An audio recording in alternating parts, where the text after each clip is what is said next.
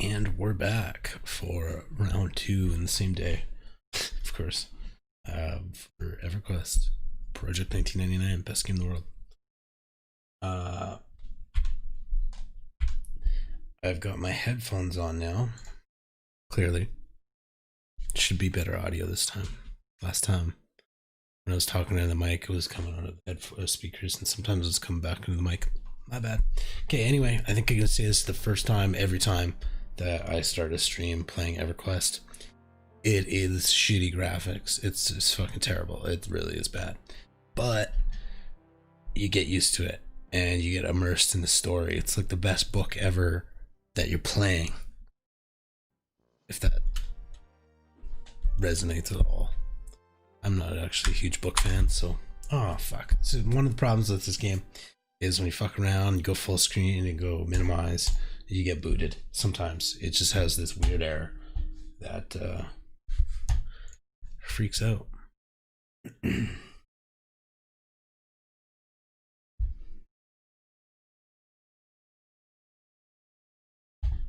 map, the only map. Okay, so because we logged in, it's going to make us kind of stuck here for a moment. It technically put our character in the world, I think. Actually, I don't think you'd see your character, so I don't think you could get attacked at this point. But if we try to join, it's going to say you have a character in the game, and because it's Everquest and from 1999 running on Windows 10 instead of fucking whatever the fuck, Windows XP, Windows 98, it looks weird sometimes, but the actual gameplay is great. In fact, I shouldn't even say that. Sometimes the gameplay does have random glitches and shit that you just kind of have to settle with. It's a free game. It's 21 years old. Sometimes it's costly, but you know, like, I'm trying to think of some examples. Sometimes, oh, here's one. Here's a good one. When you're fighting a group of casters in a hallway of a dungeon, sometimes you'll get a healer that's an enemy start healing the monsters you're fighting from the room next door. And that's because it's Project 1998. Well, it's Everquest. It's fucking old, and not the line of sight doesn't always work.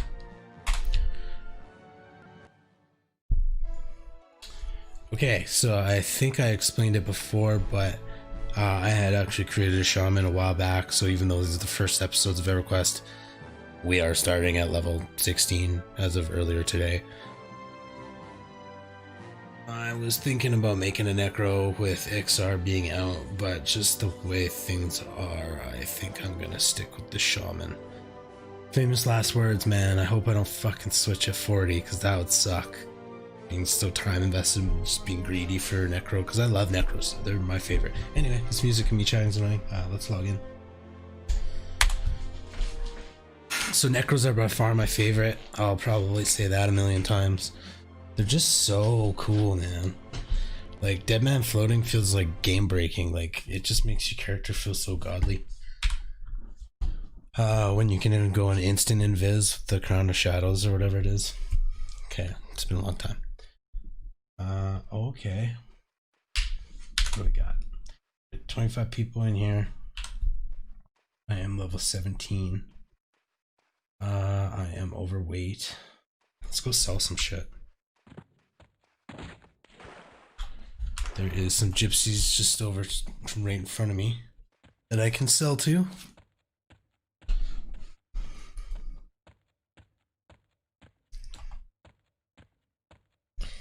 Eventually, I'll have a map over on the other monitor just for times when I don't know where I am. If this is your first time playing, you're going to want two monitors if you can, because there's no in-game maps, but you can go to the P99 or P99 wiki and you get maps of all kinds. So I'm an ogre. They don't like to deal with ogres. I didn't anticipate that, but this chick is cool. She ain't discriminating. She wants some of that ogre D. shouldn't have said that. I'm like I said, lots of asinine shit's gonna come out, so I'm gonna just embrace that. These are useless to me. Words are good to sell to people. Cloth cape. Man, I'm just gonna sell this shit. I have like a whole cloth set that I had from earlier. Upgraded to banded. Where's my money? Oh, I got 20 plat. Nice job, man. I don't remember really leveling from 1 to 16 because it's a pretty boring grind. When P99 green came out, this ooh, 3 plat on that bronze base. That's really good for my level for 17. Anyway, when the P99 green server came out, it was hectic to say the least. Just crowded for everybody started in the cities at level 1. It's like fucking 1,500 dudes starting in the same spots. It was a rough grind. I literally was watching a movie and like waiting on like a fucking fire beetle spawn or something. So I'm exaggerating, but it's tough. Anyway, we're here now. I'm sure that's how it is at 60. Okay, I don't need that. Yep. I don't need that. Don't need the torch. They're kind of useful, but not really. But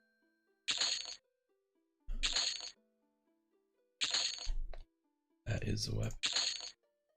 Okay, the spell, Feign Death, I will keep. Angry Earth, I will keep. Necro shit, love necro shit.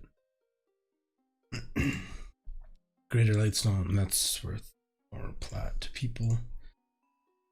I hate to hoard stuff.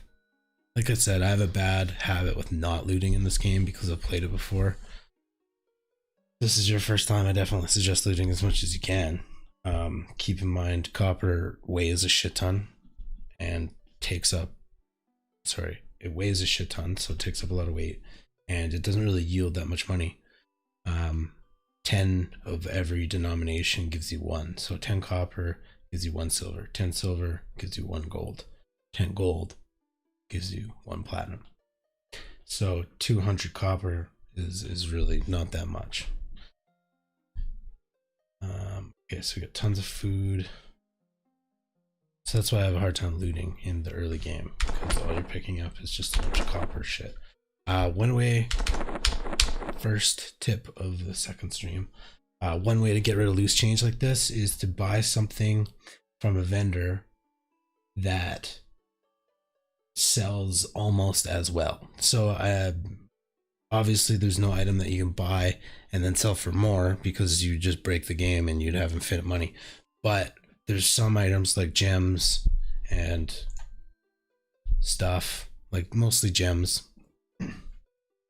that you can buy for, let's just say, 1 plat, and you can sell them for 9 gold.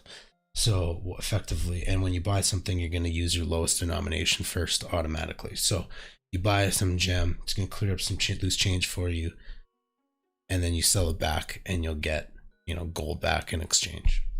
Or if you're buying more expensive gems, you just exchange all your copper, silver, and gold for platinum, and that's kind of how that works. That's the long explanation. There's nothing on her that I see that really sells back very well. Golden earring might. So I'm going to buy it for 8 gold. Got rid of all my copper. Excuse me, I'm drinking coffee at the same time. It's making me burp. So it sells for 7 gold. So that's exactly what I was looking for. Boom, cleared up some shit. I'll do it again. Cleared up some silver. I could do it again. Boom. I probably shouldn't have done it that last time. Not a big deal. Okay, bone chips are worth money to people. Something to collect. I just collect them because I thought I would eventually make an XR Necro, which, who knows. I am still torn on the inside. It's so fucking... But I've done it, right? I've done the Necro. Sort of played a bit of a shaman. Okay, anyway, so this asp is dark blue. Let's solo him. Got Sal, I've got everything I'll need, in fact. So we're gonna dot him. Slow. Slow got interrupted. beat him up. Okay, I'm gonna make these a little bit bigger. I noticed. Eating the stream.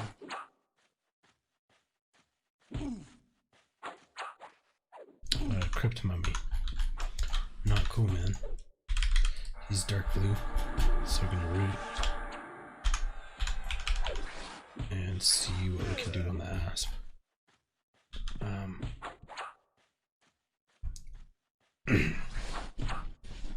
Not cool.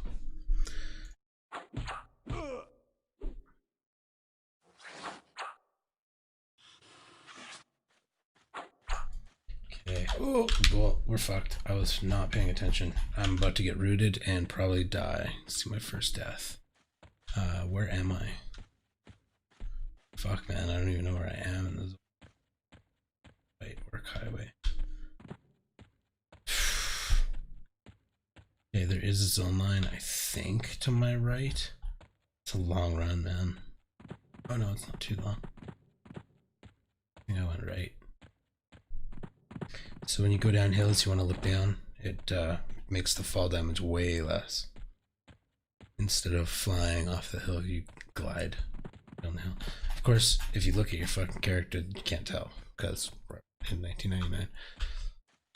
Okay. This is where you got to be thankful for things like Spirit of Wolf and being a shaman like I am. There's another ghoul. Drybone Skelly, he would mess me up. A couple hits, maybe one. Maybe two, I don't know. I guess I got 500 life, so. Okay, we're gonna live here, which is great.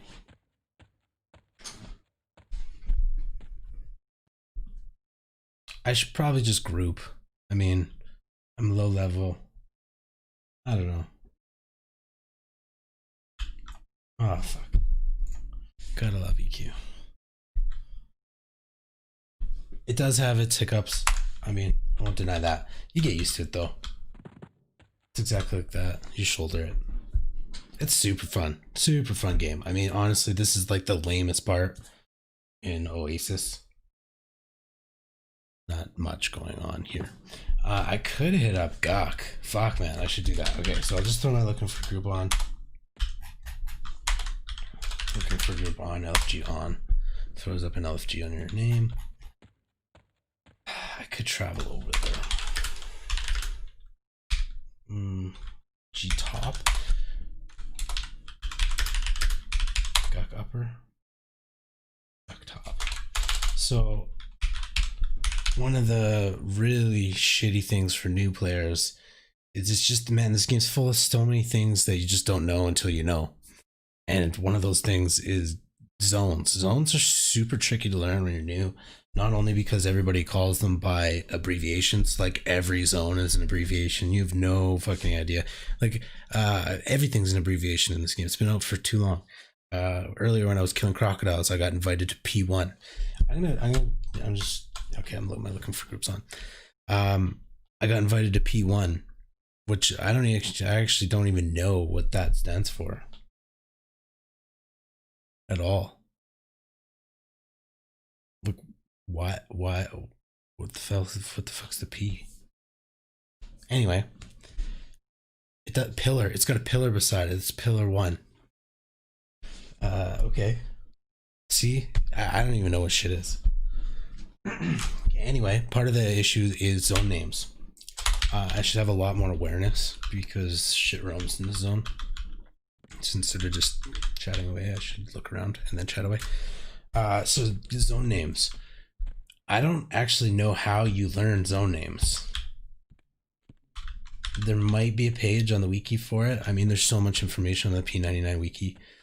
It's gonna be your friend. Man, this game was so fun the first time. Oh, I feel like I should just run to the tunnel. I mean, we'll get there. We'll get there. It's a huge ass world. It sucks that I'm just gonna spend hours in the fucking sand. Hopefully I get a group in Gok though. Maybe I'll just run over there and see what's up. I'm not bound anywhere near there. In fact, I'm bound the other way. Okay, so actually let's see who's in there. Anyway, zone names. There's an upper Gok and there's a lower Gok. You could do the who all and then zone name. I just happen to know it's Guck top. Actually, I didn't even know. I just had to do who all Guck and see what I got. So let's do that again. Who all Guck top. I'm gonna clear that. Oh shit, there's nobody in there, man.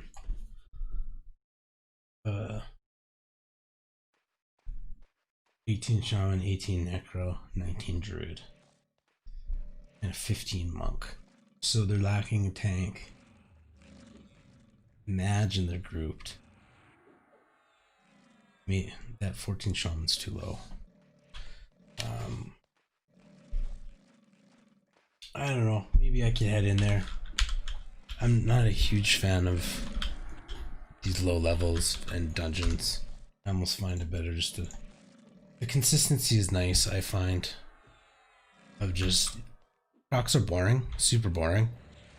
But, I mean, I did get... The bar's moving in the right direction, and that's the goal. So I'm a little bit torn. Room for one at P1. Which is where I'm at. Pillar 1.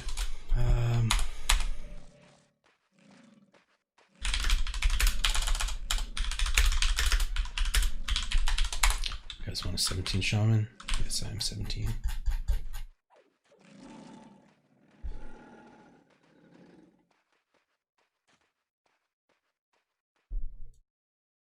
Room for one at P1.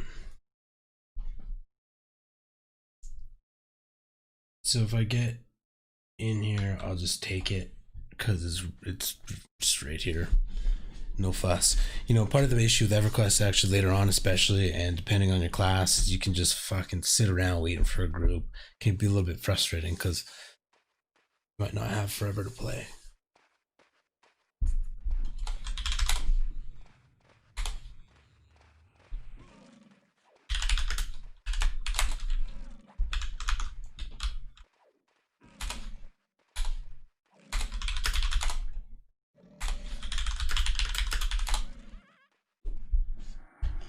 Okay.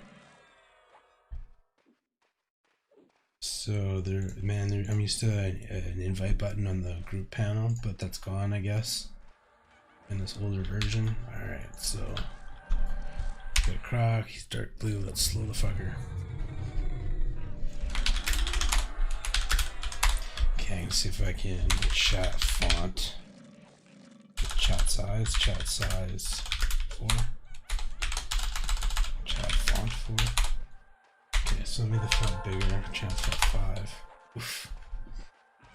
I don't like that at all, but I'm gonna rock it. So perhaps you guys can read that if you wanted to. Switch always chat here and then chat font 5. Like I'm 80.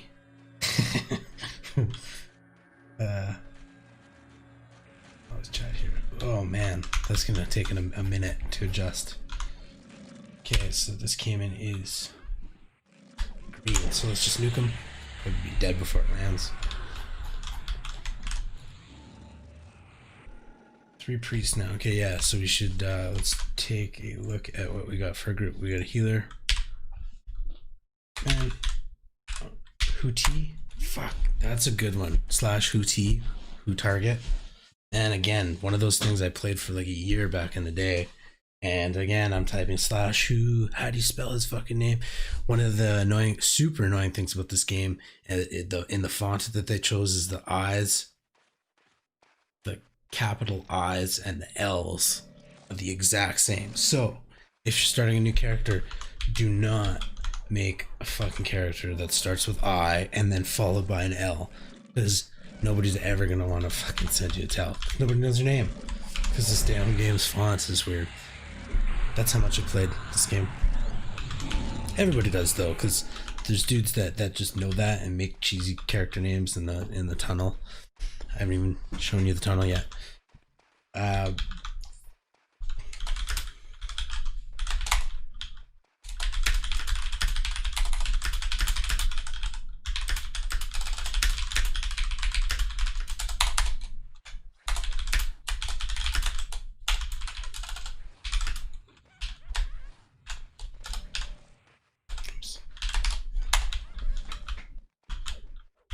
Just plug in the stream.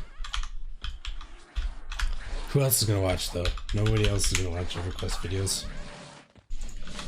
Maybe one random person stumbles onto this and looks past the shitty graphics. Okay, this person's about to get fucked up. I'm just gonna root. And slow. That's my job. It's slow. It didn't take hold, so that enchanter over there, that's probably how they got aggro. They probably slowed it, pissed it off, which is fine. If you're gonna piss off a mob, slowing it's probably the best way to do it. Anyway, I'm taking hits because I'm too close. It's rooted.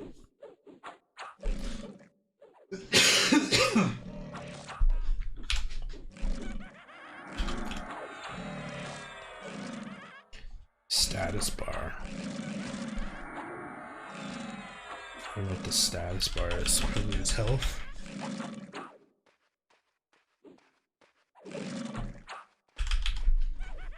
Okay. Does anybody need Sal? No, we got. Yeah, okay. PT. Dude is in our group. He's yellow. He's probably a druid. So he's anonymous, most likely because he doesn't want to get harassed for Spirit of Wolf while we're out here grouping. Totally cool. Not expected that just because you have a spell you have to cast it on people. I think it's a luxury. In fact, back in the olden days, when I started anyway, the server was around for a bit, so pretty much anytime you casted anything like that, people would tip you. So it's part of the making the community good too. It's just tipping. It's part of everything. Even if it's a platinum, it kind of shows them that you're broke, but willing to tip.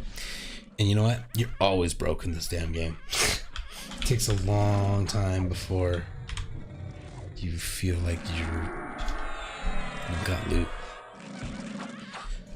I'm taking hits probably because it's rooted. No, I've just got aggro because I slowed it. I got full mana.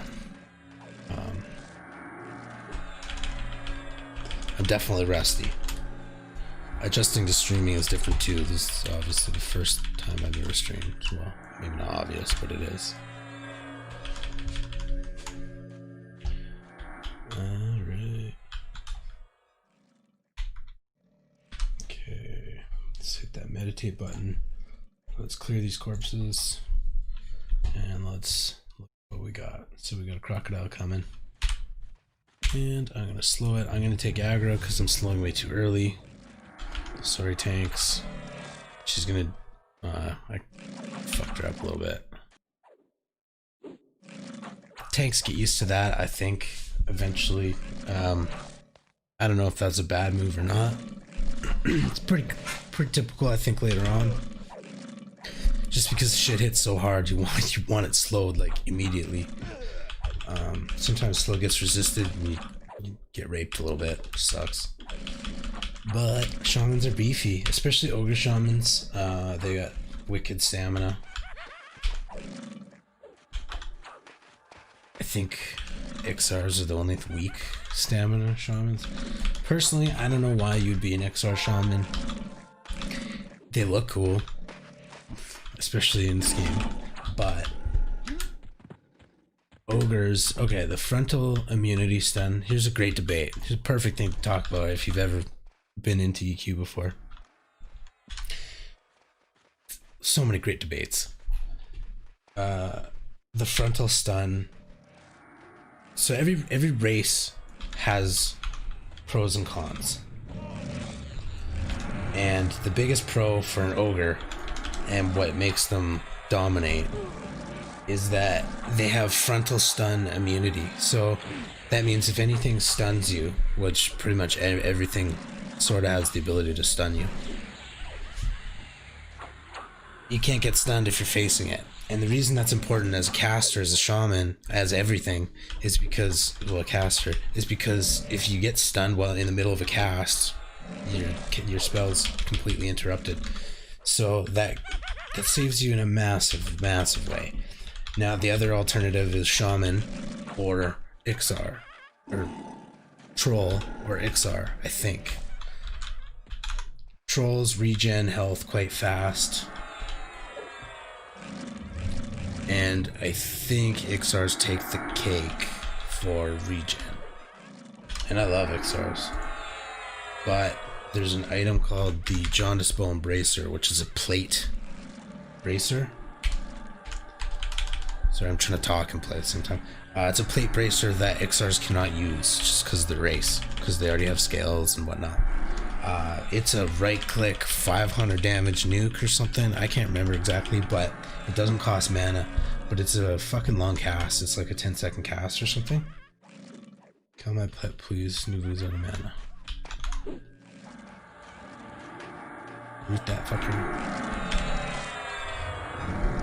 And then we're slowing. Okay, so the Jaundice Bone Bracer is 10-second cast, does a little bit of damage, not very much, but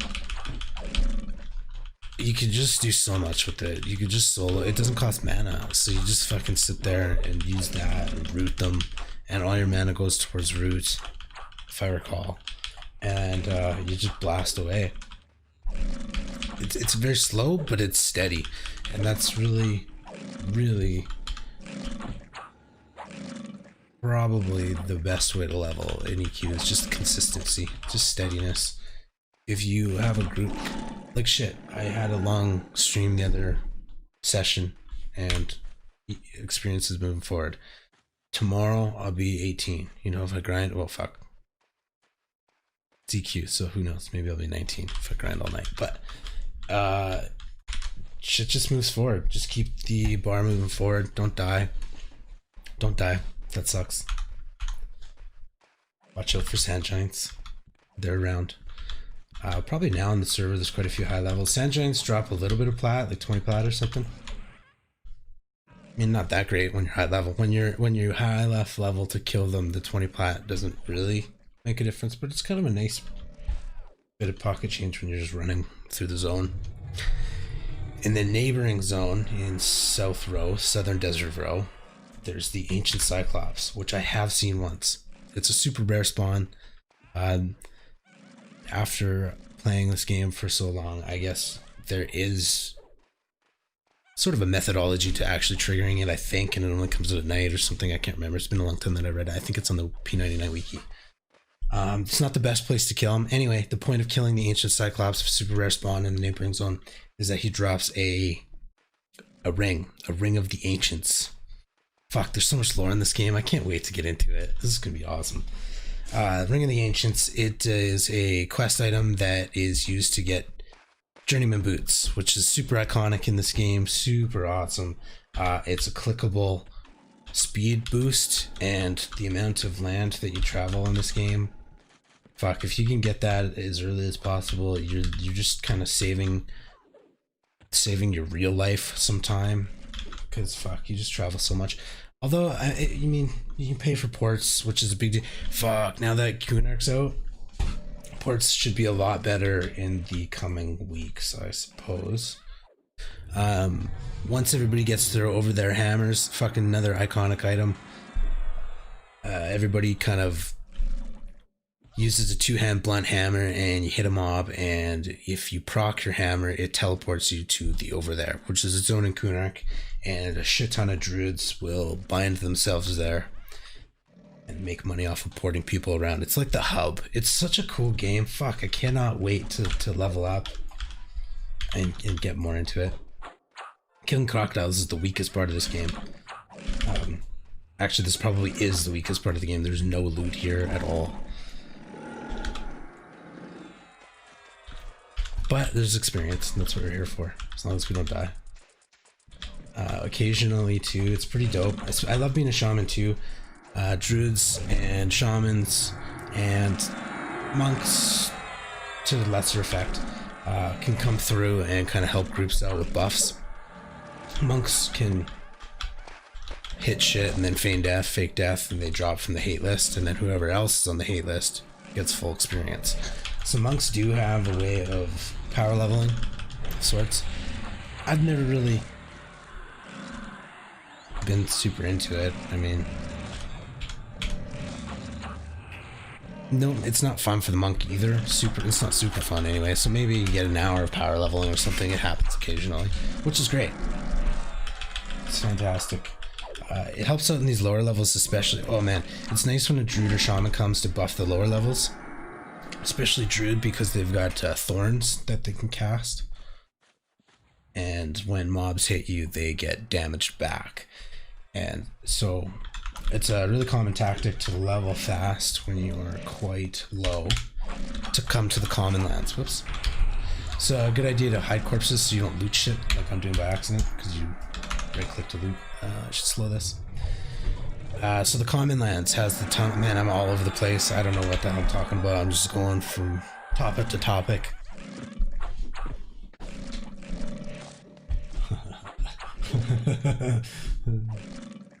That's awesome.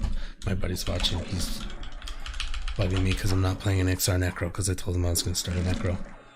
But you know how it is. You know how it is. This game is just intense. Shamans, man, they go deep. They go deep. It's kind of a hard class to start at first, but they do what we do.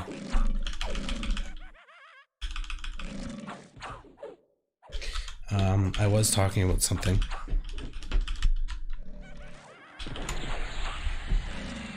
Ooh, look at coffee.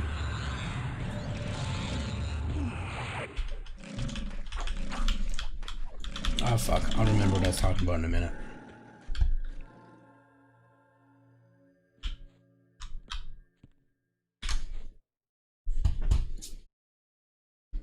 No, I lost it. I let it go. Anyway, I'll jump back to something I was talking about before, the great debate between shamans, ogres, Ixars, trolls. I just think that frontal stun for ogres is badass. My argument is that you can't get that frontal stun immunity from anything else in the game. There's no other item that gives you that ability. If you're after regen, you can wear a fungi tunic. You know, at least there's some items in the game that give you regen. There's no such thing as frontal stun immunity. That's wild. Like, okay, here's an example. What if there was an item that would give you that frontal stun immunity? How fucking much plat would that be worth? It'd be such a dope item to have. I mean, everybody would want it. So it's just, that's why it's so good. I wonder if I should sow people here. I'm not really playing. The nice thing about being in a huge group, like a full group, is you can slack a little bit, which I am 100% slacking, 90% slacking. At least I'm slowing. But usually I'd be all up in this. Okay, what do we got? Light blue, dark blue, sorry. Let's get them. Anyway, Ixars, I think, correct me if I'm wrong, but I think Ixars can wear a special kind of crafted armor that is okay. It's good, but it's expensive and hard to get. I don't know. I don't remember. I just don't think Ixars are the greatest shamans. They're the best necromancers, hands down, and the best monks, hands down. But not shamans. Cool though. Pretty cool. They look cool. And they're easier to level, in my opinion. The regen that you get, the regen that you get from trolls and Ixars is cool, man, because it does help you med way significantly faster, noticeably faster, especially when you have cannibalize. You just med super fast. But at end game at level 60, there are things that, so I'm super rusty, it's been a while, but there are things that you can kill at 60 as a shaman. You can solo kill them, like raid bosses, like Laudazol,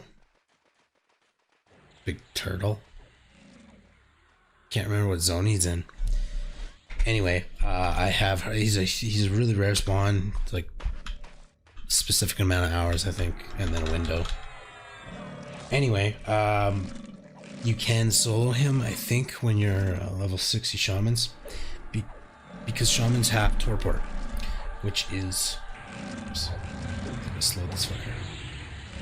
And he resisted. He's dead. before we get it off. So Shaman's get torpor, which is the best heal in the game. It heals you by like a fuck ton over time, but it mercs your movement speed by like 80% or 90%, so you basically can't move. But your healing goes through the roof. So that combined with slow, combined with Shamans are just so good. But it's a deep grind, right? To get that far. Torpor's probably close to one of the most expensive things in the game. Not really. There's some raid loot that goes for like 100. Well, fuck. All the prices will be different now on a green server, but loot goes deep. It goes deep.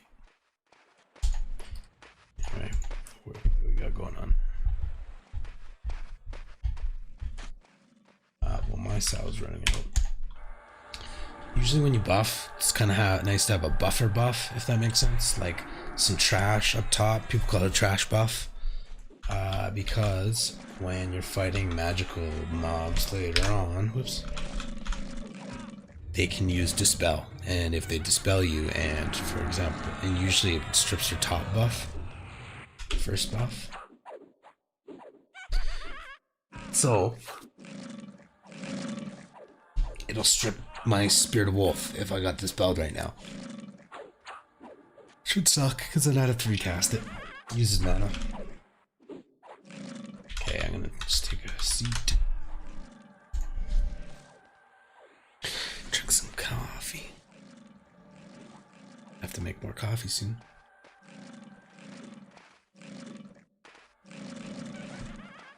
Oh, it's cold. It's nice. Winter is coming. Not cool. Not cool. Not cool. Game of Thrones is fucking dope. Alright. Boring conversation.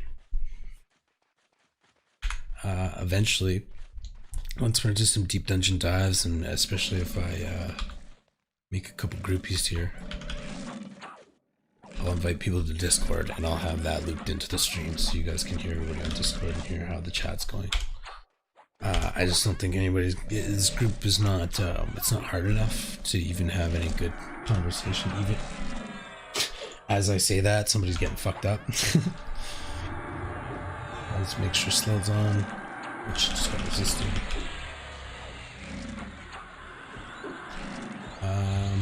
Should have nuked. Can't really nuke it. My Slow got interrupted. Oh fuck, resisted. Man, sometimes you just get some badass mobs. He's red, so maybe an undetermined amount of levels higher. But because he's a crocodile, you can kind of expect that he's under 20, 21. I don't know, somewhere around there. So not level 50. Not like a sand giant, which would also be red and fuck us all up in one hit. Speaking of, not a bad idea to do a quick search around every once in a while. Look at that vast ocean. Look at those epic clouds. You know what? I am being facetious or sarcastic, I guess is what I'm being. But for its day, you have to admit, like, imagine this. Since 1999, shit, I was 10. Well, I don't even know what to relate to. Like, shit, I was 10 years old. It's an old ass game. I mean, I'm not old ass, but you know what I'm saying? For a game, it's fucking old. It's funny because it's, oh, Sand Giant, see, he was ahead. So I can't see him anymore because he just happens to be past my field of vision, field of view, field of vision, I guess maybe is more accurate. If I was to take a couple steps forward, a couple yards forward, he'd probably pop into our view. There you go. He's out of our frame. Now he's gonna disappear. So 1999 for you. It's, and you know what? I mean, they may have even done it real, like, on purpose. There's just so many little things in this game that are tiny, subtle. This game's very subtle, which makes it awesome. Oh, Cure disease.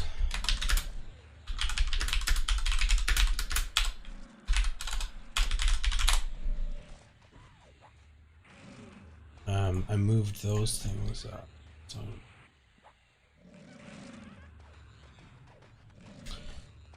cure disease. Gotcha.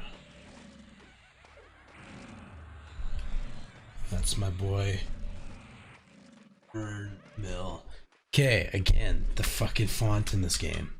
So his name is well, some kind of weird name to be honest. Mill. Mill. IRNML. But when you look at it in the chat, the R and the N are like combined. And it looks like an M. So that looks like I fucked up ML. And again, the L on the end of his name looks exactly like the L on the beginning of his name. Man, just avoid L's and I's. Like Lilith. Yeah, don't do that. Actually, that might be okay. I think you can do capital. Yeah, capital L is fine because it's distinct. But anyway, avoid the I's and the L's. And apparently, the R's and the N's. I'm gonna shut the hell up now. Let's get back to the game. Let's put a nuke back on. Did I even cure Buddy's disease? Neuroview here needs a sow.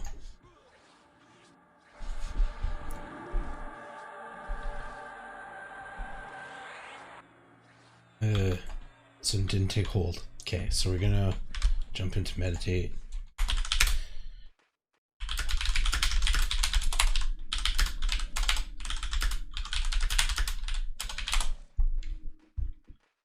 So I just did /TT/tell target.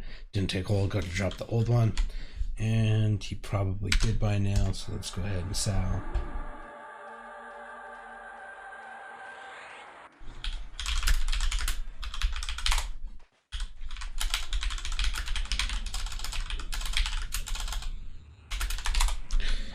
Alright, let's slow this fucker. And it resisted.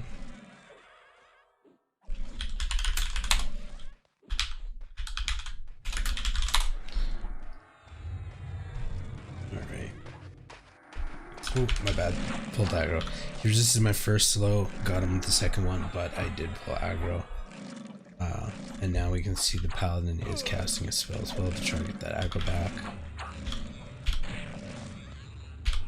So, in a manner of speaking, I may have wasted some paladin mana.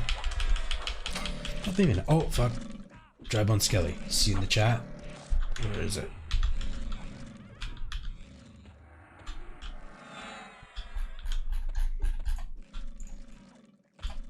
Going that way. Shit, I wasn't even really paying attention. You just get an eye for those kinds of things. That God here guy is a higher level than me, so his sow is what got our boy. That's why mine wouldn't take hold.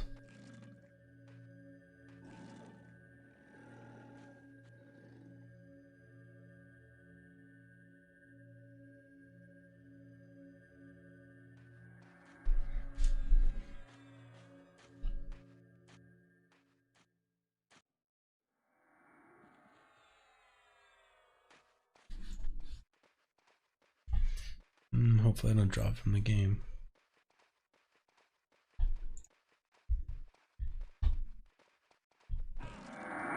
We're good. We're good. Okay, so we got a Croc in front, something on our right. This is a dark blue that is life. Let's met up for a bit.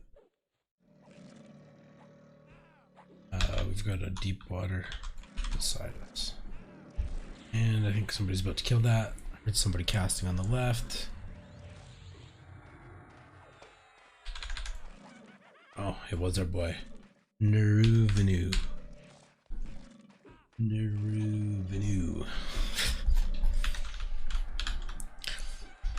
What's my name? Rykor. Go there. I like that because it's a druid ready ports. Where do you want to go? Go there. UC metal. Earn mill. I mean, it's kind of a cool Shadow Knight name, I guess. I think that's what he is. UT. Shadow Knight, yeah. I kind of like it. It's kind of like Anvil. I don't know. Maybe I'm reaching. Earn mill. Okay, race. Talk about race. No offense, Earn mill. I wouldn't go with the Dark Elf for a Shadow Knight. Actually, you know what? I don't know why I say that. Maybe they do have their advantages. I just don't think I would do it. I think ogres can be Shadow Knights, and therefore they got the frontal stun, and therefore, you know, said it before. So if you are starting a new character, just do a quick read on the races. I mean, there is a few, and if you haven't played before, I don't think it'd be overwhelming, but actually maybe it is because you don't know what the fuck's what, right? That's part of... Oh shit, Emerald's getting kind of fucked up.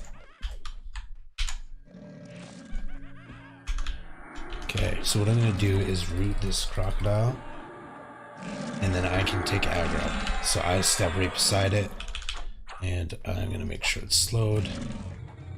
My root spell wore off, so I lost aggro. But now I got it back because I slowed him and he's pissed off at me. So our healer's out of mana. It's fine, I got it.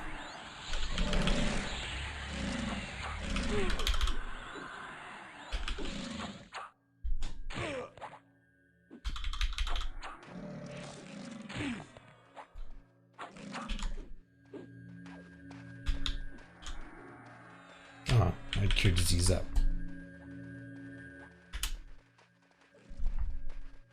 Instead of nuking him.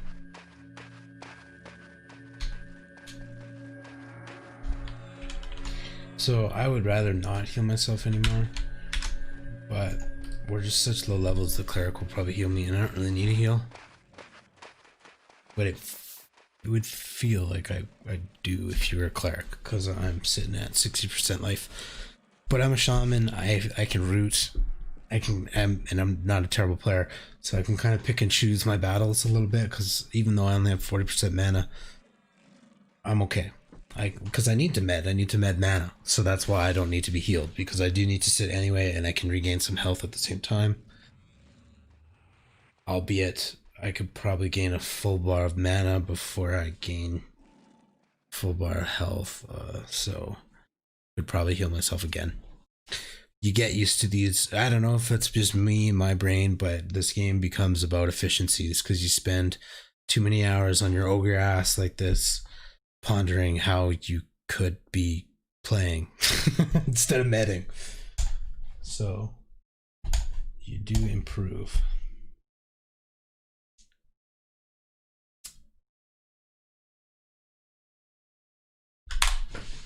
Great.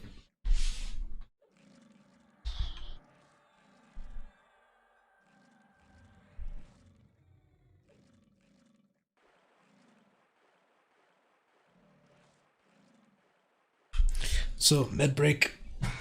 This is a lot of times when people grab some water or something. I'm almost out of coffee. In fact, I am out of coffee. This is a piss break. In fact, I'm gonna do that. Be back in a while.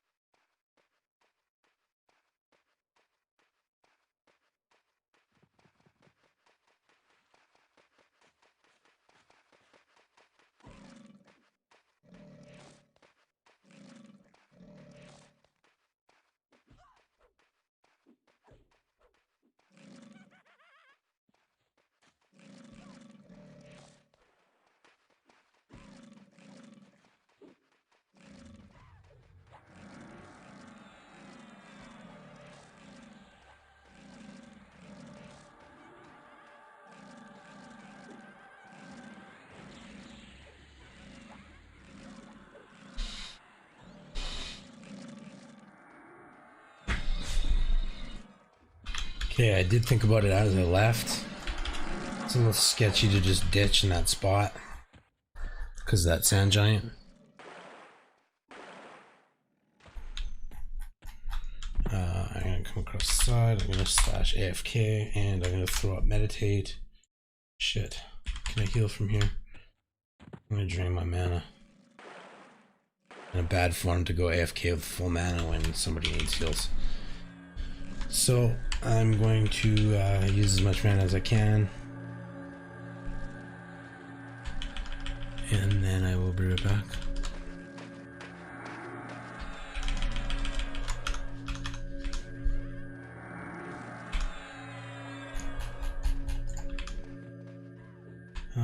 Fuck, okay, let's just nuke and...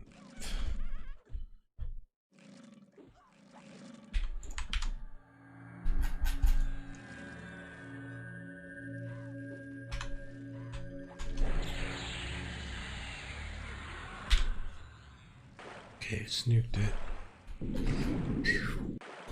Okay. When I get back in a second, we'll probably talk about Necro versus Shaman because it's on my mind.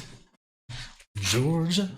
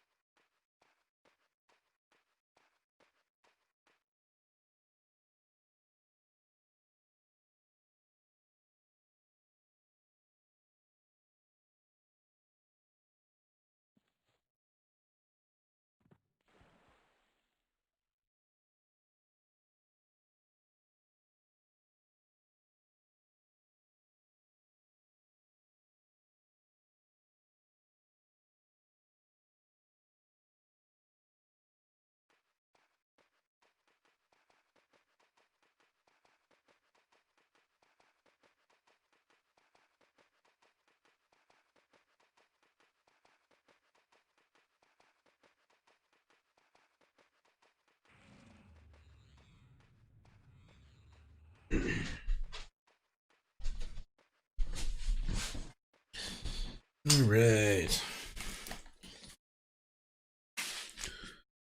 So, kind of bad form to go AFK that long. Not that long, though.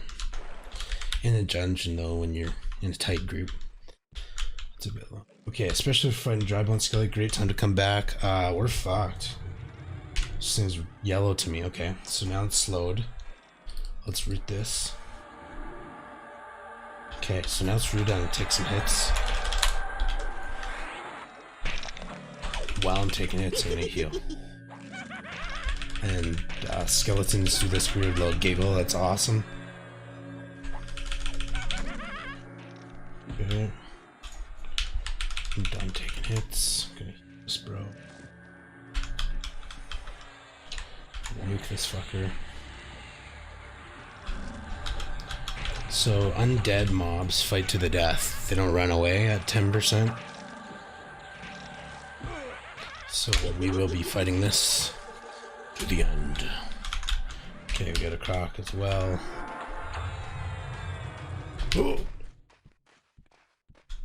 Oh, he just...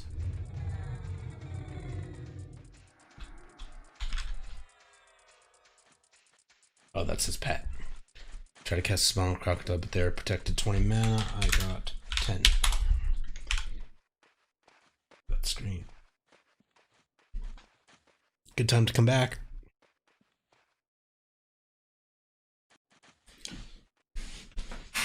Big push. Let's med up. Let's med up. Med break, meditate. Make sure that box is checked.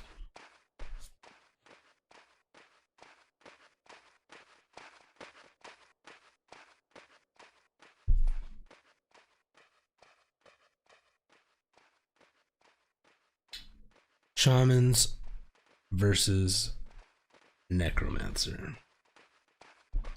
My two favorite classes.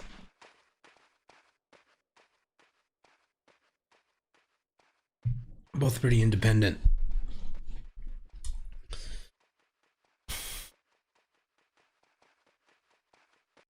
Necro's more so. I don't know, man. Huge pros and cons to both. It's not even cons, just huge pros to both. Different play styles, different. I think the reason I want to play Shaman is because I played a Necro more. I played a Shaman too, just not as much. The problem with a Necro after you've played this game once or twice is that you kind of get stuck to Howling Stones, which is a fantastic fucking dungeon. It's great. It's one of my favorites. So it's actually great that I was a Necro. It's one of the hardest, and I find that because it's so hard, it kind of scares people away. I find, I don't know, it's still crowded, but it's not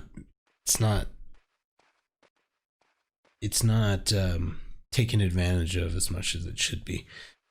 People get greedy in there too. I find one of the most common problems I see is that people get greedy in there, and because there's like 6 names or 5 names or something in the Howling Stone South, which is where all the good loot's at. And people get efficient with their routine that I keep talking about.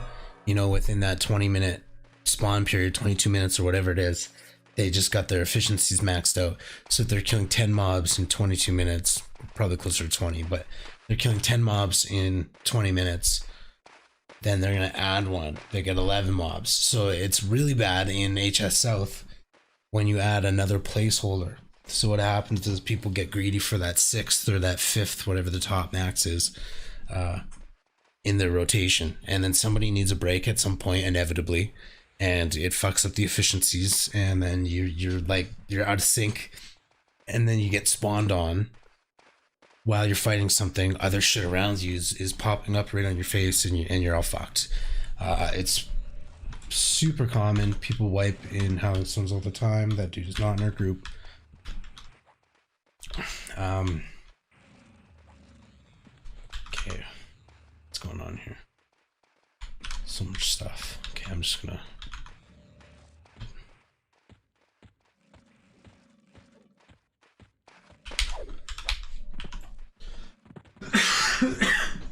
sorry, I need to figure out a mute button. Too slow.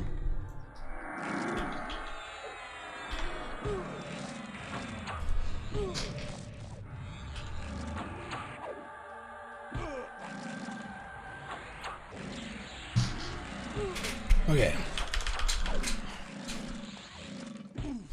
So I was talking about Howling Stones and the rotations at the bottom. It's super common that people just get greedy and add too many names in the rotation. And then it gets out of sync and they just wipe. Super common. Everybody wipes in HS. Especially if you're learning HS. It's just, I would really expect to die. It's just got a learning curve to it. You're going to die a few times. So hopefully you got a cleric buddy. Hopefully you tipped a cleric well in your journeys and you can call on him when he's not busy. Clerics are sweet, man. It's one class that, so way back when I was a kid, my brother played a cleric and then he made it to level 40, I think. And I was 14 and I played and I played as cleric because I didn't know what's up. Anyway, I played to like 48 or something. Anyway, it's fun as hell. Clerics are a lot of fun, but I was super young. That was a class I've never really fully explored. They're just so powerful though, especially when you group with an enchanter. It's such a dope duo. Okay, what's going on with the pulling? I will admit I haven't been paying attention to the chat, but I have been paying attention to the combat, which has stalled. I will fix that. That should be an easy one. Nice easy prey. Let's get rid of some of these corpses.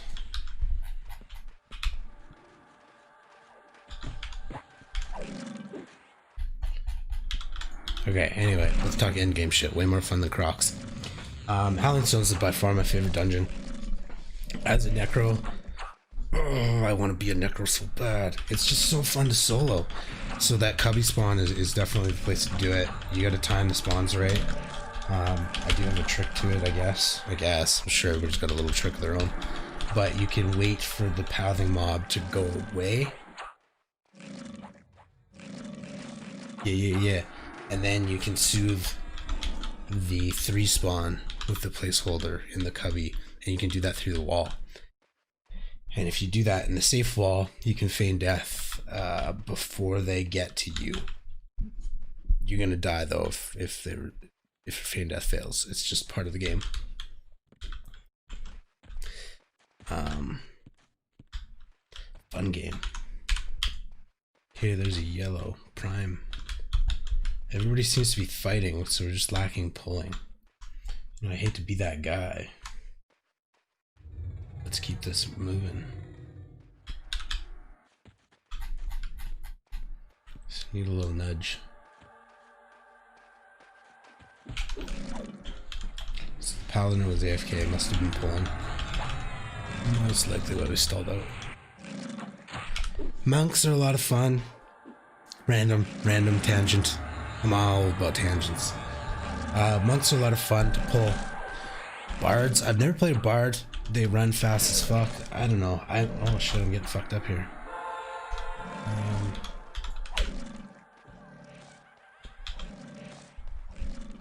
Okay, so her charm broke. She's got it. I'll heal myself. I got full mana.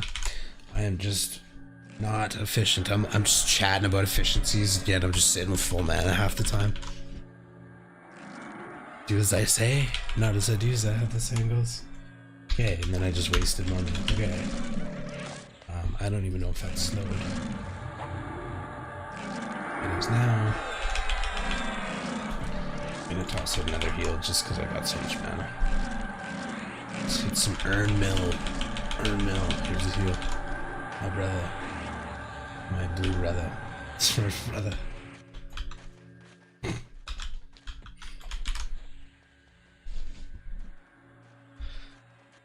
Since this game is 20 years old, there's probably a lot of old dudes playing.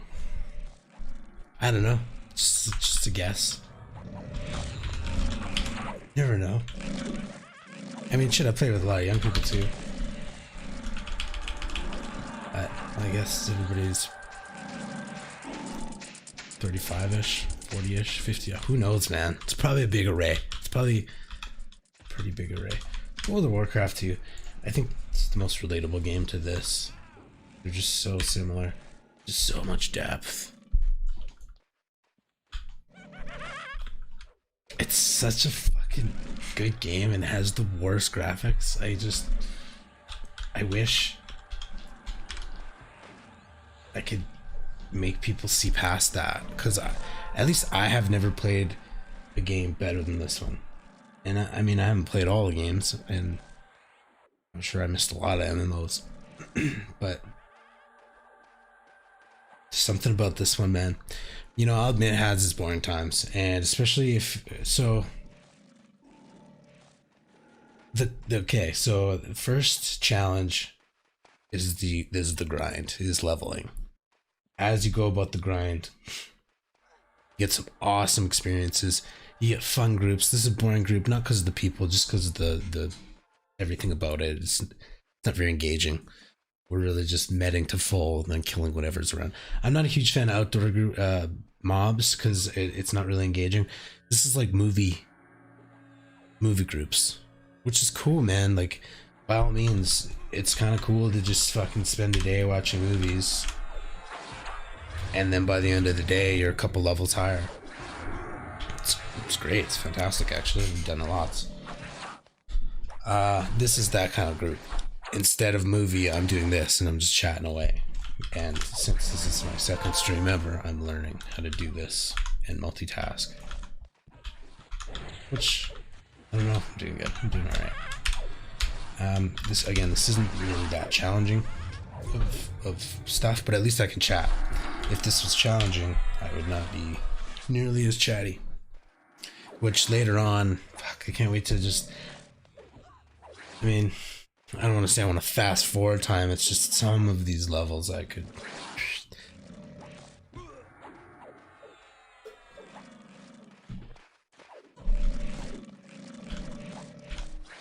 I was not attacking. Common mistake in the low levels, standing beside something and not attacking. Sucks when rogues make that mistake because they do so much damage. It's noticeable, actually, when they're not attacking. My brother was a rogue, we played together a lot, so I used to fucking yell at him across the room all the time. Bro, you're not fucking attacking. Good times. I was also a monk, so I was right there in the action. I could see that he wasn't attacking.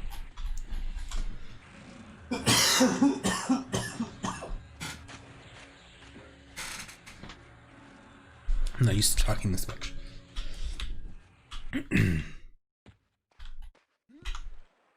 So that's not my group. So there's a whole group beside us. It's a little cluttered. There's 23 people in the zone, and there's like fucking half of that right here on this beach. It's like D-Day. Fuck. Omaha right here. Omaha Oasis. Okay, let's get that crypt mummy.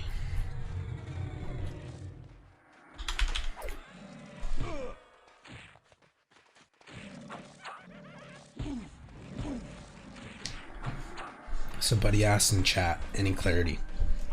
Clarity is a mind buff. Increases mana generation by a noticeable amount. Only cast by enchanters. Pretty primo spell. Enchanters have a lot in their belt. They've got the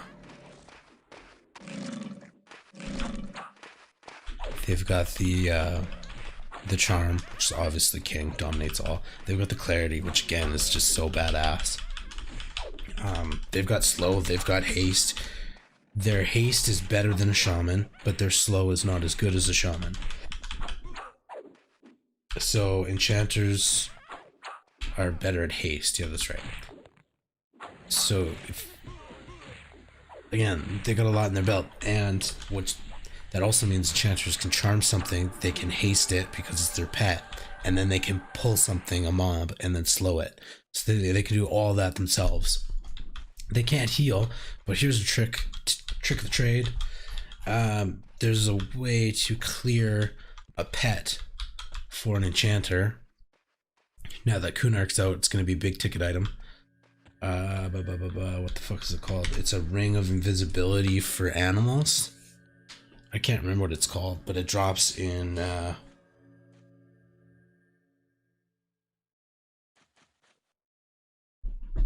Lake of El Omen in Kunark.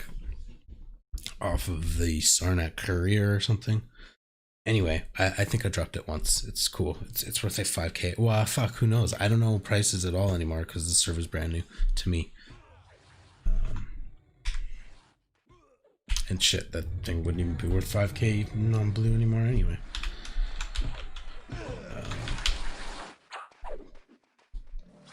Anyway, this ring gives invisibility to animals, and that breaks pet. That disconnects the pet for an enchanter, and the reason that's important is because you can do like a mind wipe on your pet. So you can charm something, beef it out with haste, and give it weapons, and kill a bunch of shit with it until your pet's low health, and then you can use the invisibility ring and reset the pet. So you break your so you do a mind wipe on them first, I think. I don't know the order, but you reset your pet, and then you don't have aggro anymore, and the pet wanders back to its spawn point, and it's just a normal mob like it was before you ever got there. Now at that point, you can then wait till it has like super healing at that point, because it's not in combat anymore, and mobs will just patch themselves up when they're not in combat. So if you're an enchanter and you want to heal your pet, you can just disconnect with that ring and then let it go back to its spawn point, and it charges up super fast. Couple seconds is full health. You don't really even need a cleric, to be perfectly honest. That's for leveling though. So I mean, honestly, I think enchanters probably could level the fastest in the game. I don't know. Purely opinion. I've never like deep thought about it, but just because of the fact that they can do so much, like that charm, and they got bind affinity too, so even if they die, they just pop outside of the dungeon that they're killing at. They're just really effective, man. Enchanters are quite strong.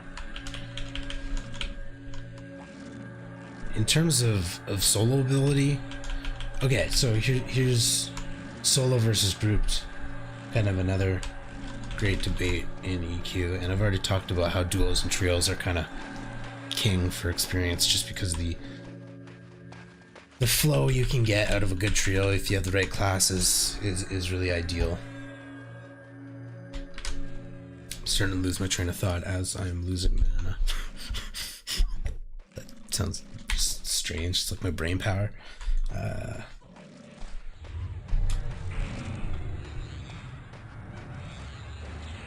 Things are resisting a lot, and I've got no sal.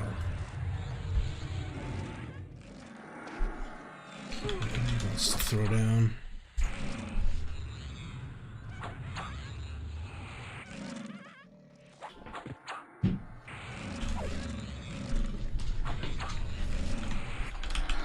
Let's throw down.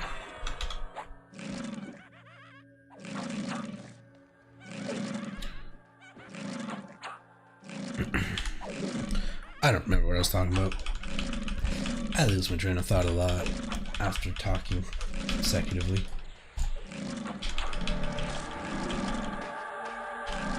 I'll probably get better at that though.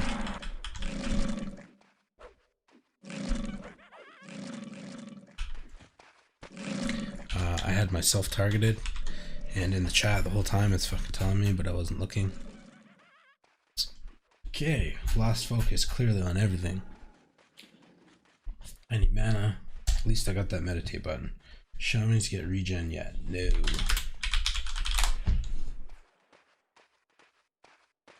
I don't know when.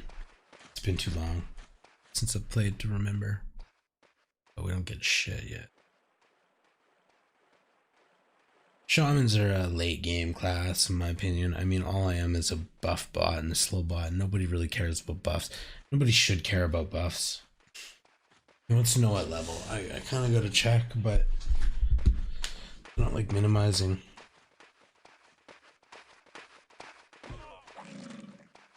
I don't want to minimize EQ just because it tends to crash, so I'm just going to Google that on my phone. P99 Shaman spells. P99 Project 1999. Let's get this fucker slowed.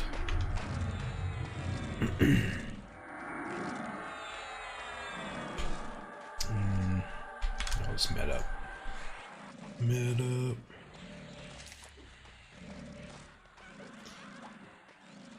So spell list 19.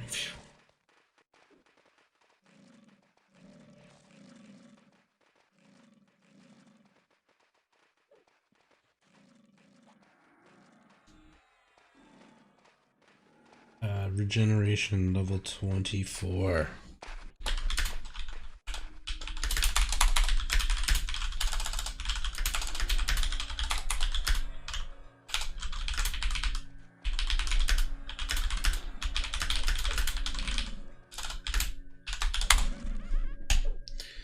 You got me. Level 24. That's when I get regen, which is cool. I think 34 is when I get the pet, which is not like super good, but it helps kind of do a lot of tactical shit. Not a lot, but it just helps. Let's get into it.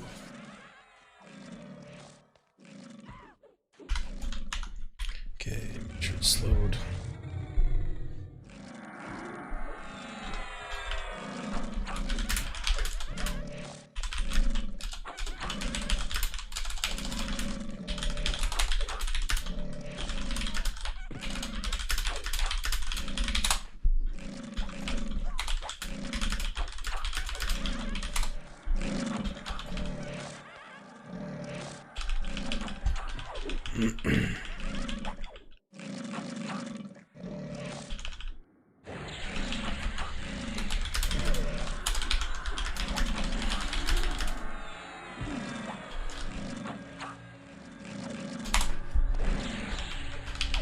So most people just play Everquest on minimized screen. Fuck this up.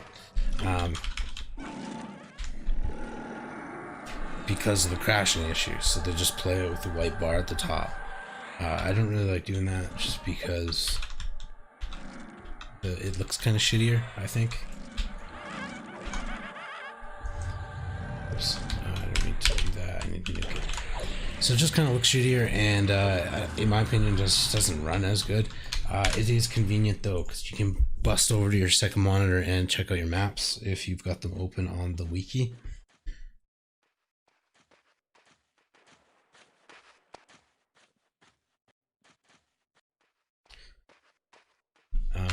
So again, you're definitely going to want a second monitor to play this badass game. It really is a badass game though. Okay, got a Cayman. Oh, it's a pet. I don't know, he said pet. Are we going to fuck it up or what? Let's fuck it up.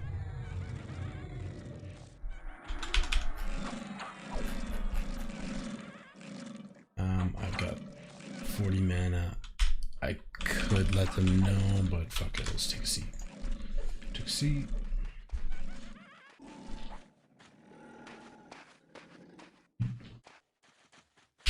Alright, see, this XP's moving. It's going. It's been a while. This is definitely a slow route, but it is moving. There's all these fucking hybrids in our group. Nerf the XP. Damn it. I wish I could forget that, or I wish it didn't exist, I guess. More accurate. Kind of a stupid mechanic. But that's the problem with games that have been out for 20 years and you know everything.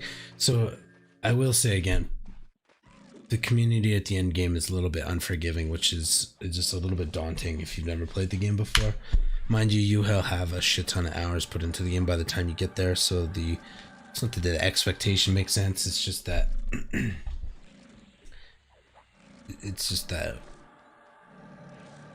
it fucking sucks, man, if you're in a raid and somebody just goes a little bit too far out, pulls one mob, and then just chaos ensues and everybody fucking dies and you got 30 dudes that are all pissed off, and it just sets the tone really poorly, and it always happens at the beginning, and it sucks when that happens. So I feel like that's why everybody's very meticulous. And the idea is you're gonna die not a lot in this game, but you're definitely gonna fucking eat it. You're gonna bite it quite a few times. So hopefully get all dying out of the way before you do it for a raid. Raids are tough though. I mean, I imagine nowadays you could find YouTube videos, walkthroughs maybe of some of the raids. I'm not familiar with all of them myself, especially polling. Polling's a whole different fucking ball game because in a good, at least so could be a pro, could be a con, depends on your side of the fence, I suppose. But because this game has been out for so long and because people have mastered it, so to speak, some people are quite good, very good. They've just figured out ways where they can keep the whole raid pretty safe. Like a lot of the times in Velius, you just fucking chill at the entrance, and it's not to say that it's super safe. It's just, it's not that much work for the rest of the guys. The whole raid just kind of gets to hang out and fuck around for a little bit and wait. Honestly, for a good puller to bring in the dragons. That's, man, this game gets so fucking intense later on. It gets to be a lot of fun. But a good puller really just sets the tone for successful raids, and the rest of the people just kind of hang out. So monks have a bit of a challenging job. I don't think it's super common for necros to get in there, but they kind of can because they've got a pet and they've got feign death, which in combination can be really, really good in pulling. I fucking love necros. You'll hear me go on tangents about them probably until I switch. Okay, let's slow. I love shamans too. Slowing is dope. But, and Torpor is its king. Like, shamans do have the best spell in the game, no doubt about it. Torpor is fucking dope. And it opens up a lot of doors at endgame. Like, you think you put in a shit ton of hours, and then you get Torpor, and it's like, boom. Now what? Like, you're really capable. I'm always torn, man. Shaman or Necro, I don't know. I think Necro's just probably my favorite. What is it about the Necro that I love? They just feel so godly, like straight up. Okay, you've got the instant invis, Crown of Shadows. So, fuck, I'm not even helping this group, I'm just chatting away. You got the instant invis, Crown of Shadows. So that will give you invis versus life. So immediately, you can roam around most dungeons without being noticed. Now, factor in that you are the master of the undead. You can make the undead do whatever, right? In a manner of speaking. They're pretty easy to manipulate for necros. So that gives you the ability to instant invis to life, and you do have an invisibility versus undead spell you can cast on yourself. It's not instant. I don't think there's an instant invis to undead. There's an instant invis ring, but that's to life. I don't know. It's been a while since I played, so I'm a bit rusty on the memory. Anyway, Necro. They just got so much ability to move around dungeons. So if you give yourself invisibility versus undead to get past a couple undead in the front, you can instantly click your Crown of Shadows to transition into invisibility versus life. And when you get good at that, you can actually do that as you pass mobs, and they don't notice you, and you just, it's like a shadow melding through a dungeon. It's just so fucking cool the way you can just float through the life and undead mobs once you get really good. And then you can double up too. If you got a cleric who can do invis versus undead on you, you've got your own invisibility, you've got that instant click. You could double up, you can just traverse around. Clerics have that ability too, enchanters as well. Doubling up is on invis is quite awesome. But necros have feign death, so if you do get caught in your little shadow meld technique, you always can fucking rip around a corner.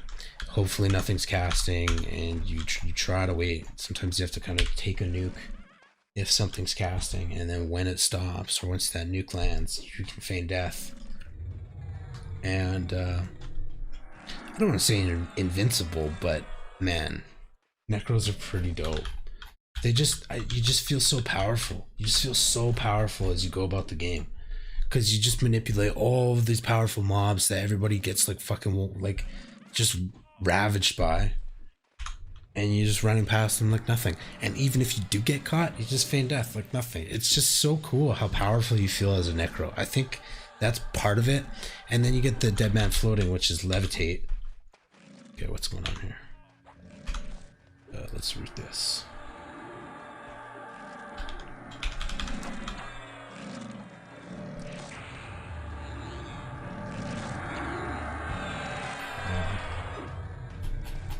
Shit.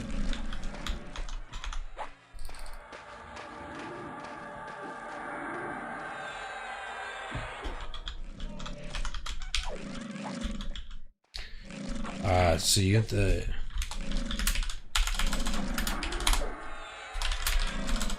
this is what dungeon groups are going to be like. My attention's going to be completely lost in the game in the moment, and I'll have to fucking recap on the highlight, whatever the fuck. Eventually this will get intense. That was a decent save. So we got a Croc that is rooted over there while this bitch is gaining mana back. I shouldn't call her a bitch, but whatever, it happened.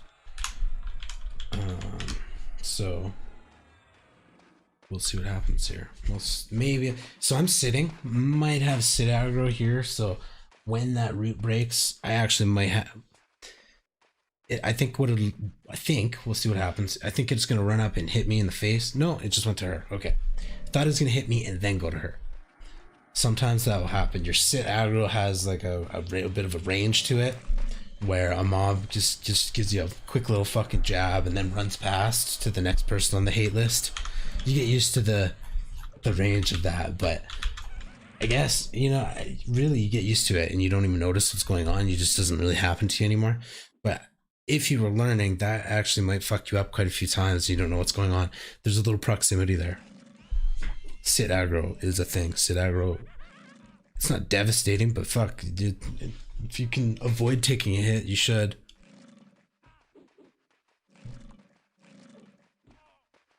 Okay, we're gonna lose an enchanter, which is kind of shady because she was charming, or he was charming. See, okay. I don't know. Here's the thing. I just don't understand why. It's not a big deal. It's really not a big deal. I just don't understand why so many dudes play female characters. It's just, to me, it's a roleplay thing. I don't really want to be an ogre, to be perfectly honest. The race kind of forced me there. The race bonus kind of forced me into being an ogre, this ugly piece of shit.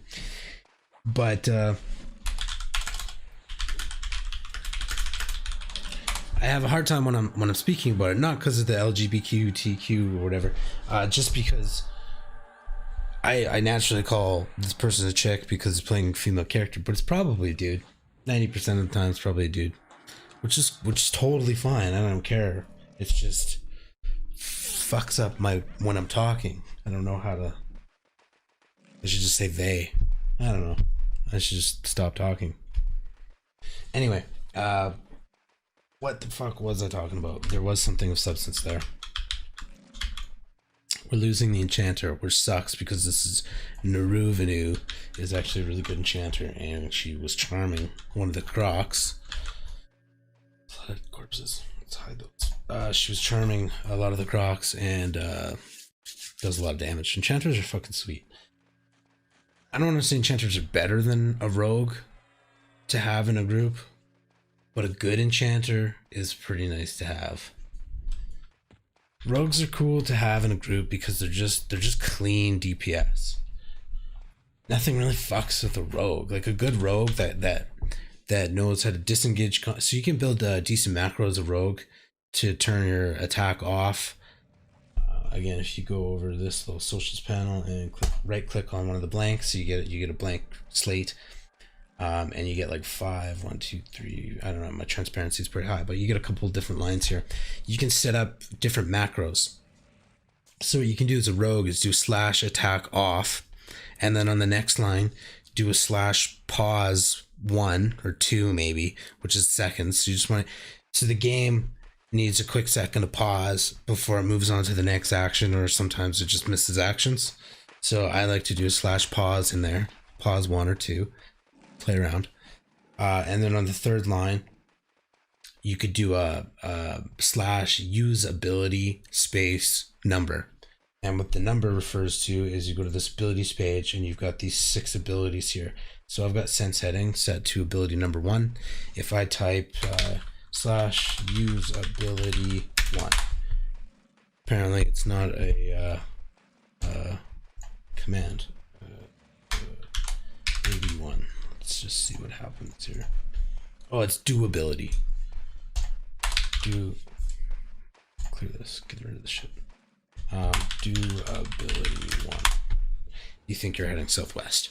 So you can build a macro, attack off, assuming you're already attacking, and then pause, and then do ability 1, which would be hide, and then maybe you get another pause, and then do ability 2, which is sneak. And so basically and actually I think what my brother was doing is he had 2 macros, and one of them was to turn attack on and off. Or I don't know. One of them was to get the backstab in there, and then it was followed by the disengaging and the hide and sneak, which significantly lowers the rogue's aggro list. Significantly lowers the rogue's hate on the aggro list. That's the order I'm looking for.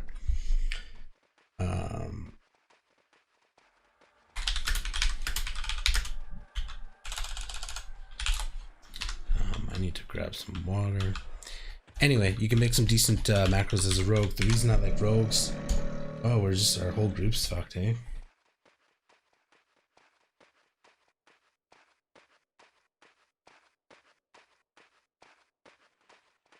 Alright. Alright, let's see. Okay, yep.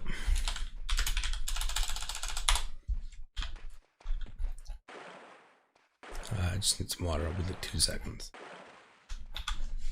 But this game sucks to die in. Anyway, rogues are clean DPS. They're nice because if they're disengaging and not pulling aggro, they just kind of melt things. Things just kind of melt away. And honestly, it's kind of makes sense. But when you're playing with a good rogue, you don't really notice the rogue. Things just fucking melt, and no, he doesn't pull aggro. Of course, if it's a decent rogue. So that versus an enchanter, which the charm's breaking all the time, and it's a bit more hectic. EQ has a weird, unique, never experienced it before in any other game. I swear to God, there's a fucking like a mania mechanic. It's just exactly when shit could go wrong, it goes wrong. Like right when you're like got 10% mana left and you're on a dire fucking moment, something just fucking goes wrong. Like something spawns, not spawn so much because this is more of an actual timer that you sort of have control of, but something weird will happen, like a resist. Like you needed to land that route, but you couldn't because it resisted right when you needed it. Super common in EQ. Things just go wrong when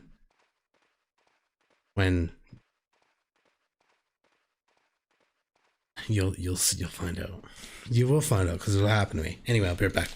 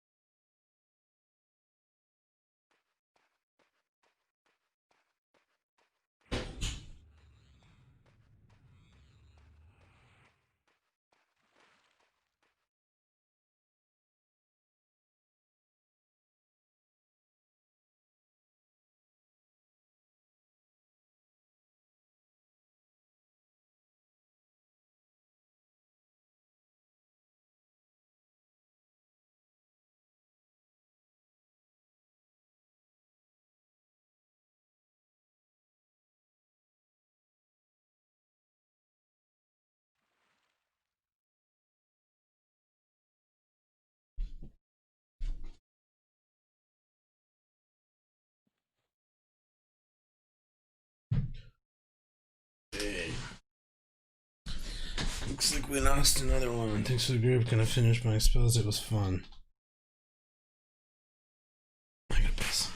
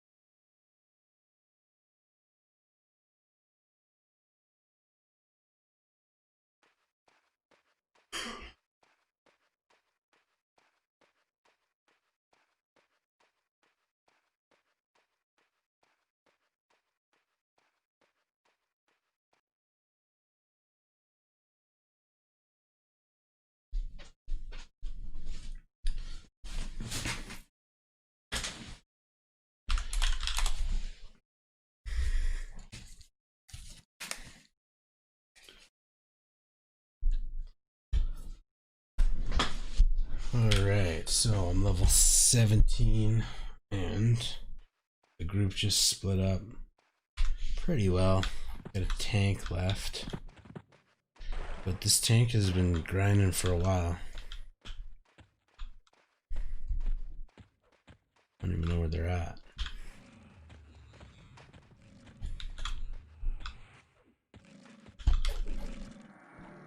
So I think I'm just gonna pull a ghost move. I do like this pally, it's nothing against them. But I'm just gonna poof on.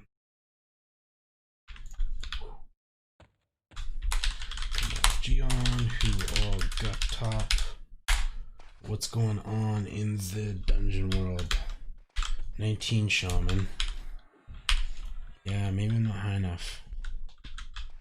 It's been so long since I've played. However, I can probably solo some shit.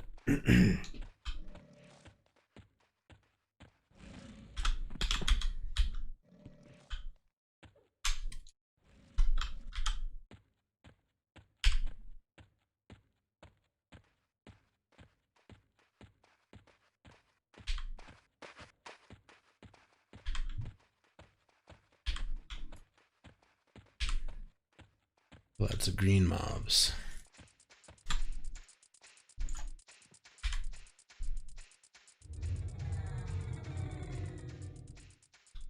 Okay, we got the crypt maybe coming. Let's poison his ass.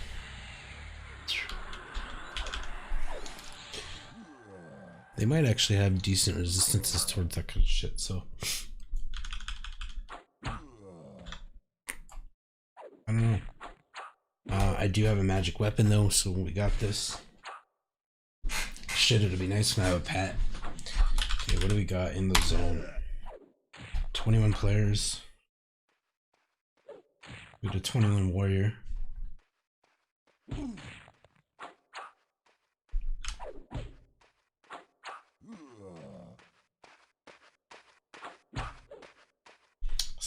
Shadow Knight, who I was just with.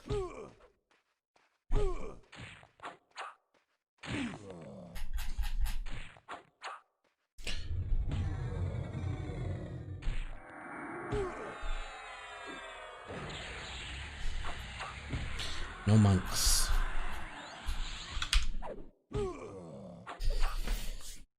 I would love to go to Capitalists.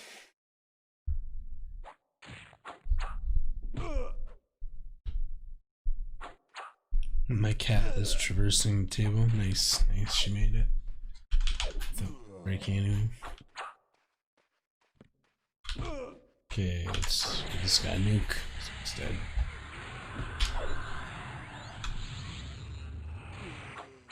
Got him.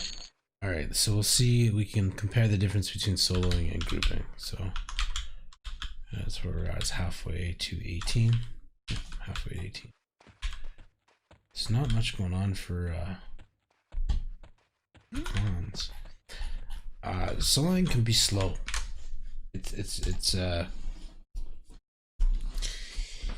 almost underrated how much experience you get per mob when you're soloing. So it's slow. It doesn't feel like you're doing much, but you are doing a lot. But you do have med breaks when you're soloing because you need to wait for your health and your mana to go back up in between kills. So if you're not really used to, if you're used to grouping, sorry, quartz. If you're used to grouping, then the pace changes a lot when you solo because look what I'm doing right now. I'll just be sure to hit that fucking meditate button.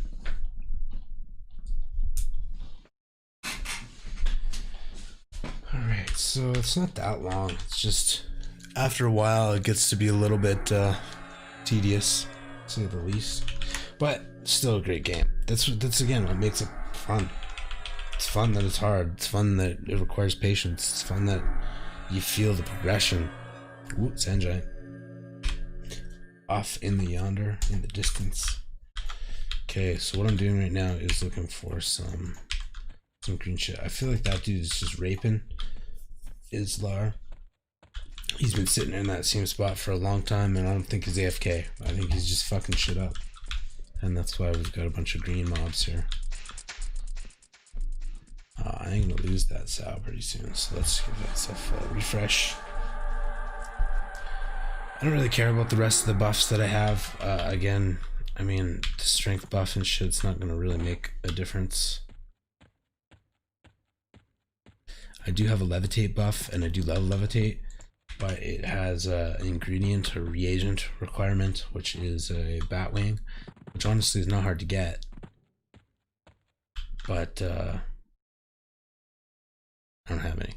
And levitate only lasts 10 minutes, so you end up going through quite a few batwings. So I was saying actually at the very beginning of the stream when I was talking about groups of mobs. This is a perfect example of groups of mobs. So you've got 4 mobs in a group. If I was to attack that orc priest, all 4 of these would come at me and want to fuck me up.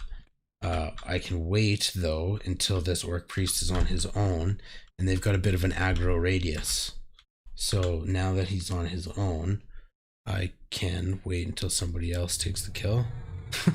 Yep. Okay. I guess that's what happened there. Oh, sand giant. Karma's a bitch. Don't get hit by the sand giant.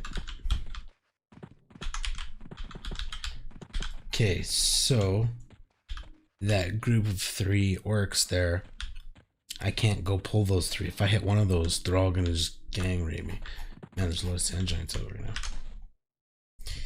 Point being, enchanters and bards and monks and necros and shadow knights all have, and fucking everybody has a different way of splitting up that group of 3 so you fight one at a time.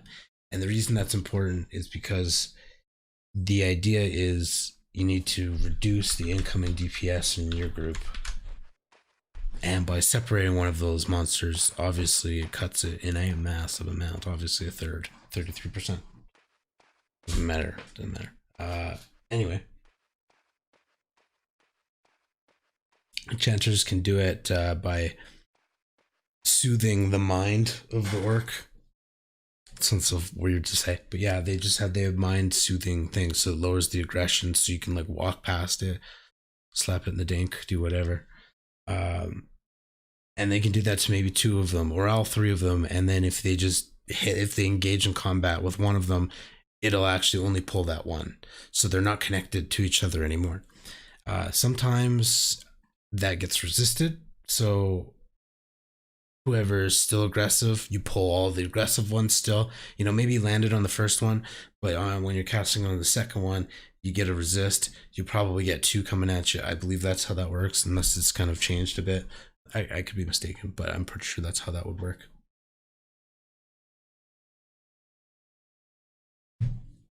Anyway, lots of pulling mechanics. Get used to it when you're doing it. Monks have the ability, Necros and Shadow Knights have the ability to fake their death, feign death. FD, common acronym. Yeah, that guy's just clearing the beach. Damn. Necros are strong. He's just soloing the beach. He'll be fucking high level fast. So there's some sand giants out. I should be careful when I go across big hills like that. See, this is the problem with not being in a group. Now we're all just fucking running around looking for shit to kill. That's too hard for me to solo. There we go. Found one. Got slowed.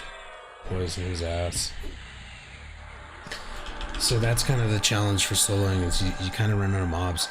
Because when you're in a group, you've got a dedicated puller. You've got somebody who's basically just running out, finding a mob, bringing him back. And if he's a monk, he can fake death, drop himself completely off the aggro sheet list, and then go get another one. And the rest of your group can kill him. So a monk's job is to pull, and a bard. They go get a mob, they pull it, and then a tank will engage it when it gets to the group. And then the tank takes all the hits. And then from there, you've got your clerics, your shamans, which will slow the mob and do debuffs. And then you've got your damage classes like necros and wizards and enchanters when they charm a pet. It's just, man, this game is fucking sweet. It's just such a team dynamic. Getting fucked up. And it goes deep. Like, once you get the efficiencies locked down. Okay, so instead of slowing him, I'm just going to nuke him because he's going to start running away. So I put him in the wounded lamb phase, that's what I call it, or wounded lamb zone or whatever. I come up with weird names for shit all the time. But when you're in wounded lamb phase, or when something's in wounded lamb phase, they just kind of crawl away. They're super slow. They've got like 20% move speed or some shit. That's how it is. Same thing happens to you. If you go under 20%, oh, the wounded lamb phase, sorry, the real one is when you go under 10% life or something like that. Fuck, my brother came up with this, quite funny. If you're under 10% life in this game, there's a mechanic where the mobs just fucking gang fuck you. Like, you're gonna die in one hit, they just turn around, bop you in the face, and kill you. So if you're a healer, you never want to let anybody drop under that threshold, that like very low threshold. I don't think that starts happening until later in the game, until you get higher level mobs. But it's hilarious. It sucks. It fucking sucks, but it's just a funny term for it. Anyway, when you go low health, your movement speed gets fucked up, so don't let people go low health.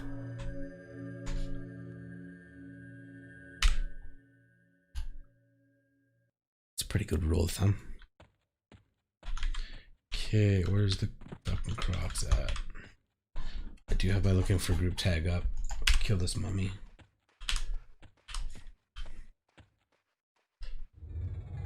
Get a little bit more familiar with the spell ranges too.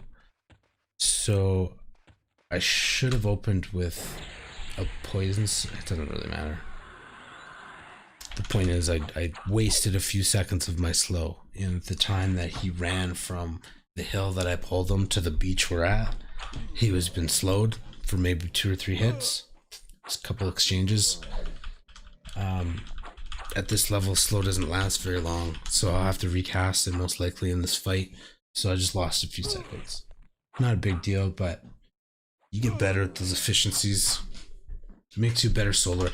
That's probably why I'm so efficient without this shit, is because I liked playing a necro so much, and it just makes you good at paying attention to all of that. Also, I spent probably too many hours playing this game. And here we are. Nostalgia at its finest. Okay, I'm getting really fucked up here. I don't know if I can take this, so I'm going to root it. I'm just going to deke. Maybe. I don't want to make a judgment, but sometimes soloers and necros and druids sometimes get a bad rep because of what this dude's doing behind me. He's clearing the beach. I don't mind at all. I think it's awesome. I think he's fucking doing a great job. It just means he's a good player. But he's clearing the beach, and sometimes though, those types of players might not actually save you necessarily, but they might not actually go out of their way to save you because technically you are a competitor in this beach and you're taking mobs that they want to kill. If they've when and it's not just him, or it might not even be him. It's just in this game, there's a tendency when shit gets scarce to get a little bit cutthroat. And again, it's because it takes fucking 8 months to get max level, so it makes sense. So what we're doing right now is just trying to get a little bit of a comeback. This crypt mummy doesn't have any dots on him or anything, so I'm gonna try to poison him. He's not slowed either, but I don't have enough health right now to go toe to toe. So what I'm hoping is that between my health and mana regenning slowly, it's regenning faster than his health is.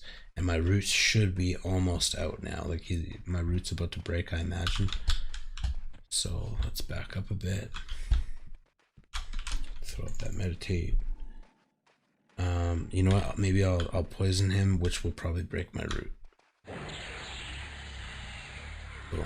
Okay, he's poisoned. The root just wore off. So when things are when things have a damage over time spell on them,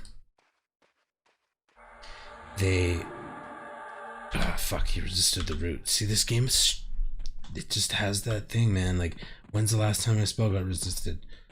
Not when I needed it. Like, I need it to not get resisted now, so of course. Okay, so this is tight. It's not that I'm gonna die. Oh, maybe. Okay, I'm just gonna zone it. Or at least I'm gonna go pretty close. So in this case, I knew I'm not gonna die because I'm super close to the zone. It's just that I've invested so much time to this kill. I don't want to lose that experience. I'm like pot committed in poker terms. So what's the best way to kill him at this point? I mean, we could dot him, but it's not doing that much damage. We could slow him. My weapon does a decent amount of damage, but it's whether I can take the hits or not. So we'll go with the slow option and last second deke out into that zone line if I can't take him. So while soloing is a little bit more dry at times, it is a little bit more exciting also. Okay. Do a quick check for sand giants. We're good.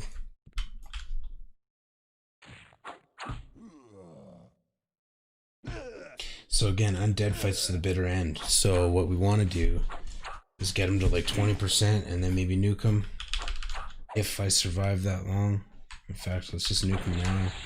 See if I make it. That makes me feel more confident. I don't know if I got enough mana for... Oh, we got one more hit and he's done. Yeah, buddy.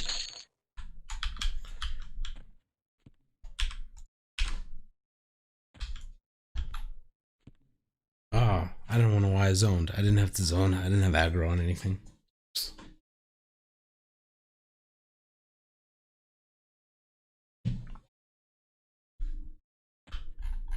But I do need to med up. Nowhere safe.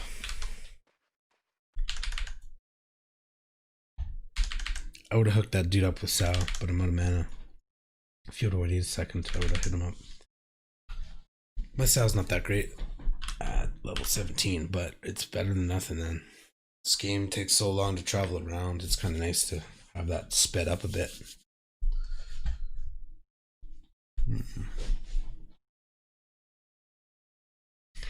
I wish I had Invis. Makes it way less sketchy to go AFK. I used to have, in fact, I do have wireless headphones, which is nice when you want to leave your computer for a minute in this game.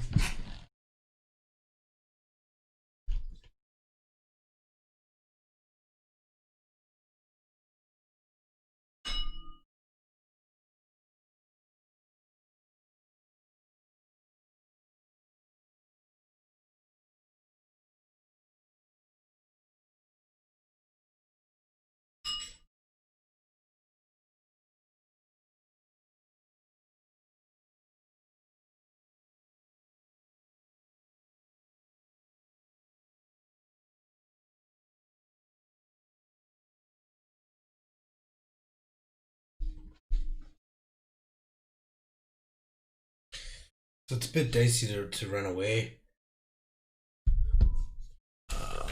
But I do have to med up. And this does seem like a relatively safe spot.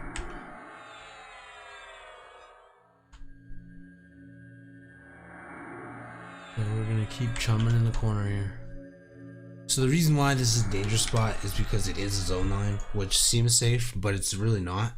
Because if you're AFK for a minute and somebody's running something to the zone, they'll train that thing to you and it'll fuck you up. So this is slightly sketch.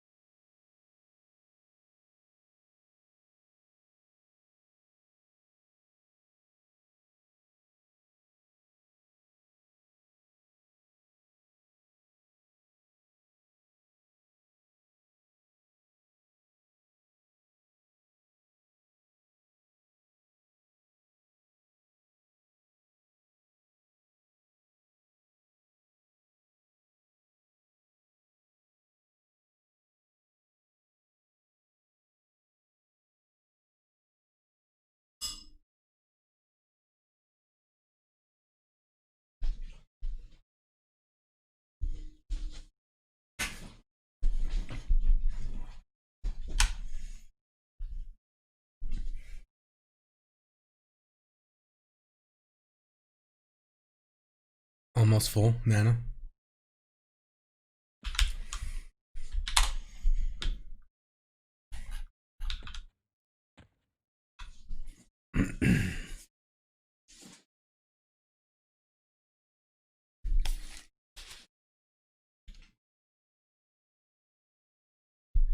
All right, level 17. Let's do it. Oh, that's mine. Yeah, Rusty.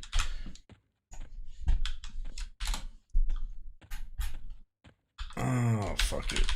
17 Shaman. Good for a group. These low levels, man. Every class is just not really fulfilled. Every class is just kind of a shadow of what it should be. Okay, let's slow this fucker. It's a priest. So I was saying the undercons are casters, especially healers. So big races have slam. Slam is an ability that does 1 damage. It's insignificant, but it interrupts spell casting. Hugely important. I don't think Ixars get slam because they're not a big race. Dope. So we're going. Oh fuck! See, I just got nuked hard. If he casts that again, I'm fucked. Oh, right when I get invited to a group, don't die. 75 damage in 1 fucking dose. He just dished. That's what I was saying about undercons. So casters are vicious in this game. He's dark blue, and I did fuck all for damage. And even if I had done damage, it's a priest, so he can cast heal on himself. So priests are almost like, especially when you're soloing, they're almost like fighting 2 of the same mob, just because they can heal. I do have to take a piss. I just took a break to eat some quick food. It's kind of bad form to get to a group and then peace out.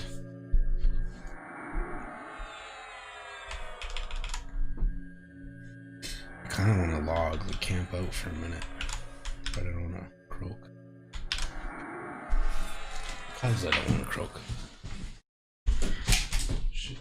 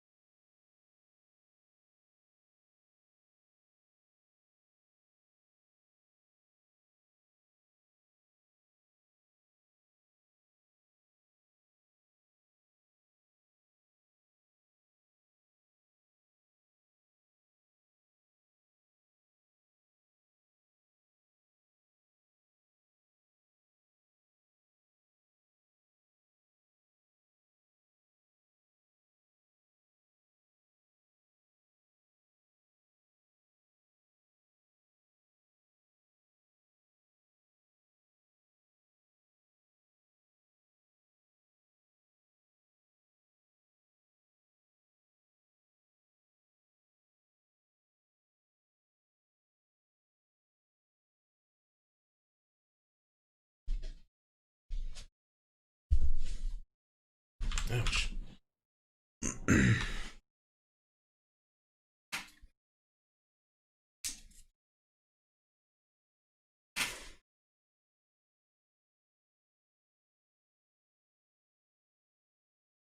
Alright, so part of the art of this game is mastering quick AFK breaks while you med and shit.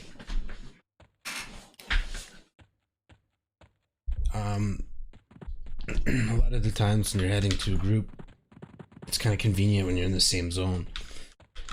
But a lot of the time groups are self-sufficient. I mean, I don't know how this one's doing, but a lot of the times they don't really have a problem waiting for you for 10 minutes, you know, if you have to run across 1 or 2 zones.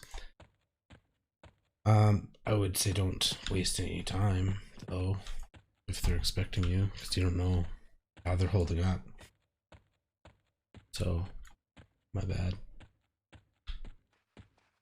But worse to join a group and then go AFK, because then you're just kind of leeching experience. It's just taking, at least the first couple kills, you're just reaping reward and not actually doing anything. So I prefer to do a quick AFK beforehand. It takes longer to get there, at least I'm not a leech. Alright, here we are, there's the monk. Let's do the general salute. I salute the gods in pure admiration.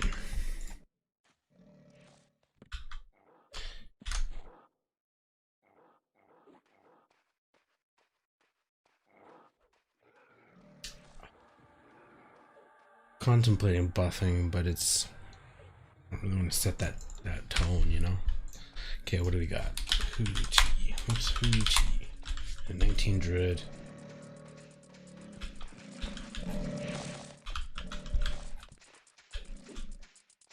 We've got a 19 monk. Oops.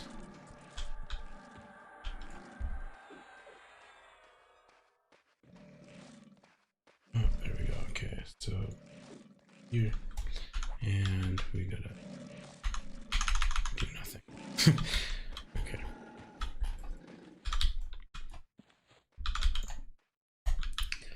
Okay, so he's gonna want Sow.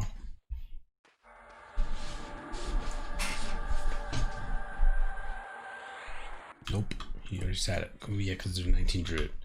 My bad. Okay, so we got slows.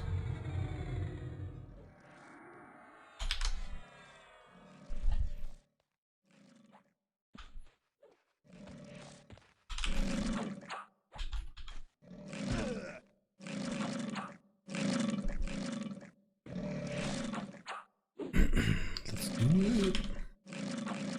Halfway to 18. And it is 5:45. Oops.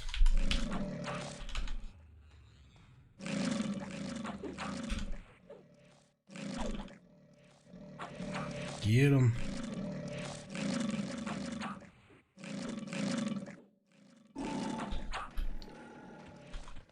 Life is not in a group.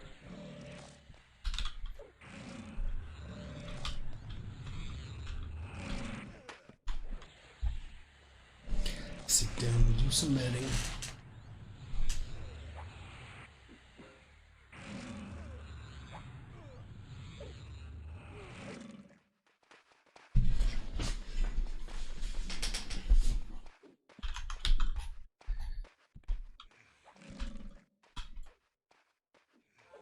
Is that green? It is dark blue, so we'll slow it.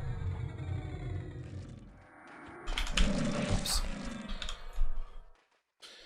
So if I'm gonna pull aggro a lot with slow, because I mean it's not a big deal, it's just the monk can't do enough instant damage to gain enough aggro, to gain enough damage, to gain a high enough number on the hate list that will outweigh my slow.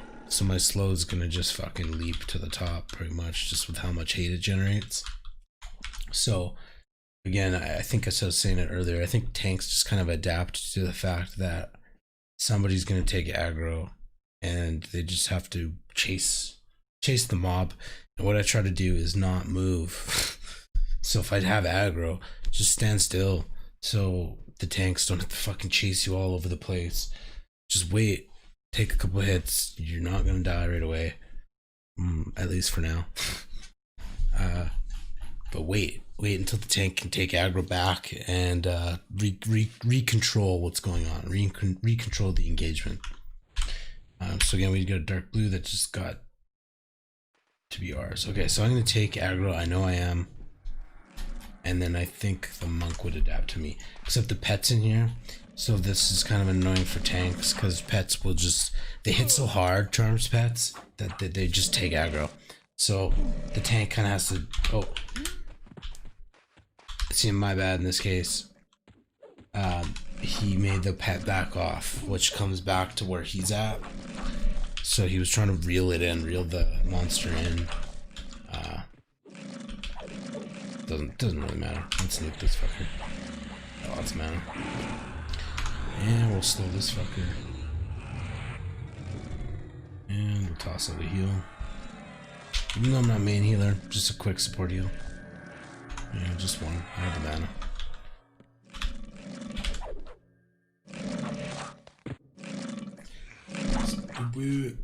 Oh man.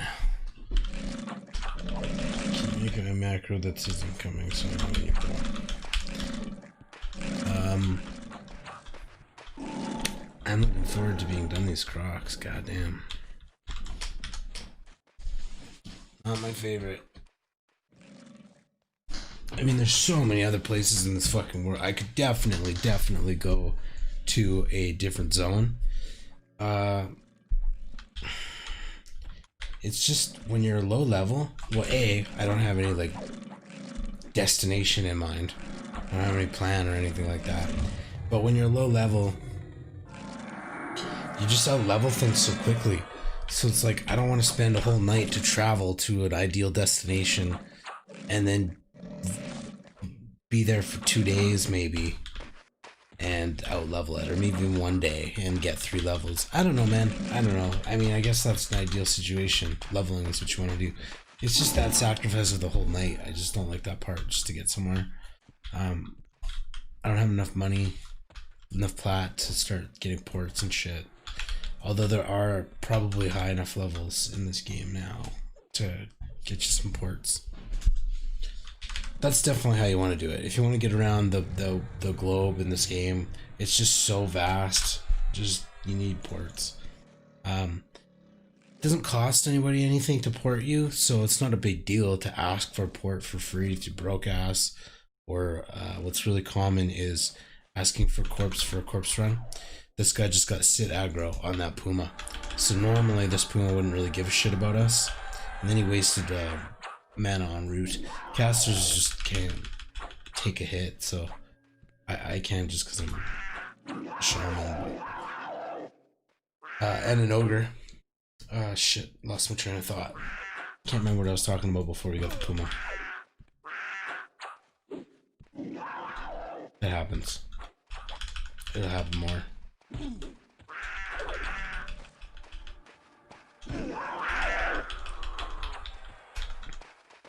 Is this crocodile ours? It is, and it's dead.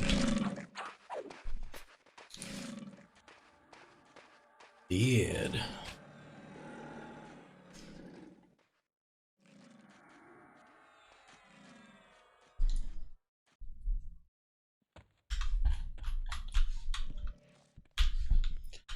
Okay, let's get rid of these corpses. We got a Cayman. Dark blue. Let's get rid of slow. Okay, root split. So now we root it. So that's gonna hang out over there. And then we'll just maybe nuke this one.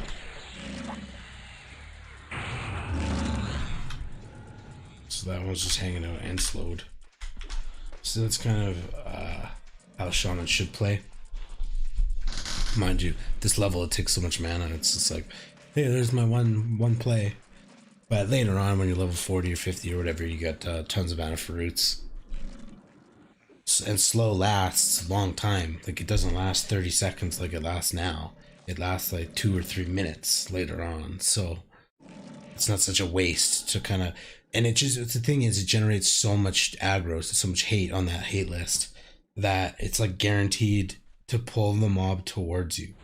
So it's like glue for aggro.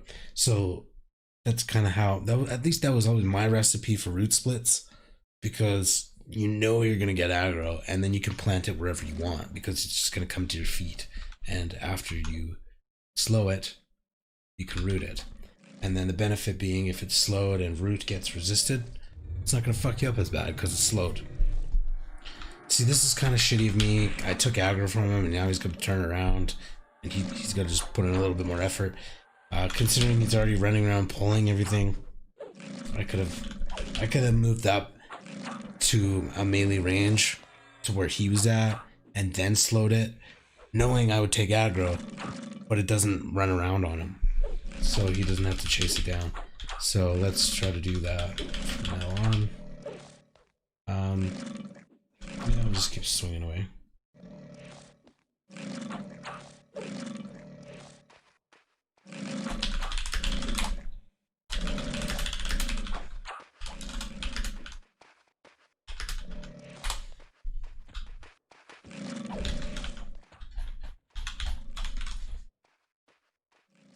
Okay, rogues. We got ooh.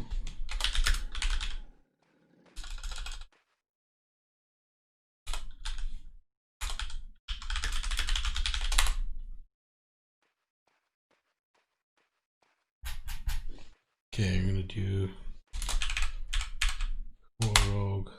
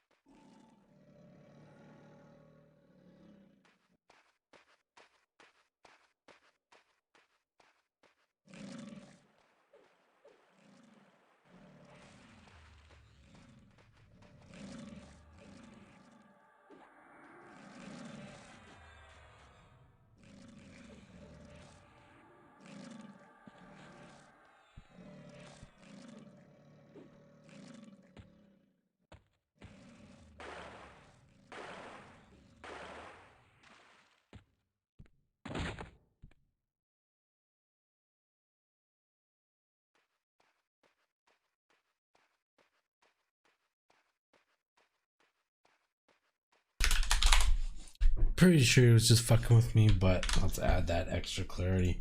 I said 10 mana is what I meant, but then I immediately followed that up with quick AFK, and he's like, "Whoa, 10-minute AFK? That's not quick." So I said 10 mana quick AFK. Anyway, bring it back. The water.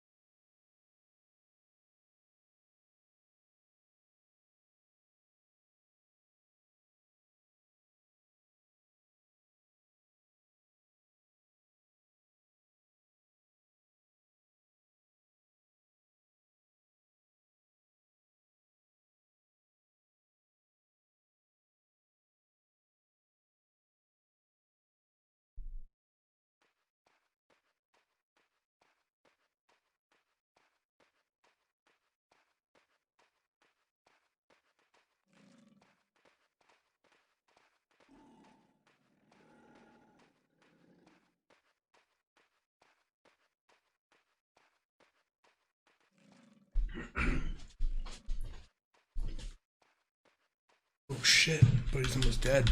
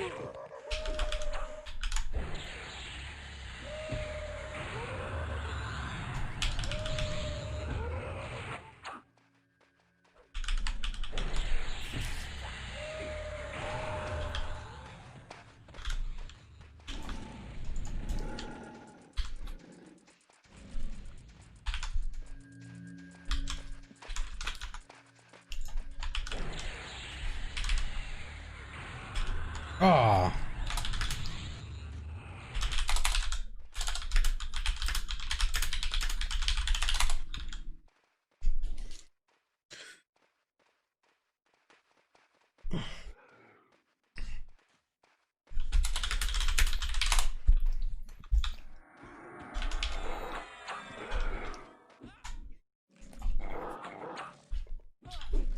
So I ducked, so I was casting. I tried to interrupt my casting by ducking and then unduck. And that stops you from casting, but not in green. I think, though, if I recall, what's supposed to happen is that the spell...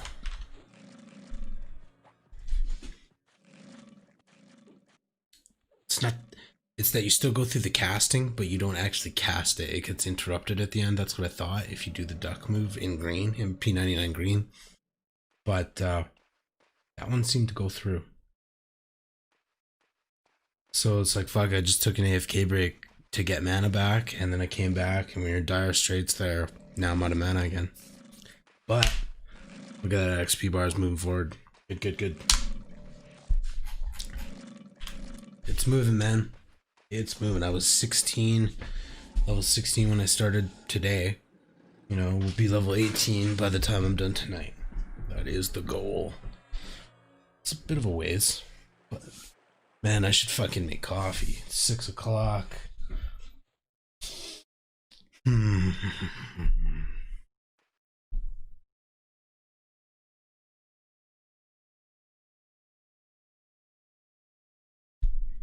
don't know.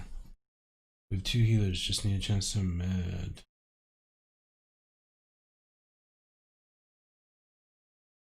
He's got a point, man. More deeps, more DPS. This is a monk's great tank. We've got a rogue now. So ideally, what we want is a proper tank, a Shadow Knight, a Paladin, or a warrior. Because then the monk can just focus on pulling and just reel him in, reel in the XP, chain pulling. The tank can focus on peeling them off. Me and the druid can share.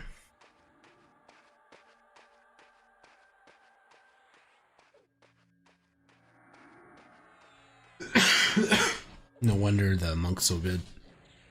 He's got a 50 bard, which means he's probably wearing decent gear. Let's take a peek.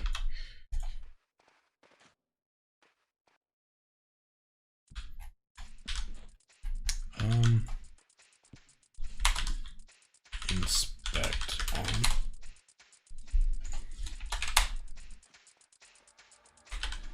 Auto inspect. Inspect off. In the options.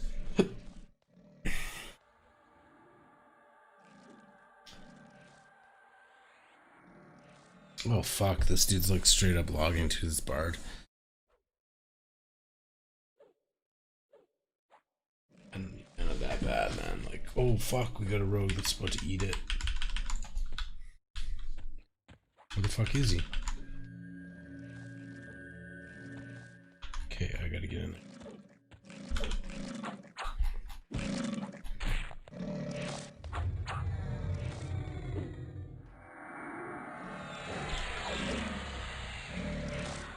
So rogues are pretty limited, so he wants to fight. Fuck, this is fucking crocodile resisted twice. It's red. Fuck.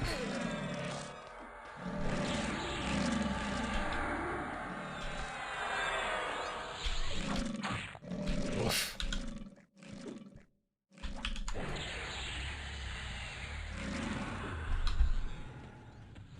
Well, it's a good thing we got a bard to come fill our health and mana. As we're out.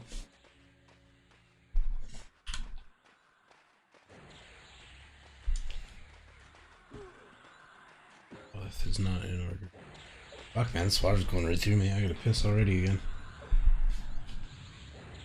I'll say it for the 3rd time. Props to Joe Rogan for going 3 hours without pissing, man. That's good. The stream's at 2.5 hours. And I've taken like fucking 5 breaks. He's intense, machine. That was a big deal. I guess use the mana. Hey, we're getting actually we're getting healed by the bard, not a song. I don't know if Hymn of Restoration does mana. I thought it was just health.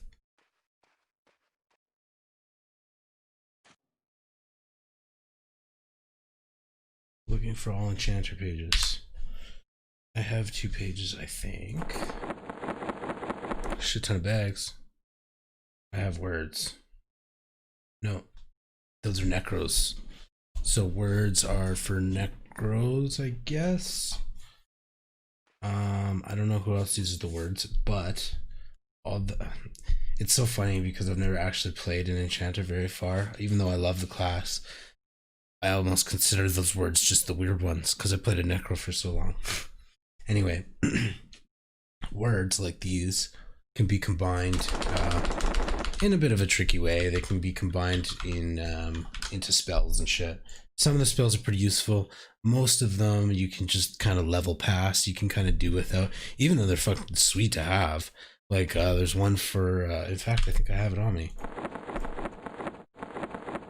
There's one for Necro. Hungry Earth. I think that's a level 16 root spell for a Necro, I think. And I think that's a research spell. So research is the skill that you use to actually turn the words into spells. And I think that's what enchanters use that shit for. So they've got these different various words. It's the same graphic, just different types of words. And they combine them into spells and shit. Just different reagents. Man, this game's so deep.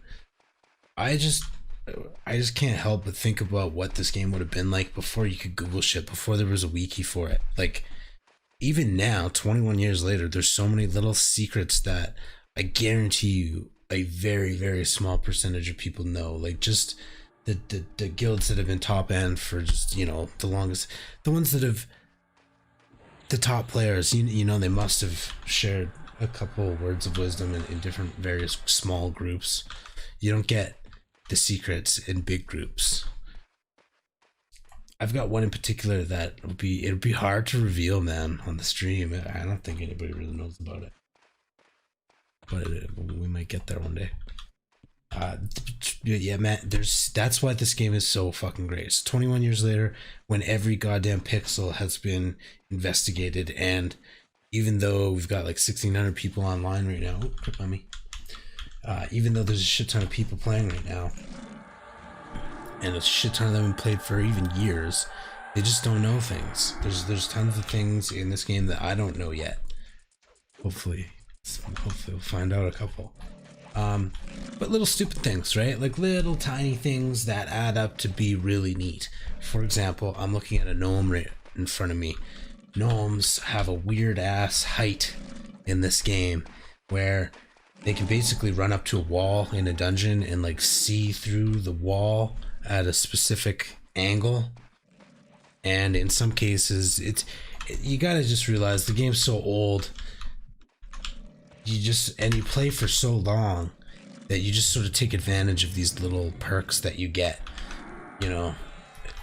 And that's okay. And I'm going on a bit of a tangent and digressing a little bit, but those little hidden gems, you know, when you read the description of the race, nowhere in there does there say there's a bug with the gnome that lets you see through walls in a dungeon. It just doesn't fucking say that anywhere. And even if you look that up on the wiki, I don't actually know if it'll even say that. I mean, it's pretty well known, but it's a bug. But it's a fucking old game, so it's just they let it ride. I think patching shit is like, I don't want to say it's new, but I don't know, World of Warcraft maybe just is like, I don't know if they really patched games back. I think Everquest is like the first like online continuous game that you ever really play. Like, I don't know, I'm sure there's some old ones like Ultima or something. I don't know. It's a little bit beyond my years when all this shit was getting invented. I was 10 in 1999, so I don't know what I was doing. driving my brother crazy, probably.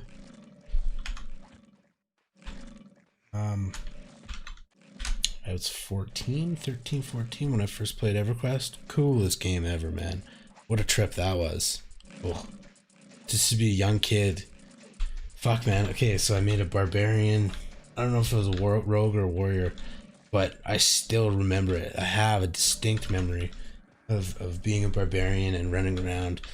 It's like, fuck, I'm in a desert right now. It's so much different if you start up as a barbarian and you're in the snow.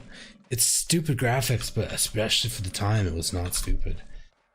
Now, I'll say it again, for the 5th time, the graphics in this game are fucking terrible, but you just get used to it. You really do. Some things are a little frustrating because they make your character look retarded. Dry bone skelly, that's a dangerous one. And we're fighting it. Okay, somebody wants Sal. I'll hit you, bud. Okay, so we need to slow this dry bone skelly ASAP. He's gonna fuck around. Okay, we got him slowed. What's going on here? I need to nuke this fucker, he's almost dead.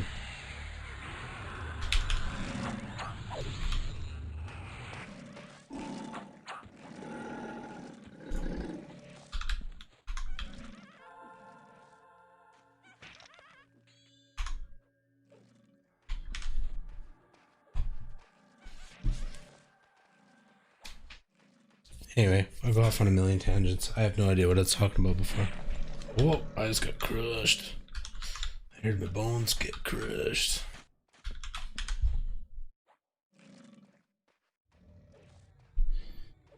Okay. We're good. Perimeter check. No sand giants, we're good. Fuck, I really want coffee. Let's do it.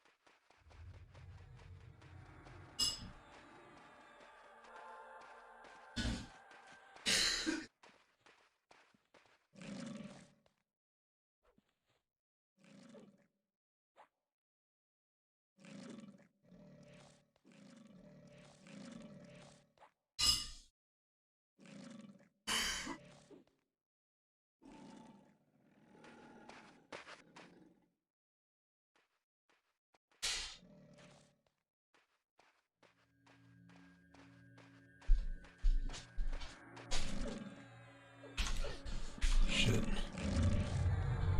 So what I was gonna say is one of the things you have to get used to is quick AFK breaks like that to get something done, like making coffee. But it took too fucking long.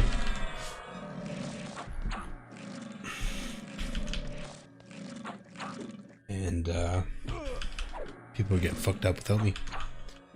Just need that slow. That slow is so good. That's my main mission here. This Tin Wayne guy, the druid, he's main healer. And it goes without saying. That's what he can offer the group, is healing, which is fantastic. I don't really like healing, which is kind of funny because I'm a healing class. But shamans they're a little bit more versatile. At least you get to slow and maybe take a couple hits yourself. You get a little bit more control, I think, is why I like it.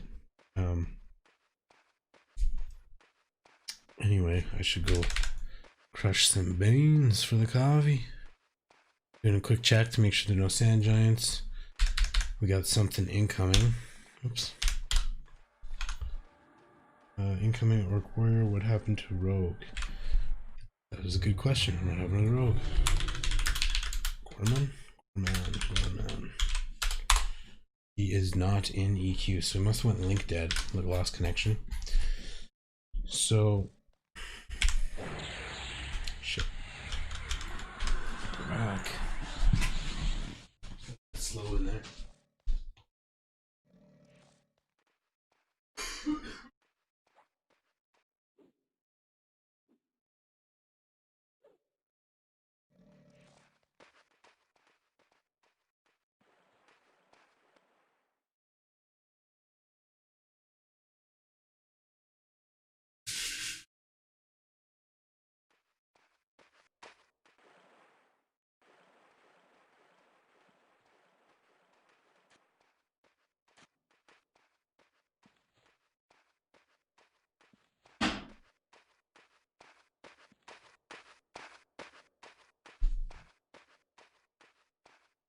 Okay, again, I probably took just slightly too long.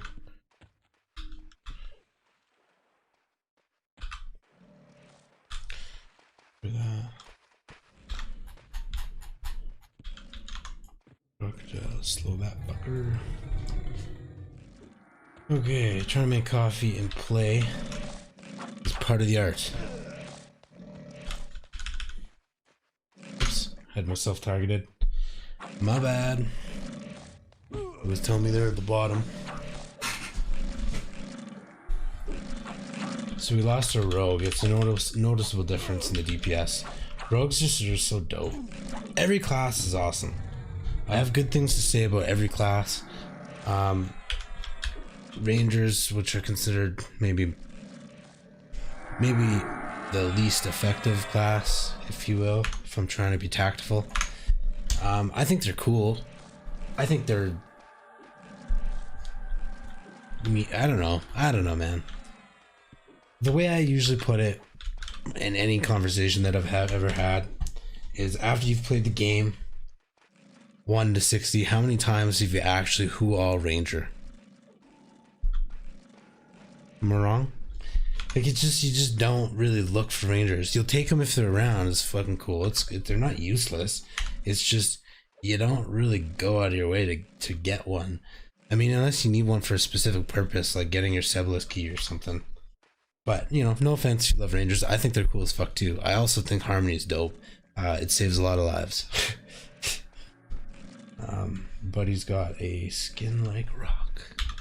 Sounds like more than I want to know. Okay. Water is almost boiling.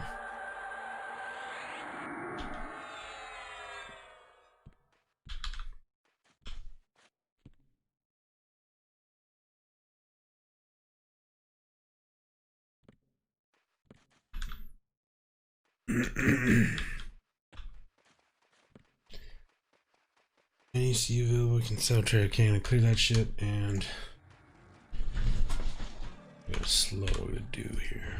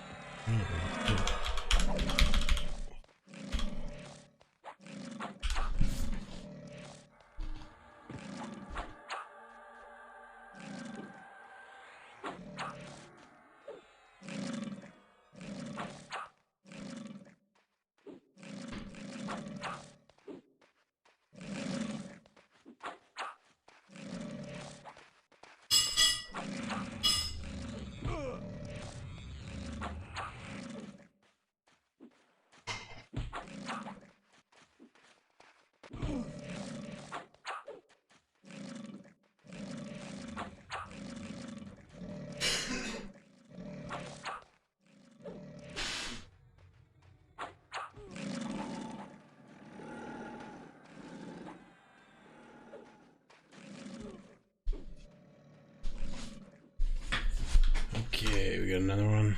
Is that ours? It is ours.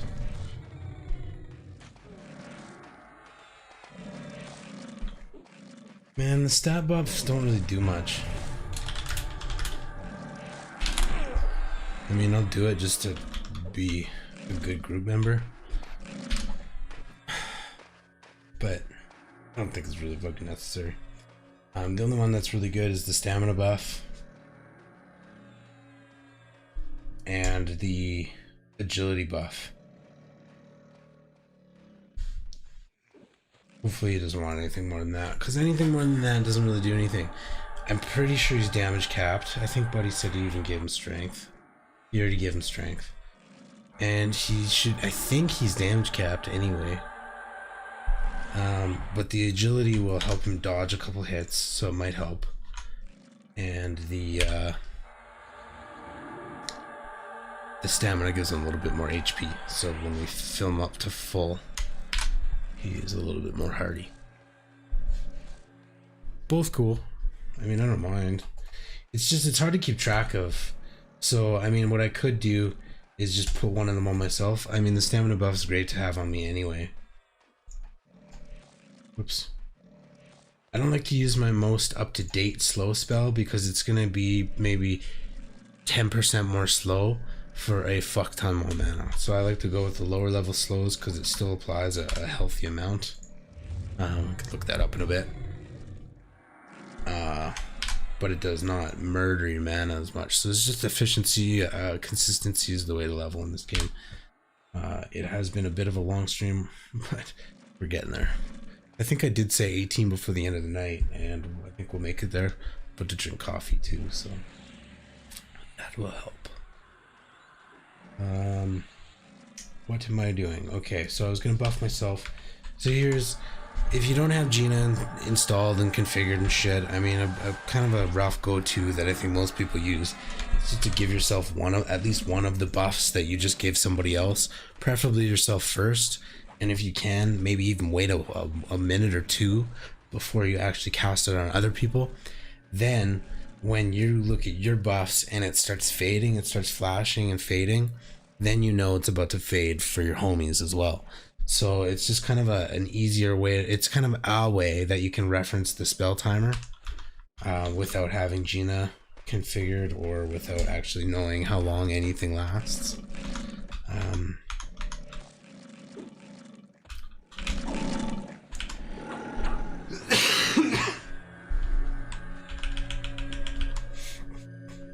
Sorry, I dropped the ball, bud. I was chatting away and missed most of that fight. Didn't slow when I should have. Medding one of you pull. Okay, let's dish out some heals. I've got way too much mana here. Whoops. Not being a team player. Ooh, there's clarity out there. So I haven't had clarity yet on the stream, but it's a noticeable difference when you get it. Oh, I have had it once. I have it right now. What the fuck am I talking about? I have had it for a while because I've been grouping with enchanters for a while. I just haven't really paid attention to my buffs as much as I should. And who's this guy? He's not with us. I like your staff, buddy. I like your style, bro. Look at that. Now, if we fucking both smash those down at the same time, like, you shall not pass, I don't think that'd be very effective. More like level 17. He is less than that, so yeah. Good theory. Okay, what's going on here? Oh yeah, so Buddy is medding and he wants someone else to pull. So I'm all full up. Should be pulling, but I'm gonna get coffee.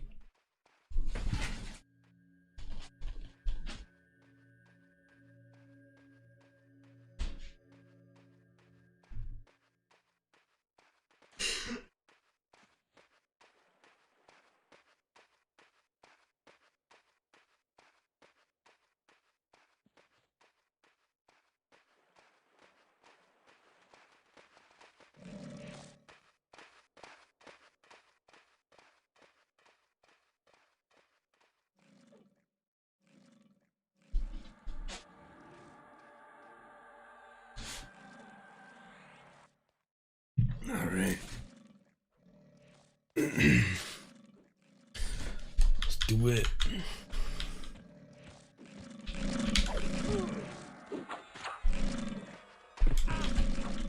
Alright, so Crocs are boring as fuck. This game definitely has terrible graphics. I'm gonna say it a million times on these streams. This game has the worst fucking graphics. It's fucking awful, but it's the best fucking game. It's just so deep. The storyline goes deep. If you care to immerse yourself in what's going on, there's just a lot going on. It's got so much depth to it. It takes forever to get anything done. That sense of progression is just with you forever. It's fucking so good, man. Like the whole time you play is I'm not gonna say the whole time it's like on the edge of your seat, but man, there's times when you just feel like you're about to have a heart attack. Shit gets so intense. In a good way. And then the risk versus reward is so pristine. Okay, that's a pet, I think.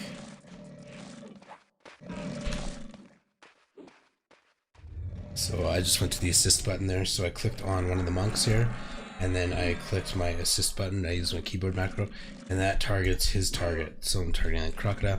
That's how you pick the right target in a mess or a heap of things. So now we got a shit ton of mobs. I don't know which one to pick. I'm gonna click on this Raz dude, and I'm gonna hit my assist key, and he's hitting the Desert Madman. So that's the one we're gonna focus on right now. Because it's a lesser mob than the other ones, I'm just gonna burn it down, except I was fucking buffing before and didn't have my nuke up. My bad. Okay, shit's going down. I need to be rooting some stuff. So things are rooted, now he needs to move a little bit. Here we go. We'll root this. And we'll slow it as well. So if he wanted to at this point, he could back up, and then now it's not going to hit him. It's just adding safety to what's going on here. This is a tough one, the deep water, and it is rooted, I think. I just slowed it. I'm going to clear up these corpses. We got this one too. I'm going to root it. It's now rooted. I would slow it, except for I'm too low of a level and the slow will wear off. So he actually just slowed it. It'll glance nervously about. I think his slow might even be better than mine at this point. Anyway, I believe this one in front of me is slowed, so I'm just gonna hang tight. I have tons of mana. I mean, shit, I'll throw out a support heal. I was focusing on control. As a healer and somebody with root at these lower levels, I think that's wise. And now I'll just burn a bit of mana. So that ghoul could be fun. Let's get that fucker. I'm gonna get slow ready. So I'm gonna pull aggro here. And I'm pulling back to the safe spot.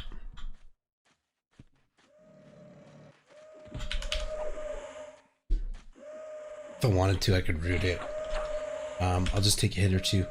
Again, I like the efficiency. I need to get some mana back anyway, so if I take a couple hits and then go take a plop down on the seashore, pick up some seashells on the seashore with my ogre face, ogre cheeks. Oh fuck. That definitely won't be the last stupid thing I say. Definitely the beginning. Okay. Oh, words. So these are, I mean, shit, it's not that valuable. And again, I have a hard time picking shit up at the beginning of the game just because I played before and I'm not really a hoarder. Especially here, we're killing fucking Crocs. They don't really drop much. But if you are new, or if you're just starting, you should definitely pick up anything you can. And you'll find things, bone chips, for example. Necromancers will buy that shit from you. These sell really well. I don't know what they sell for in the green server, but people will buy them. So back in the day, there was a great tactic to make plat starting out, and that was to make javelins. It took a couple hundred plat to get the investment going, I think. But if you skill up your blacksmithing, which actually isn't that, and that's not as hard as I thought it would be. Maybe I should do it even. Fuck, take you guys through it. I don't really want to, but skill up your blacksmithing and then you can make the javelins that monks can use to throw really far.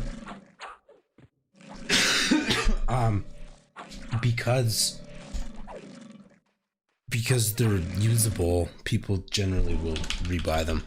Mind you, most monks probably these days will craft their own, because that's just what you do. It's kind of like how casters are kind of expected to do the research for new spells and shit, but you know, it's common. It's a trade skill you can do, and it's how you get certain spells. Excuse me. I've said it before. I'm not a huge fan of researching spells. Most of the time, you can just level past them, especially when you get. I'm in this shitty spot right now. This is like the dead zone. The first 20, 25 levels. You know, there's not too much going on. There's not a ton of dungeons you can go to that are super fun. Although, over in Kunark, I bet the boys in that continent are having a good time. That's where the lizard men spawn. There's a lot of fun shit around there to kill. I really do enjoy Kunark a lot. The mobs are a lot harder, though, just in general. Oh shit, we're killing a ghoul. I'm not paying attention. But they have Kern's Tower, which is a sweet dungeon. It's just a lot of fun to go around. If I recall, it gets pretty hard pretty fast. So dungeons are kind of hard when you're lower level because the difficulty increases kind of dramatically as you progress. Whereas in later dungeons, 1 or 2 levels or 3 or 4 levels of a mob difference between you and your mob or you and your monster, it's just not such a significant jump. But when you're level 17 and you're fighting a mob that's level 22 or something, it's gonna fuck you up pretty quick. So there's a lot to it, man. It's such a good game. Shitty graphics, you get used to it, and then you don't even notice, and then you start to think things look cool. Like the glowing eyes on this ghoul. Like, honestly, it's so bad. You can see the textures are all stretched, and it's all shitty. The polygons are all square. You see this big line in the sand. Honestly, after 3 days of playing, you don't even notice those things. It's just you're used to the environment. It's so cool, and you just get so into what's going on, and you get into the progression. You get into collecting bone chips and fucking selling them to people. Oh, it's such a fun game. If you're just starting, and you're around spiders, skeletons, kill those fuckers. People will buy silk for tailoring. People buy bone chips. People will buy bone chips because it's a reagent that's required to summon skeleton pets. So like this fucker consumed a bone chip to bring out. It's not a big cost. Bone chips are, you get tons of them in the game. But the game takes so goddamn long.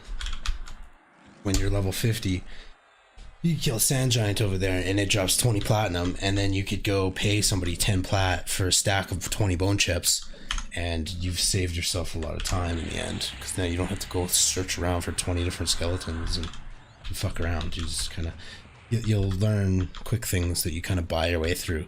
Porting is a big one. I mean, it's actually really fun to explore the world and see how the zones connect for the first time and just see what's out there. But it's hard at a low level, man. Like, everything's gonna outcon you. There's gonna be reds that want to kill you everywhere, and you're just gonna die in one hit. It's almost better to level and go through the proper zones. I don't know. Unless you played the game before and you can kind of weave your way through mobs and you're comfortable and you know where you're going. Riding walls is really popular. Again, most of the zones in this game are square, so you can kind of ride the northeast, southwest walls. We got a rock here to kill. He resisted.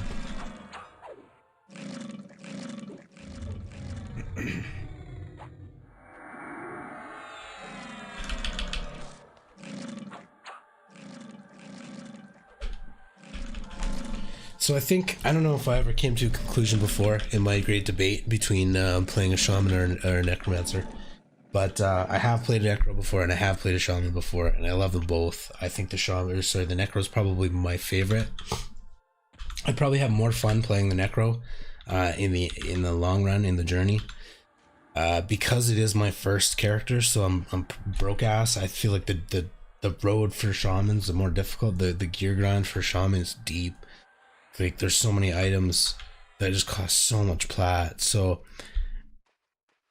they don't have the best way of making plat. I mean, they have great ways. But Necros is just my thing. It's my niche. So I just have a lot of good strategies of the Necro. So I think choosing a Shaman will be a little bit harder of a road, which is actually fine. I mean, it's my third time down this road, so put it in harder mode. It's already pretty hard, but let's put it to harder mode. It's really fun to go through this game the first time when you don't know anything. But even when you do know things, just to go through a bare bones, it's really fun. The gear progression is a lot of good fun, and you kind of, you don't necessarily plan your route, but there's certain items that you find that would really benefit you, and you kind of do go out of your way to go group there and go get them. And when you do it yourself, when you go out of your way and you set a goal to get a specific item in a dungeon, and then you find a group and you put it together and you just smash it for fucking 8 hours or 6 hours or however long you guys can fucking play until your eyes stay open, and then you finally get that thing that you went and sought out, man, it's awesome. It's such a cool feeling when you loot your own gear as you level. Of course, people do tend to take the level as fast as you can and then go backwards and go get your gear route, because when you're level 60 or 50 or whatever have you, when you're 10-20 levels higher than the mob that you want to kill, it's really not that hard to kill them. What did I just do? Hopefully they don't crash. I'll say that every time I alt tab. Again, most people play this in windowed mode. I just don't think it looks as good. Since I don't know, maybe I'll rock it for a minute, and then when I watch this back, I'll have a firmer opinion. Okay, I should probably play correctly. So I'm gonna slow and root. It's already rooted, but it did resist my slow. Got it that time. Okay, use my assist button.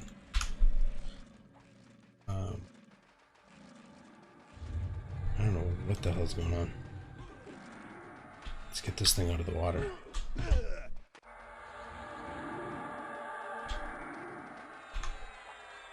Okay, is he gonna root this thing or what? So Druid root is way better than my root. So if I use mine and then he uses his, mine will just get overwritten. I wish he would do it though. Okay, now it's rooted. I'm gonna heal myself up. I need to slow that fucker. I don't know if it's slowed. So my point was, I didn't want to waste the mana. If my root landed, I use the mana, and then his root lands, mine's negated. I just lost all that mana. So this is a big boy. He's bad. Okay, I need to get that slow on him. Oh fuck, he was slowed, and now he's not. Okay, he's rooted. This is speed, resistance. Man, there's a fucking crocodile hit me now. This is not good. And this guy, I'm gonna nuke him to death. We're good.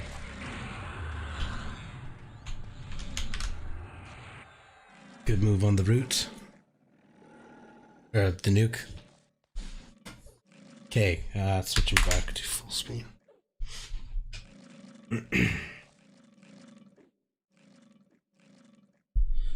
I'm doing okay. I should heal my... Fuck, he's gonna heal me. Which is fine. Let's help him heal. Clarity at docks for donations. I have clarity. Keep tripping on that. I'm used to soloing, so it's like, oh shit, that's so valuable when you're soloing. And I'm a shaman, so it's nice to trade a spirit wolf from me to them and get a clarity in exchange.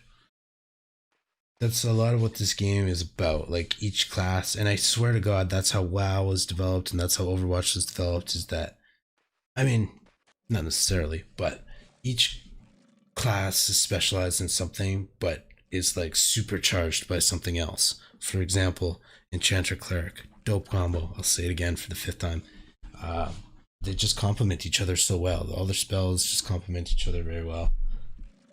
Can I get us out, please? Let's get you, bud. Okay, our druid's got it. I won't waste the mana. I will, however, heal our monk. So, I imagine those buffs are pretty close to faded on that monk. So again, what I suggested earlier is what I'm going to do this time. I'm going to give myself the timer buff. Give it to myself first. I should fucking slow.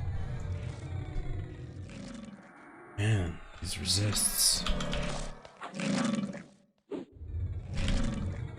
Wait.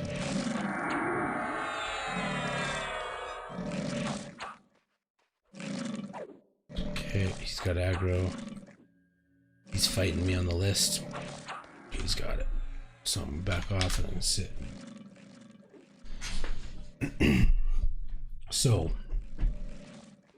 don't remember what I was saying. Shit, I lose my train of thought all the time.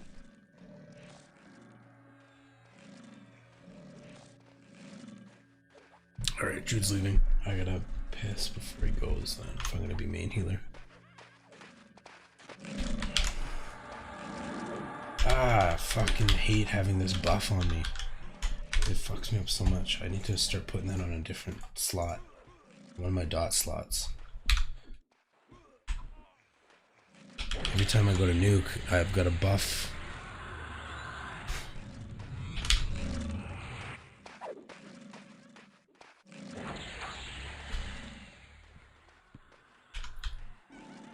He'll get him.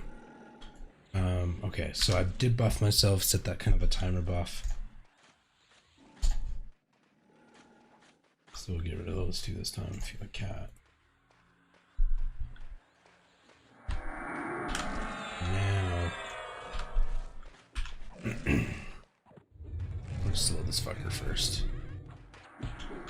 Damn resists. So you can't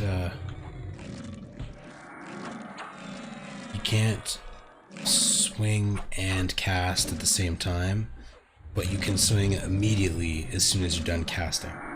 So it's good to have auto attack on if you can handle the extra addition to the aggro list. If you're not going to die one hit. Sweet, we picked up another shaman. So now I'm going to share the healing responsibility, which is good because I don't really love healing. He is a lower level shaman than me, so my slows will stick. I have a higher spell level,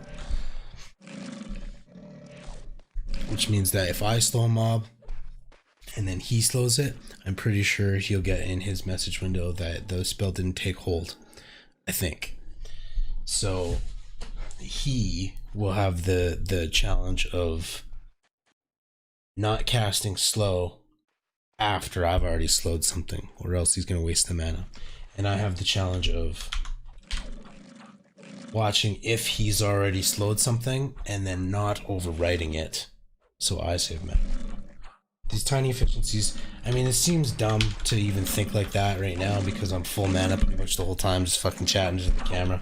But that is the idea in this game. You want to just maximize consistency.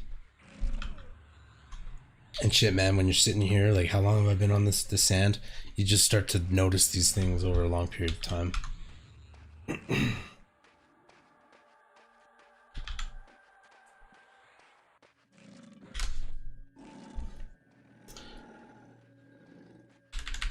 Have we been down? We've been down a player the whole time. He's been in the back. Maybe somewhere. I didn't even notice. Again, just chatting away because it's not super difficult right now. We're not pushing it to the limit. Push it to the limit. It's a good tune, man. Scarface soundtrack. Peace. I haven't seen that movie in years though. It's pretty intense. It's a good movie though. Okay, I'm gonna slow this fucker.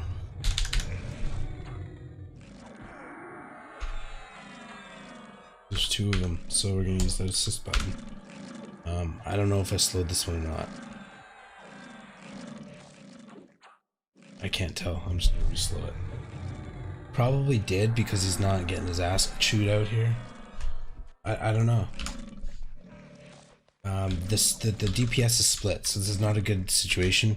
Ideally, we've got a main tank or a main assist, and everybody clicks in and then uses their assist key, and then we all fight the same thing. Because you want to kill something as fast as possible. You want to focus your DPS, because the longer these two things live, the more incoming damage we have. So basically, in all MMOs, you want to focus your DPS. So people who think they should be off tanking is a silly idea, because what you're doing is depleting your health pool, and then the cleric just has to heal you. They have to compensate for that. You're forcing them to use mana on you when you just don't have to. If you root something or mesmerize it or whatever the game you're playing. Oh fuck.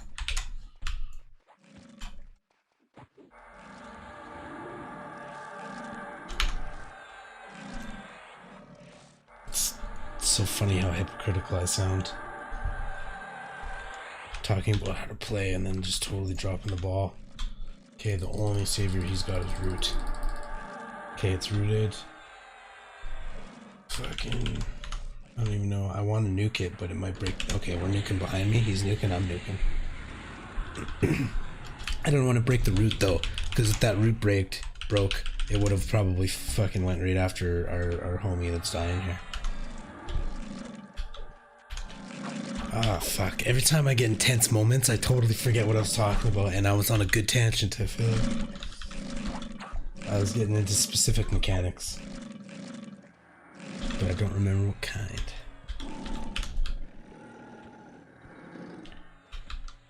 I knew I was talking all about efficiencies, which is funny because, again, we just fucking hit the shit. That's not ours. Good, because that'd be a tough one. Okay, so everybody's gonna be out of mana here. Our shaman and me are supposed to be healing, and I'm just chatting away.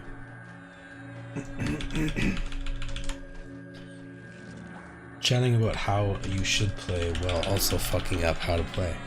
That's what I should have named this video.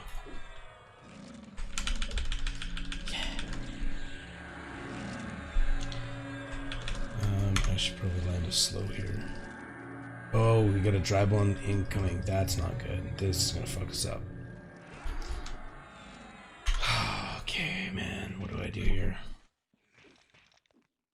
We need to split that DPS, which he has now done by accident. We need to focus that deep water. But he's tanking this. I just need to slow it. Okay, we're fine. But I mean, we're doing. It's funny. We're in the situation I was just talking about, and now I'm reminded about what I was talking about. So we put an off tank, which is not a big deal, especially at the lower levels. Not a big deal. Ideally, though, I'm I'm pretty sure this that Croc is rooted, so that monk could ditch over and come back behind this Drabon Skelly and start fucking him up, and then not have to take, and then we wouldn't be taking double the damage. Right now we're taking double the damage that we have to be taking. Again, it's not a big deal at these low levels, and I think everybody's pretty low on mana anyway right now, so we're gonna have a med break inevitably, but that is what we're doing. Fucking shit up. And everybody's gonna go AFK now too. This is typically how it goes. I have to piss as well, so it makes sense.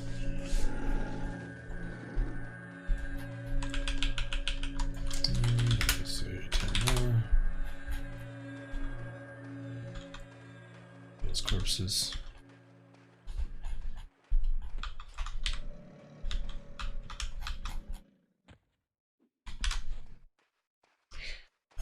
Okay, I got to fucking bio. So not necessarily necessary, but gonna roll back behind the pillar behind P1.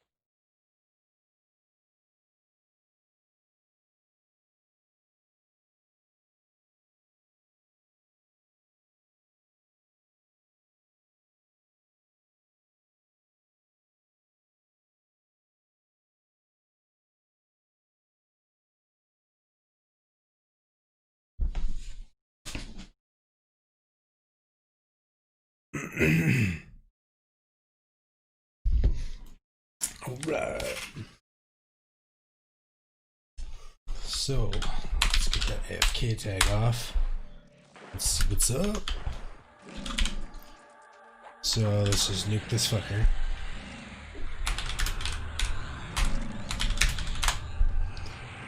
So he's going down.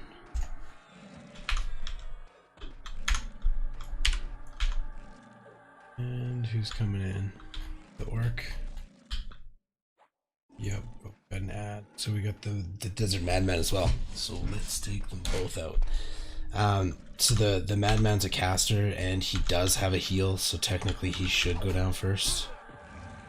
And he's the weak. Oh, he's dark blue. I will slow him.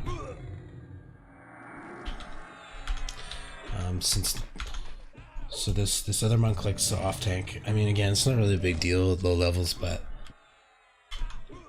roots is just so much easier. So much less mana to just root something and let the root take care of it for 30 seconds than to lose all that health. I mean, he's doing damage too, but he could just be doing damage to the mob that we're all hitting. Not a big deal.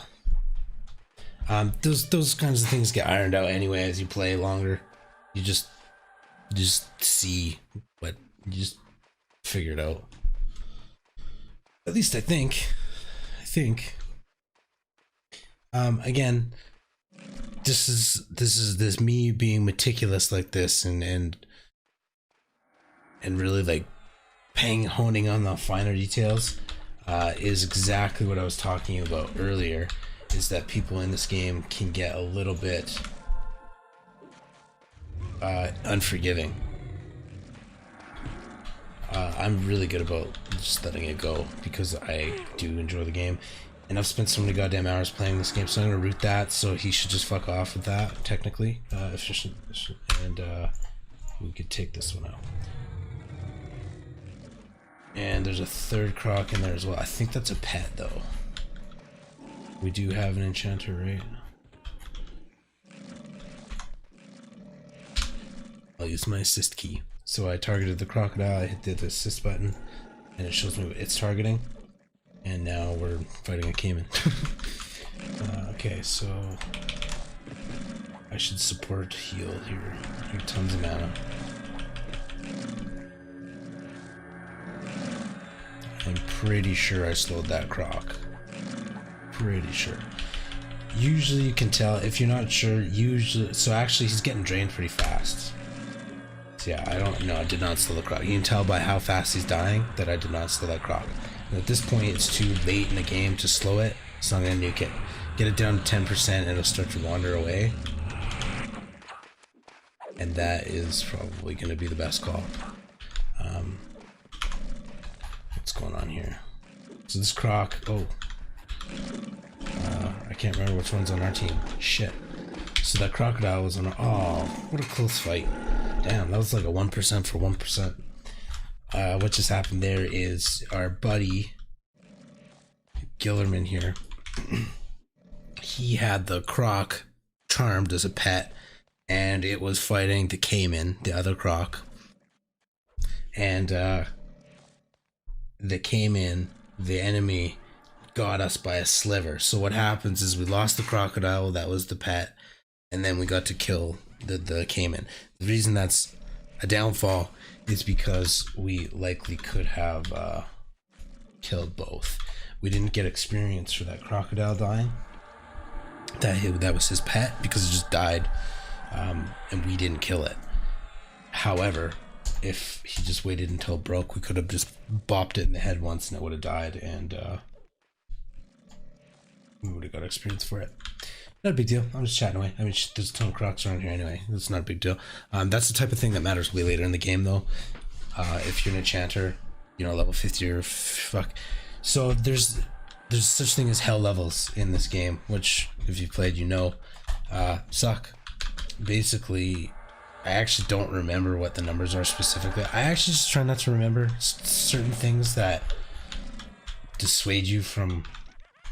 It's like when you know that you're in a hell level and you know that you're leveling slower than you normally would, you pay attention to it more, so it feels even fucking slower.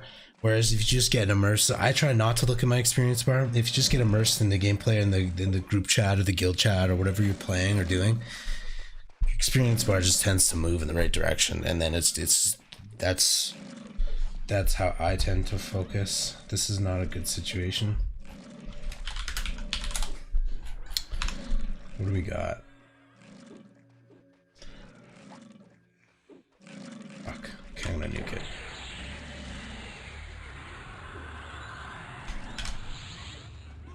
Sometimes, I don't know, man, like, the nuke might be more valuable than the heal, because my heal sucks. It's just so shitty at this low level. And luckily this guy is a monk, and he is a good monk. Raz. I'm gonna find this fucking Raz. Boom. Boom. He's a good monk. And you can tell he's good because he's comfortable right now at 20%. Oh, fuck, he shouldn't be. Fuck, man. Feign the fuck down. Go down. Okay, we're good. See? He's comfy. I was uncomfy because it's my second fucking day back, but... Okay, what do we got? We're good. Fuck off. That was a good moment. Okay, we need to Mezine and a heal.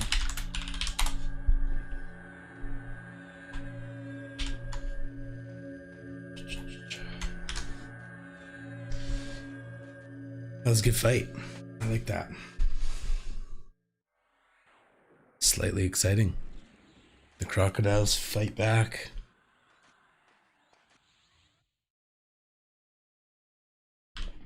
Boom. Almost level 18. What time we got? 7 p.m. Just that slow consistency. So, let's take a look at... Actually, hopefully... I don't lose connection, which I did not.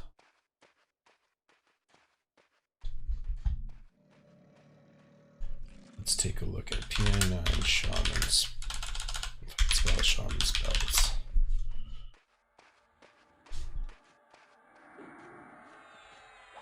Here. And I'm almost, so in level 19 I get new spells. I am almost level 18.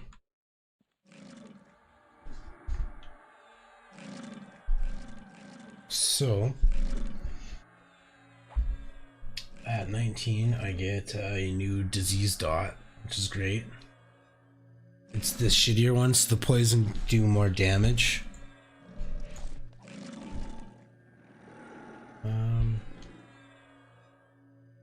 We're good. I'm just medding. So the poison dots do more damage. So I kind of like the poison school of spells. But the disease dots last a really long time, so it just tells us the max damage, but it doesn't actually tell us the duration. But typically, disease lasts long and does low damage over a long period of time, but does maybe around the same amount of damage total. It's just the difference is the poison will do it faster and cost slightly more mana. So the disease dots are more efficient, which is a word I've said a lot tonight, but it's true. Let's see what's going on. We're good. Healing. Boom. New healing spell. That's going to be dope. My healing spell right now is not that great, but that's because we're about to get a new one. So that's really good. New strength buff, new agility buff, shrink. That's pretty key. So I'm a big fat ogre, and in a lot of dungeons, you just can't really fit around very well. And you actually get forced to auto duck. That was my impression of 1999 pixel ducking, which looks like this. So I went out of my way to show you what that looks like. Anyway, if you walk into a dungeon and you're big and fat, you get stuffed, stuck down, and you can't do anything when you're crouched. You can't cast any spells. It tells you that you're standing. You must be standing to cast a spell. Anyway, point is, shrink is good. Shrink is especially good for warriors because they can't cast it on themselves. So later on, I forget what it's called, but there is a bracer that has a click effect. So it's not super common, but it's common in Everquest that there's items that have a right click effect. So typically, back to finish my point, warriors have I think it's a bracer that they can click that casts shrink on themselves, which is a big deal, because I think shamans are the only ones that cast shrink, I think. So without a friend who's a shaman or one in the guild or one close by, that can be an issue. Typically every class has like a bunch of fucking items that they just are not required to get, but eventually you've got a list of shit that you want to obtain. Okay, the only one I'm concerned with is this deep water, because he's gonna do the most damage and needs to be slowed, which is done now. I'm gonna root split, so I've got aggro. I'm gonna pull him way out to the side and root him to the ground, and then deal with some other shit. And I've got mana, so I will heal.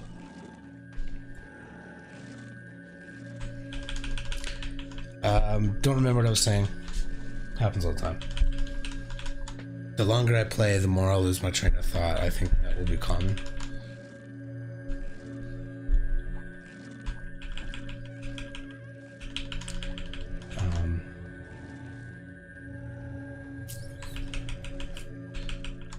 I could use some haste on myself and probably other people.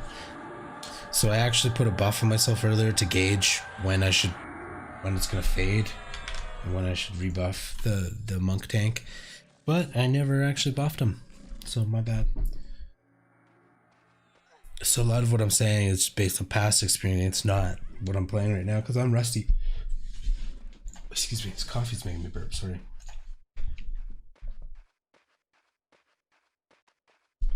Well, it's EQ. I alt-tabbed, so when you go into window and come back, it's a sketchy road back. Sketchy road back. Yeah, I need mana hard, man.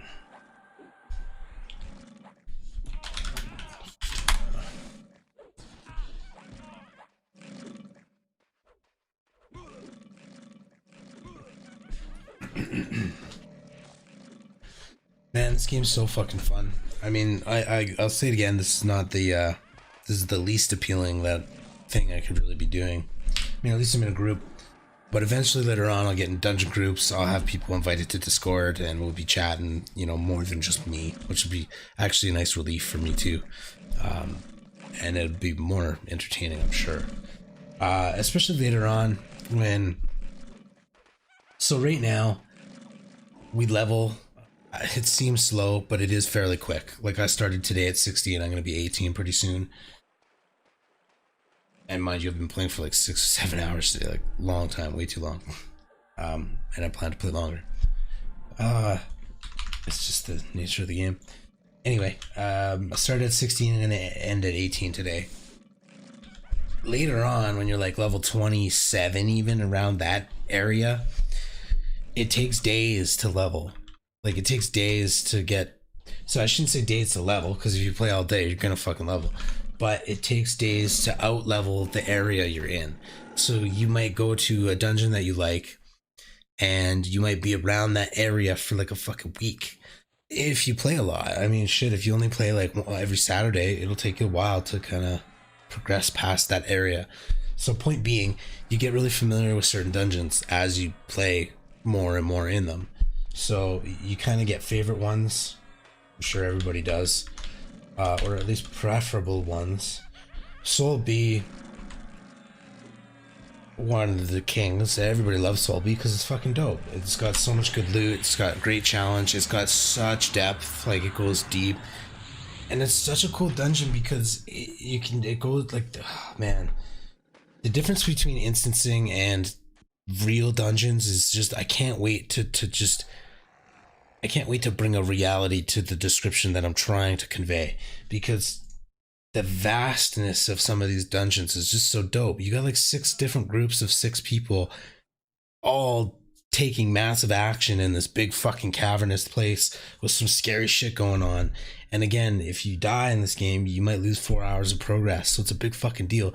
So you're scared, man. Like you don't, and especially if you don't know where you're going. Like if this is the first time you play and you're stepping into a new dungeon, there's a few dungeons I actually don't know, and there's actually quite a few I don't know very well. So I'll get that feeling too, even, and that's why I can play again, because this game is so big that even though this is my third time through, there's going to be tons of stuff I haven't seen yet. There's tons of things I haven't experienced in this game yet. Part of the painful parts, though, you can see the dread in my face already. Some of the things you have to do in this game are quite tedious. A lot of the drops they're kind of mandated or required to get, they just take a really long time to get.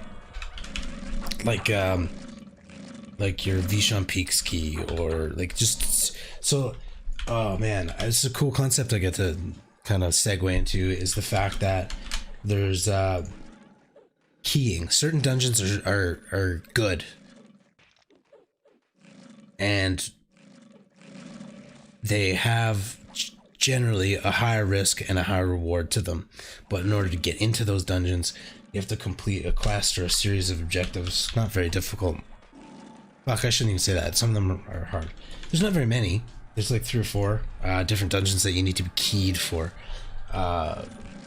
Sebelis and Charasis and Howling Stones, those are the 2. Howling Stones and Charasis is the same dungeon. Anyway, those are the 2 common ones, the main ones. You need to be keyed for. There's a quick quest you can look up on the wiki. Anyway, this game, man, it's deep. It's deep. So, Howling Stones is by far my favorite dungeon. There's 4 different wings to a northeast, southwest, and the wings are pretty damn big. Each one wing could support multiple groups of 6 people. So when you just think about the vastness there, like one little, well, it's like I almost want to say little, because some of the other dungeons are even bigger, but one dungeon can support like 25 people, just like 25, really well. Like they all got lots of shit to kill and even more. Versus a fucking World of Warcraft instance that can only support 6 people. It's a little bit more well designed, the path through the dungeon in World of Warcraft. I'll give it that in some cases. Fuck, I'm like hardly even playing, I'm just chatting away. But the complexity in EQ is just so good, man. Okay, what do we got going on? That guy is not on our team. This. Okay, I'm gonna use that assist button and click Raz. I'm gonna do that and slow. Assist key is necessary later on. You need it because you'll get yourself killed without it by accident. You think you're doing the right thing, and you hit the wrong target. Oh man, so there's so many things to talk about in this game.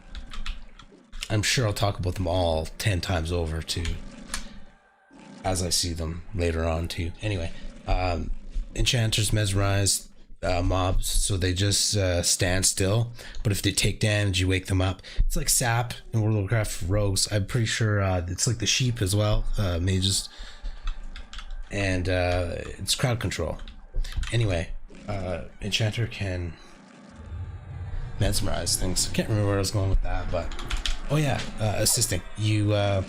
It's important that you don't wake the beast, so to speak, so you should be not hitting what the enchanter just mesmerized. You should be focused on what the tank is hitting, and because the tank's gonna be swinging away, obviously that target's not gonna be sleeping or mesmerized, so hit that one.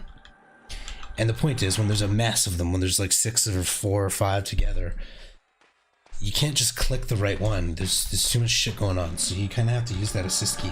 You can make it more detailed too. So right now I just have it as a slash assist, which is just like a blanket.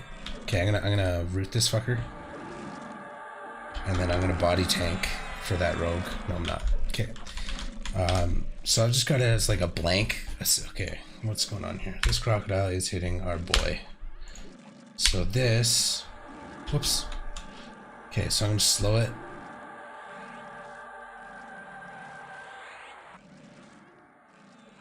I don't know what I just did. Anyway, let's just nuke it. Lost my train of thought.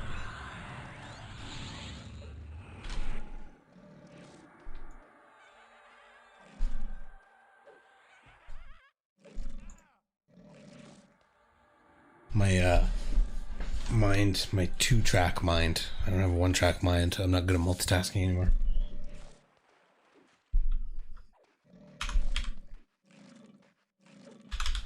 Fuck it, I keep turning my back to the wrong way. There is a sand giant that lives in that general direction, so I'm gonna try to go over here.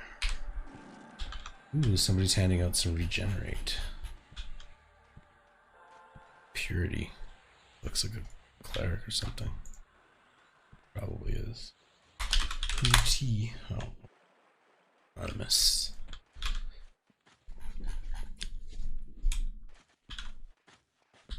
I almost remember what I was talking about before, but I'm just gonna let it go. I feel like if I focus for a few seconds longer, I would get it, but no. I'll find something else. We got a yellow croc. So our group's crushing it. Everybody's full health. So this is now. I feel like this is a good group.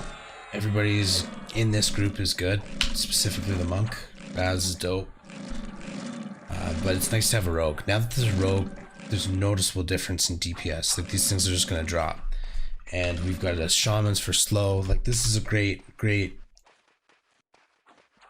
class combination. So we're gonna start draining this fucking beach dry, meaning that XP is gonna go in the right direction. And our enchanter is even doing haste for all the melee classes. So basically what's ended up happening is I'm hardly focused and everybody else is doing most of the work, and I'm just chatting. No, I'm doing stuff. I'm doing slows. I'm good at slowing, and just naturally I think the other shaman just took over healing. I haven't really healed very much.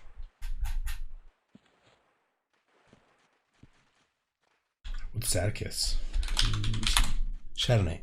Yeah, so that other shaman's the only other healer we've got, so it's just me and him healing. But that's how good slow is.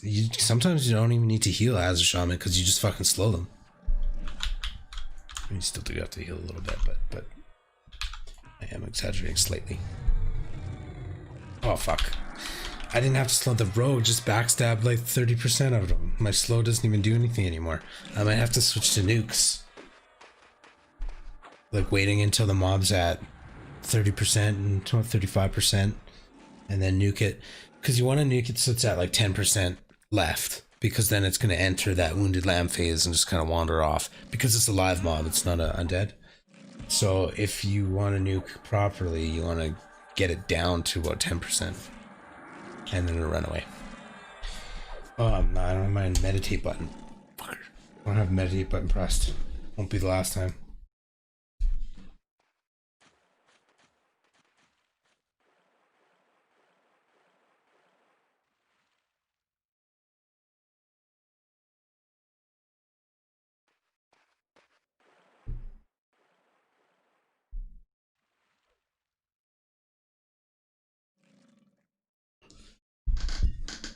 Coffee, fucking brilliant. But what time are we at? 7:15. Ooh, we're about to hear that big ding noise coming up. Get ready. Maybe we'll drop a nuke just to like hammer down that impact. Ready? Oh, we got an extra. Okay. That's just a dead one. I hope that doesn't level me. I want to nuke this croc.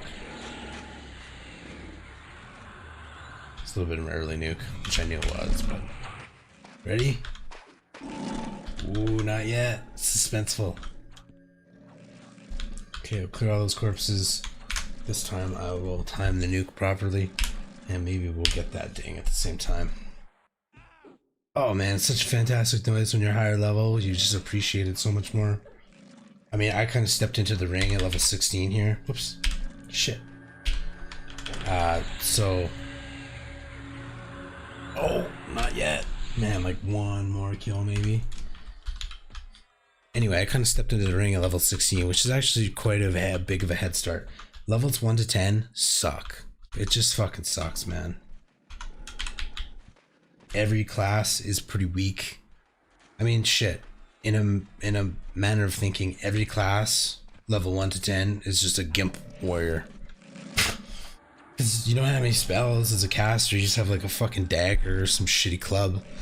And really, as a warrior, you don't get a ton more than that. You just get a one-hand slash, which is better, but okay, here it is. This is the one.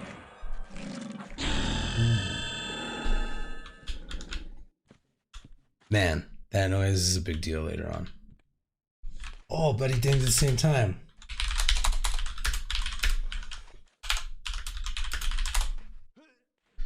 Cool. Actually, fuck, what are the chances of that? Think about that. All the fucking things that we're killing, how many hundreds have I killed today? And that one made us both level.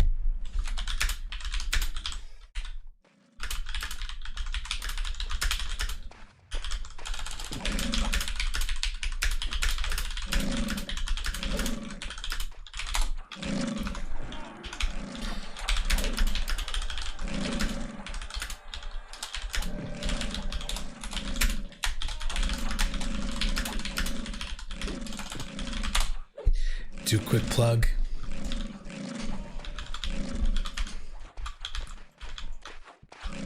It's funny because I probably just ran out of shit to say right when I invite people to watch me talk about shit to say.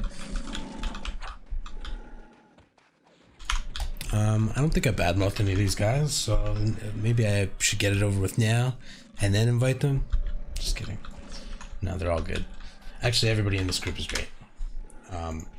I'll say it again, specifically Raz the monk. Pokey the rogue is a nice addition, man. I don't know what he's poking right now, but it's a nice addition. Rogues are fucking dope in this game. If you ever want to play a damage class, I would say it's a toss-up between Enchanter, Charming Pets, because fuck, that's a lot of damage, or Rogues. But Enchanters are busy. Like, it's hard to charm pets. Like, it's constant, man. It's hard to even take a piss, because charm can break at any time. So, you know, it's kind of shitty at the same. It's kind of a double-edged sword. It's really powerful, but at the same time, it is a bit of a nuisance because you have. It's kind of an interesting thing because it's actually so effective that you kind of are stuck doing it at the same time. So it's a blessing. It's a curse, man. It's a good thing, but it sucks at the same time. I think that's a curse. I think enchanters are fantastic, though. Again, probably the strongest solo class. And then maybe Necros underneath that. And then maybe Druids underneath that. Druids maybe second. Maybe even Druids first. I've never played a Druid. But they are quite common. Because they can snare kite. So Druids are an interesting dynamic. Is that ours? That is not ours. Druids have a dope skill set because they're healers and they teleport. You can make a shit ton of money porting people around. It's super helpful. You literally are saving people fucking hours of their real lives when you port people around, especially for corpse runs, man. It's super cool when you die. Well, it sucks dying, but it's super cool how willing people are to port you when you're naked and you have no gear and you're kind of gimped. It's not that they feel bad for you, it's they want to help you because it's shitty being in that situation, and everybody, it will happen, everybody's there. Oh, my bad, I'm just fucking chatting away. Buddy wants to sow.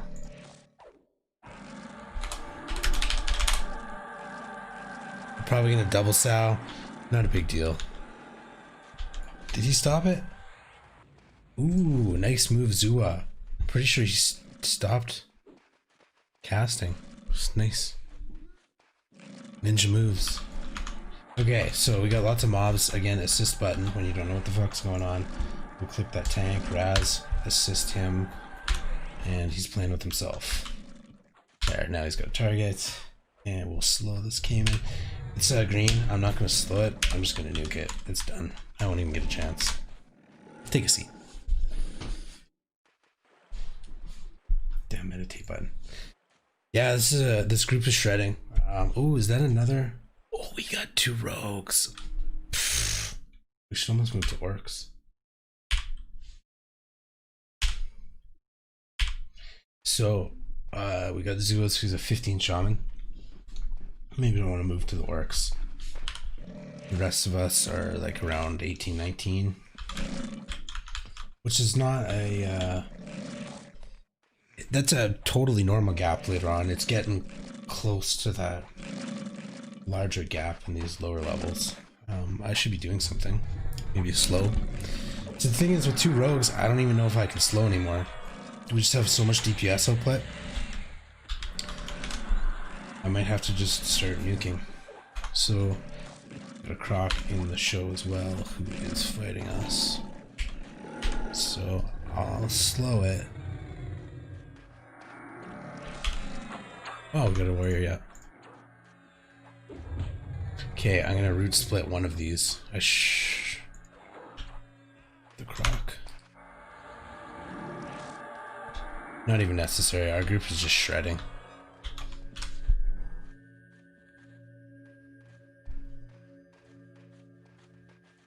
So when I was explaining earlier about like when you're in a dungeon, a round room, and you got like 10 mobs, and you just beef up your efficiency, so then every 20 minutes when everything spawns, you get that 11th mob in your cycle. I feel like that's what our group is about to do. We're about to tweak the dynamics. Everybody's about to. I feel like we have a really good group, so we're gonna actually kind of see a little bit more of the group dynamics of this game and why it makes it fun. Because we have a good class combination. We've got Zadakis, who is an actual tank. He's a Shadow Knight, so he's got good damage mitigation. So when things are hitting him, I've said it before, when things are hitting him and let's say it'll do 10 damage to me, it'll probably do 7 damage to him. So he just takes damage better than any of us. So we do have a dedicated tank. We've got a monk, Raz, who's dope, and he's just running around pulling shit. So he just came in with a crocodile for us to kill. I'm going to slow that. That's kind of my job. I pulled aggro because nobody really hit it yet, and I just used a pretty massive hate spell, which is slow. Which is fine though, I can take a couple hits. In fact, I should be taking hits, and it just, again, beefs up that efficiency. Man, I've said efficiency like, fuck, I'm gonna count that, like South Park counted how many swears they did in Bigger, Longer, and Uncut. I'm gonna count how many times I said fucking efficiency or common in the stream.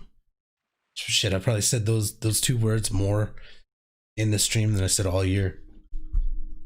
To be fair, it hasn't been the most efficient year, but that's what it is. Okay, I haven't buffed anybody in a long time, so I could add that to the rotation here. Again, I'm going to buff myself, just with the stamina buff, which is useful, but it doesn't really matter. I don't think anybody really needs buffs at this point. I might pull aggro here. Yeah, oops.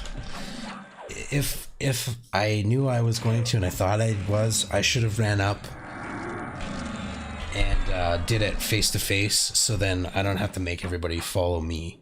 So like, I pull the fucking monster over, everybody's playing, maybe they're watching a movie, they gotta turn around and be like, oh fuck, where'd it go? So it's just better etiquette.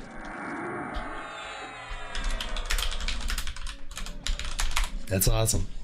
Thanks, bud. I gave you a couple shoutouts because you're a badass monk, man. You're just running around grabbing shit.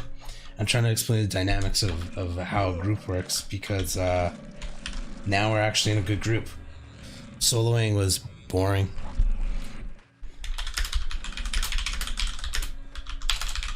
I don't know why I'm typing it. If you're watching the stream, I could have just said sweet, man. That's awesome. This is the second time I've ever streamed before, so I'm balancing the playing and talking. Mostly I'm just talking. The group's doing most of the work, and I'm just explaining what everybody's doing. Ooh, that's a good question. Where's the next place to level? Shit, man.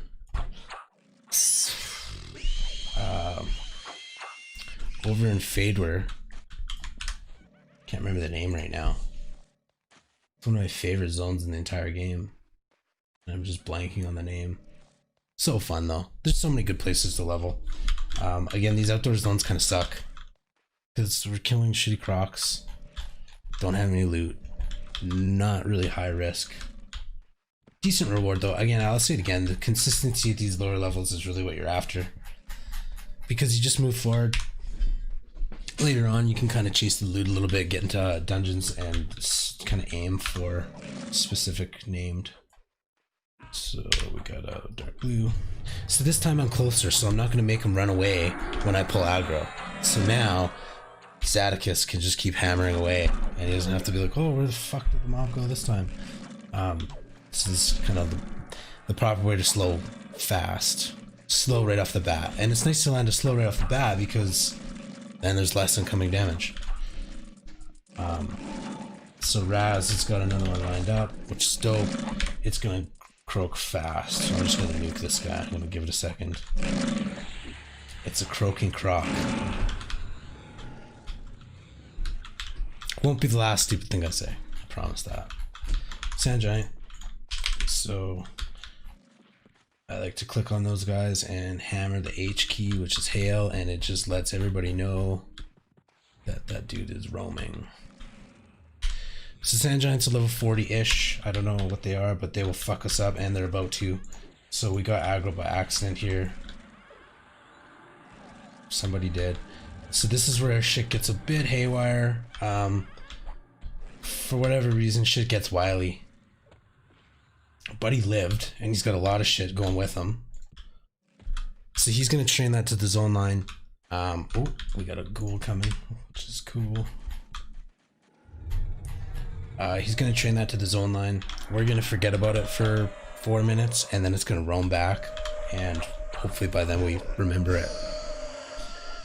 Ghouls, man, they root. They can be fucking devastating. So I've said it before, there's undercons. Ghouls are one of them. Casters specifically are, you just never really know what they're gonna pull out on you next. See, I can't move right now, which is really annoying. If that Sand Giant was roaming around here, I'd be paced, right? I couldn't move. Also, if you're trying to run away from the ghoul and you get rooted, you're kind of hooped. So, and it's one of those things you don't know until you know. Now you know. Ghouls, man, they can be devastating. Casters, shamans, and a lot of the times, especially the first time playing, you just die, and then you know better. It sucks. It's really hard the first time through, man. I do find that a lot of the friends that I've had play make it to around level 20-ish, and then shit just increases in difficulty. It sort of demands a little bit more dedication too, because you don't want to leave your boys hanging in your group. So, you know, I've been grinding for a while here. I did eat earlier while I was playing, which is kind of nice. But man, in dungeon groups, when you're plowing through dungeon, it takes like 2 hours to get to your destination, to where you want to set up shop, and you start to like have a chance of getting loot, at least the loot that you want. You don't want to fucking leave. You're 2 hours invested, and see, like, this is a perfect group example of the type of dungeon crawl group that you would want. We all have our specific jobs. We're all good at those jobs. And you plow through the dungeon, you know, one group of mobs at a time. And Raz, who's the monk, he's the puller, would help separate groups of 3 into a group of 1. And then again, I was saying, we just focus DPS of one of them at a time. Sometimes we'll get 2 or 3, and that's where I can root split, or we've got an enchanter that can mesmerize. You just get the crowd control proper. So ideally, you're taking damage from one at a time, and you're doing damage to one at a time, and things are just controlled. That's what enchanters are fantastic at. Eventually, enchanters get area of effect stun, and then area of effect mez. So when shit gets really crazy, like when you accidentally get like fucking eight mobs coming in at you, and you're probably all gonna die. Sorry, shit's going down. So I can root split here. I don't know. Here we go. They just stole one of our mobs. Whatever. Yeah, I did have a nuke up. So I'm just chatting away. I love how I'm talking about efficiencies and just standing, not medding, totally being inefficient. It matters later though. It doesn't really matter now, especially in a good group. Anyway, this is a perfect group for a dungeon crawl. You kind of go through, you plow through, and you get to that spot. And again, you can set up shop, and like, just as an example, a round room with 10 mobs. And the way they call them named mobs, it's kind of the boss mob of a dungeon. So there's multiple boss mobs in a dungeon typically, and they all kind of dominate or guard different rooms of each dungeon. So they all have different names, of course, different acronyms for different parts of the dungeon. So again, if this is your first time through, good luck with the acronyms. I don't really have good advice for you there. You just kind of get used to it. Just ask. Nobody really cares if you ask. There's so many, you're gonna get lost a few times around anyway. Fuck, man. Like, think about it. There's like 150 zones or 200 zones or something, and every one of those zones has like 7 areas within it that all have different specific names, which all have acronyms. This game has just been a long time. It's just been out for so long. There's just so much that's been discovered. But again, man, it's got hidden gems, hidden gems. There's so many little secrets that 5% of the people know, and I think that's what makes it fun. I'm looking forward to getting up in Howling Stones. That was my forte. There's a couple hidden gems in there that I don't think many people know about. This is such a fantastic game. Okay, that's not ours. So there's a boat that comes to this dock every 20 minutes or so, and it goes out to the Timorous Deep, which is I think it goes to Timorous. Yeah, it goes to Timorous Deep, which is it's kind of like an island. It's kind of like the middle island between, it's a middle connection island between the Over There, which is Kunark that just got released, and Antonica, which is where we are, which is where most races start, is the Antonica. It's kind of the main continent. The boats are cool, man. Boats are a lot of fun. So quick travel, like teleporting, didn't really... There's no such thing as quick travel in this game. And even with porting, even with druids, you know, having the ability to port and wizards having the ability to port you, you're still running a lot. Most of the places you go, you'll be running. It's not a bad thing. It's just, it's cool because then when you get the port, you fucking appreciate it. It's like, man, you just saved me 2 hours. Thank you. Especially on a corpse run. I said that already. I said that like an hour ago. It is a fantastic thing when you receive a port when you're on a corpse run, because you're already pissed. You died. You're already like, fuck. But then somebody gives you 2 hours, you know, of travel time back. Or even better, somebody's fucking a cleric comes across your corpse as he's going somewhere, typically by zone lines, and offers to give you a res if you're online. It's a good cleric. Tip that fucker. That's probably just a lobby.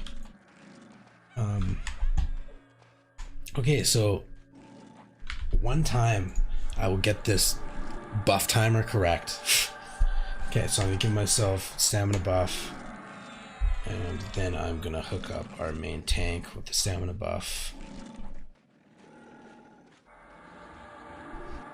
Not that it matters. I mean, shit, probably gives him like 40, not even 40 extra health. I don't know how much it would give. I don't even know. Zodicus, and then I'll throw agility buff on him too. Those are the only two that really matter, I think, right now. I think we're all damage capped right now, so I don't think a strength buff really does anything. Stamina buff's just a quick little bump, and the agility buff's gonna help dodge. Dex isn't really gonna do anything because none of us are proccing weapons, and I think it just increases how fast you learn, how fast you skill up. Okay, so we got a yellow. I'm probably gonna pull aggro, so I'm right beside it so I don't lead everybody on a goose chase. My spell got resisted. Just on the chat. Do it again. Definitely gonna pull aggro. But I did land the slow, so it's not gonna fuck me up. He's dead already. I didn't even look at its life. Everybody's just shredding in this group. I'm more paying attention to if my slow got resisted, and yet the thing's fucking dead. It's a good group. Got resisted.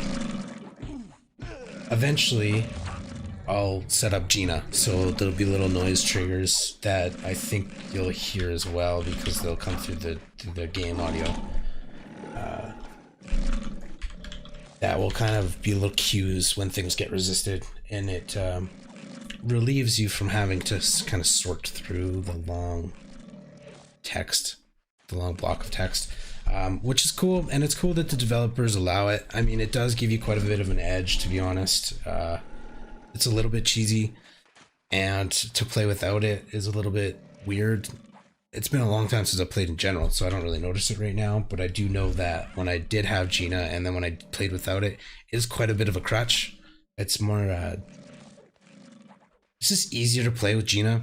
You see all kinds, you can create all kinds of triggers, man. Like the resist is just one example where you get a noise trigger when something gets resisted.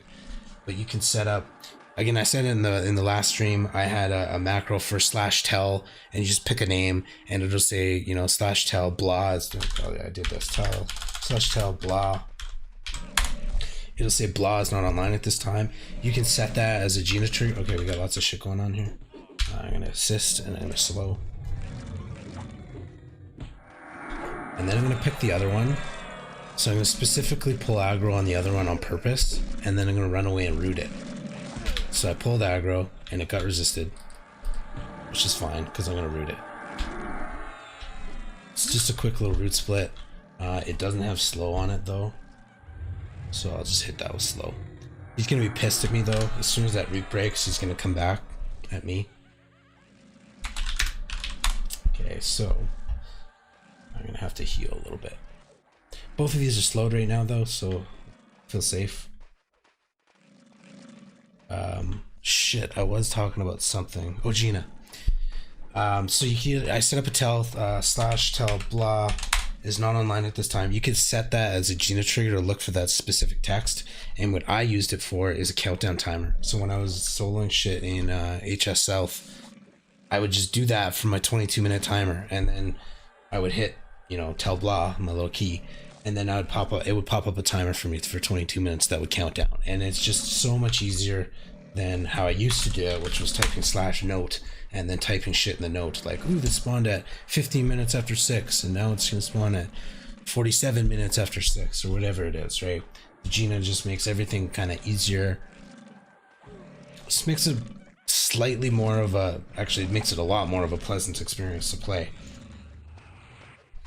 But at the same time, it has its drawbacks to me anyway, because I noticed that I am a little bit shittier. I think I'm a lazier player without it, which doesn't matter when you're in a group of 6 people that are crushing. But when you're in a duo or trio and you're kind of capitalizing on what you're doing, it's nice to not fuck up, or it's nice to just kind of get those efficiencies down. It's another add to the counter. Okay, this guy's gonna go down fast. I got tons of mana. Let's just nuke him. And we got another one coming. Also gonna go down fast. I'm gonna slow this one though. I'm gonna pull aggro, which is annoying for them. My bad, bros. I was out of place, kind of. Again, oops, I should have ran up and casted it beside him.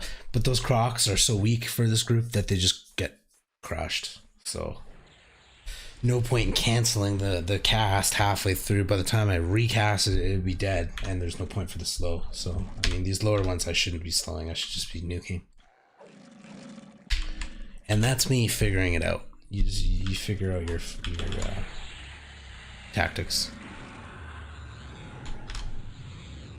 And even now, I can totally feel them rusty. When we get into hairy situations, it takes me a good minute to sort out what's going on and like what action I should take first, and like who's in the most dire situation.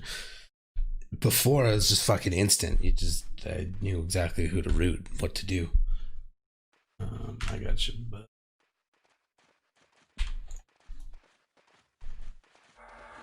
okay, he's got him, so I'm gonna cancel my spell crouching, and it is interrupted, so we're good. Okay, we got 2 though. I'm going to slow this one. I'm gonna run up in case I pull aggro. I don't think I'll pull aggro because he's hit it a few times. So we're good. The other one though, it's hard for me to there it is. So this guy, I don't have a ton of mana, but we're gonna need to, oh, I'm gonna pull aggro. Sorry, boys. See, we just shred too fast. I'm not actually like up to speed with how fast we're killing, because I'm ready to root split the second one, assuming the first one's gonna take a while to kill, but no, man, we just fucking go right through it.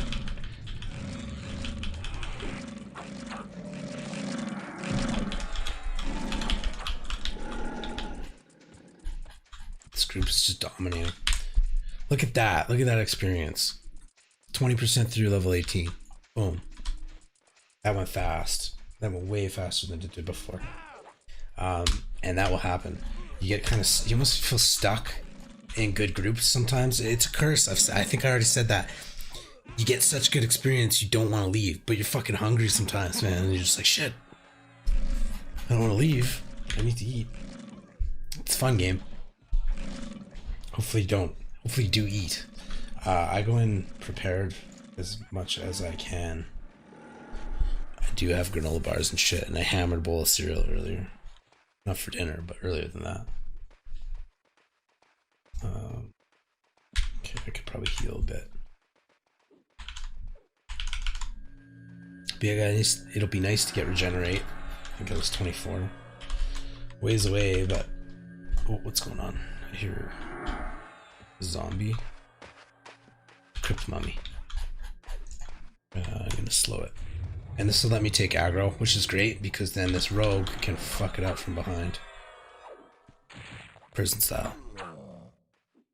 No, but for real, rogues just do so much damage in this game, it's really ridiculous. 2 rogues in a group. Shit, man. I wonder how, like, 1 shaman and 5 rogues would do. Just that slow to pull aggro, and then rogues just fucking slice it up, and they've all got haste. Oh fuck, maybe even a cleric and 5 rogues, because a cleric could just heal himself full over and over and over.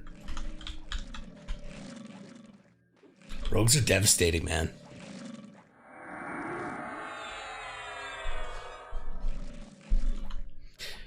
But, you know, debatable.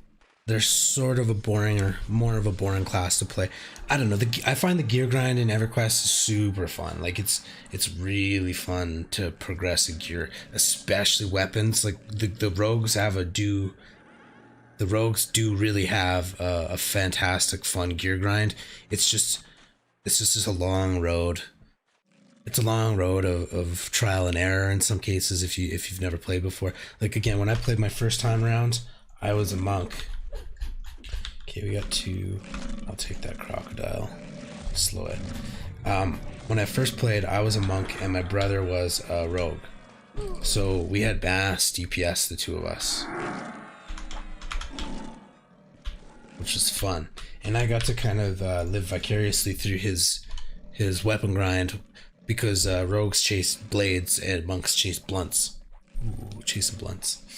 Monks are all about the 1-hand blunts and the 2-hand blunts. So it was kind of fun that we both did the melee grind at the same time. We both kind of got to compare the damage ratios and see what was going on. It was a lot of fun, man. The first time through this game, I don't think there's anything quite like it, because it takes so goddamn long.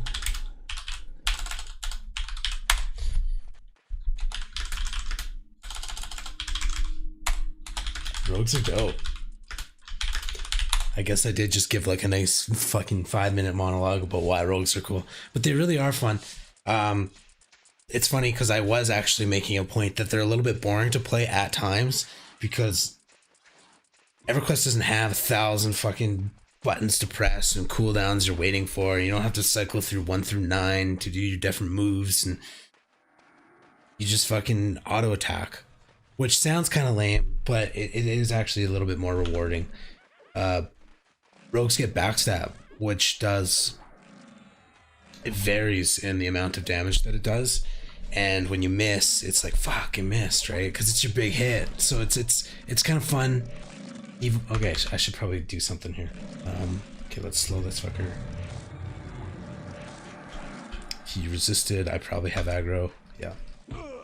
I'm gonna root this fucker. Resisted root because he's yellow. Okay, this is a tough one. Okay, so he's rooted. He's not part of the gang. That guy is dead. This croc needs to be slowed. And then I'll root it over here. And then I'll go help the boys and slow this croc right there. Probably should have nuked it. Yeah, I should have nuked that. Now I'll help heal. And we're good. Still takes me a minute to gauge in the hectic moments. Back in the day, man, it's just fucking ninja fast. You know who the casters are, you know who to drill first, you know who to mez and who not to fuck with. Unfortunately, you learn through trial and error in a lot of cases. I am out of mana as well. Okay, what's hitting me? The Croc.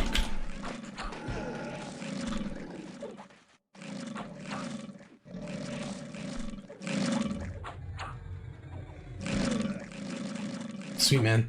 This is a good group. We just killed like, I don't know, 4 or 5 mobs there with no break all at once. Yeah. Boom. XP. 20% through 18.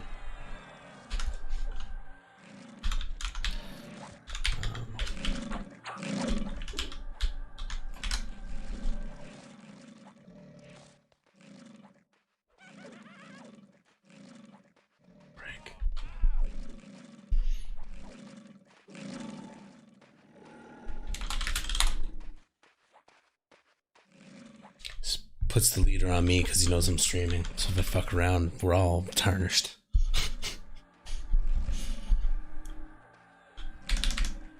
Oh man. There's this, I don't think anybody would say it anymore, but fuck, there was a super good inside joke. What book? What book? That was the inside joke. So somebody was actually streaming, and this would have been a long time ago. Like, I don't know, last time I played like 2 years ago, a year and a half ago.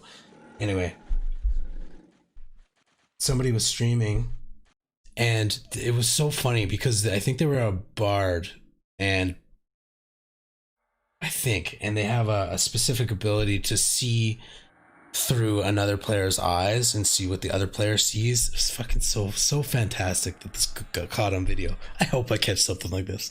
So as he's just fucking randomly talking about this spell that he has that's cool because he's in a dungeon and he's just sitting in the corner. He wouldn't have been a bard because he would have been pulling. I don't know what class he was, but he just doesn't have much to do right now because he's waiting for mobs to come in.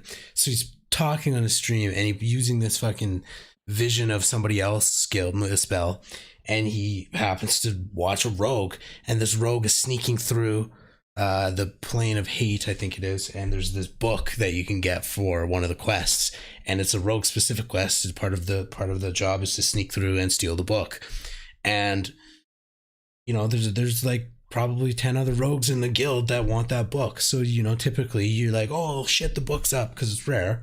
The book's up, let's roll on it and see who wins.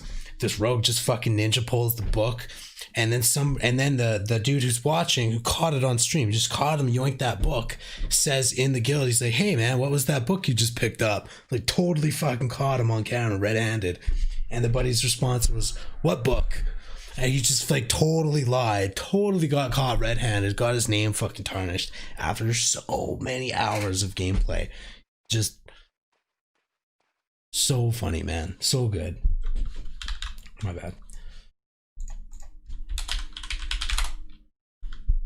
Anyway, don't fuck around. Just be good. Be a good person. Especially in this game where especially in life, man, when you have so many hours invested in your reputation and who you are and your character and your integrity and shit, don't be shitty. It's just not even worth it.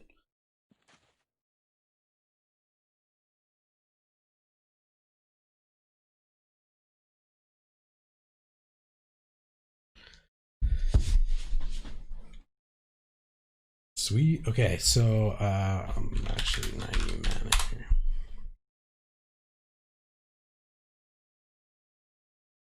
What I can do is pass out some Spirit Wolves.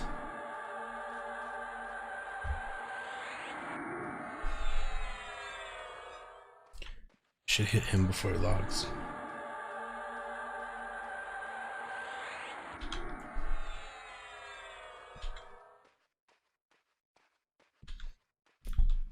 I mean, I could give the rogue Spirit Wolf. I mean, since we're getting pumped with mana, I probably should.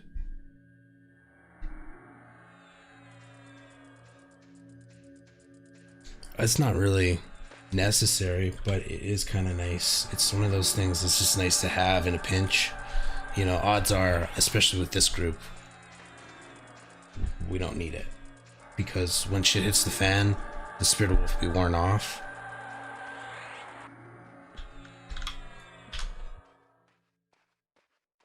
So we probably won't need it, but we'll just do it anyway because he's pumping us full mana, so why not?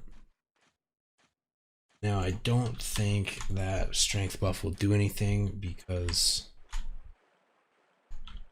there's a damage cap, I think, but again, might as well just go crazy. It's Pokey the Rogue. Got a cat, it's the Rogue. Both cool names. Alright, so strength buffs. Don't really need anything else. I'll throw stamina on myself. More than anything, just to time it when it wears off. I hit Zadok hits with strength, I guess. It's actually going for stamina. This is the life of a shaman, man. It is kind of lame at points at times, just buffing. Kind of a buff bot. But it is kind of significant at the same time. So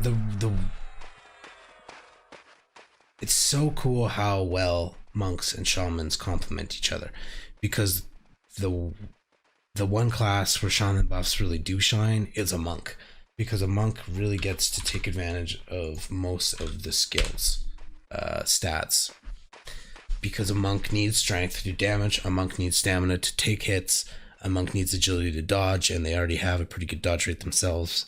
They don't really need dex so much. Actually, they do, because it helps proc weapons later on, and that helps gain aggro on the hate list. So way later on, proccing weapons becomes a pretty big deal in tanking, because tanks can't cast spells, and spells generate a lot of hate on the hate list. So if you have a weapon that periodically at random nukes the target, even for a little bit of damage, it's just extra hate, and the fact that it's a spell, it's quite a bit of hate. So I think at this point, again, the game's been out so damn long, there's probably a chart exactly on how much hate is generated per proc, per weapon, and I bet you every goddamn statistic about which versus which has been ironed out. 20 years of nerding out, man. Like, I bet you those stats are figured out, because it's a good game. We can play. Still we can play for fucking this long later. Apparently I can't type and talk at all, so make leader Raz. Oops. Okay, so I'm gonna slow this fucker. Okay, this is a huge bull, so I'm going to slow this fucker as well, and then root him over here, which is perfect because I might actually have to med after this, and I do have to pee. Okay, so my root spell wore off, so my job's just gonna be fucking around with this guy. Again, just reducing the damage that he's gonna put out to our group is pretty critical. I think I got this guy slowed, but I will re-slow. And he did yawn, so slow landed. And we're good. Oh, got some sit aggro there.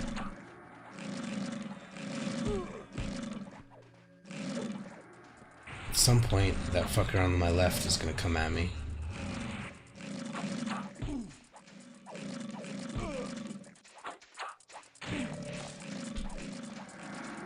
Is that rooted?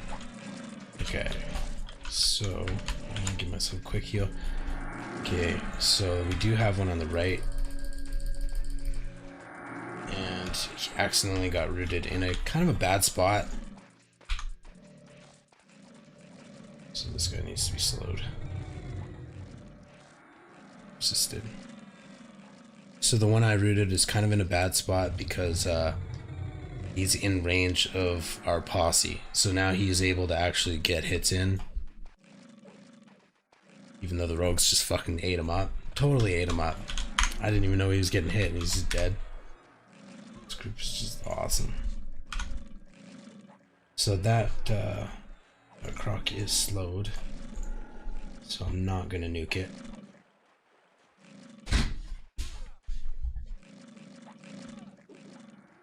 Oh, other shaman's out of mana. We did good though.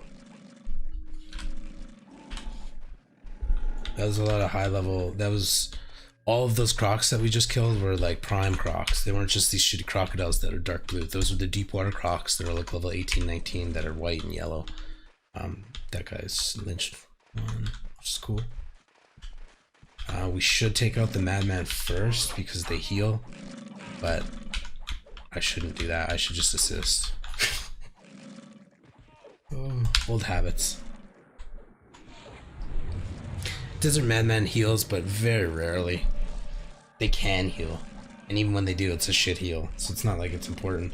But it is a good rule of thumb later on, especially kill priests first. Kill anything that heals, because again, if something gets healed to full or even mostly full, you're basically fighting a whole nother mob, like a whole nother one, just cause. They basically trade their mana for health, so I guess that's what a heal is, but. It sucks. It sucks when you're fighting it because it's a whole mob loss. You could have killed another one and got experience twice.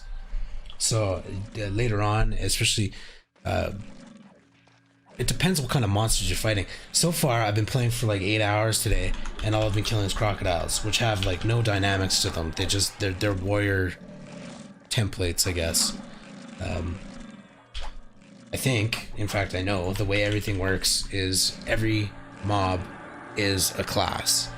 So even though we're fighting crocodiles, technically it's a warrior class, which means they are pure melee. They don't have any spells that they can cast. Now sometimes it gets a little fucking weird in EQ. So snakes, for example, can kick, and they like to joke about it in the loading screen and say, why can snakes kick? I don't know, because they have pixelated legs. This is a bad joke. Anyway, things just are different classes that you're fighting as well. So sometimes you'll fight a paladin and it looks like a warrior type, but then it starts casting spells and shit and you're like, oh fuck. And sometimes you get rolled. Or sometimes you fight a shadow knight and it fucking harm touches you. So paladins, I'm not doing anything here. Paladins are, I've said it in the last stream, but paladins are half cleric, half warrior. So their kind of special move is lay on hands, which is like a full heal, I think. And it has a massive cooldown timer, like 3 hours or 4 hours or something. I don't actually remember, but it's long. It's longer than an hour. On the complete opposite side of that spectrum, you have shadow knights, which are like the masters of death. They're a warrior / necromancer hybrid, and they have harm touch as a special ability. The rant that I'm going on is because sometimes you'll fight a shadow knight mob and you don't necessarily know it's a shadow knight mob, and he fucking harm touches you for like 13,000 damage or something ridiculous. I don't know, like just fucks you up in one hit basically. And they can only do that once every 4 hours or whatever. So it's pretty common to burn that. You send in a low-level pet, the mob will use their harm touch almost immediately in most cases, and you just absorb that with your low-level pet. Okay, so we lost the shaman, so I'm going to become a healer, I think. I don't want to do that, so let's see who we got.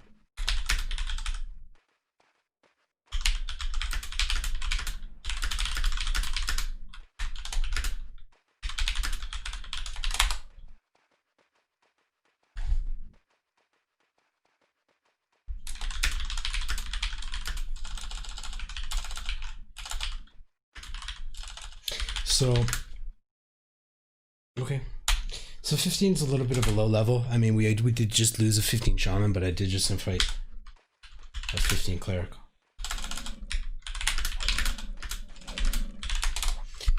So I did invite a 15 cleric, which is a little bit low just because the rest of us are 18, 19-ish.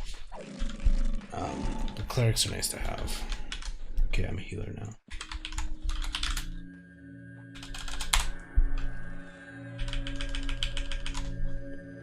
So let's find an actual healer. All cleric. I guess we could go 15 is the low ball level, 19 is the high ball. So there's one in Befallen, which is fucking Great Zone. It's a low level dungeon, which is close by, but he's not gonna want in on this. And then this fucker that I just asked went from the zone we were in all the way to Greater Fate Arc, so he just teleported. So those are the clerics. Who all druid 15 to 18. So we got a couple in this zone.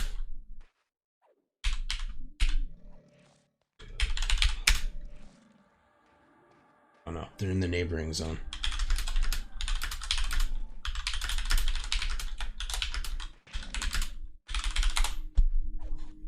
We don't really need another healer.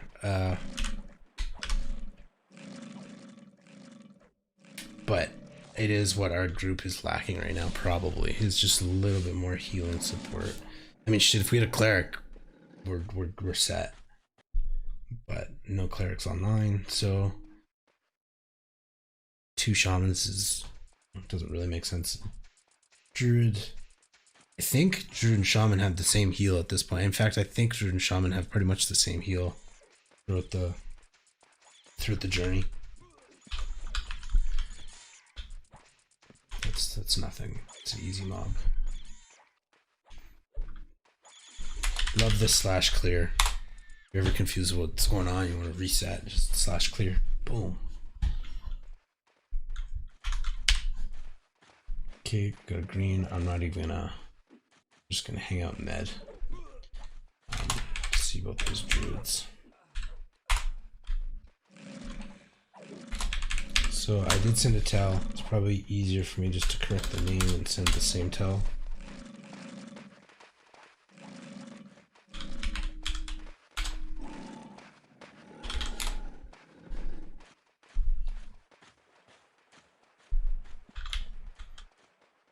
It's weird that my OCD, if I have OCD, kind of bothers me. I don't have an exclamation mark on the end of that. Because I'm asking.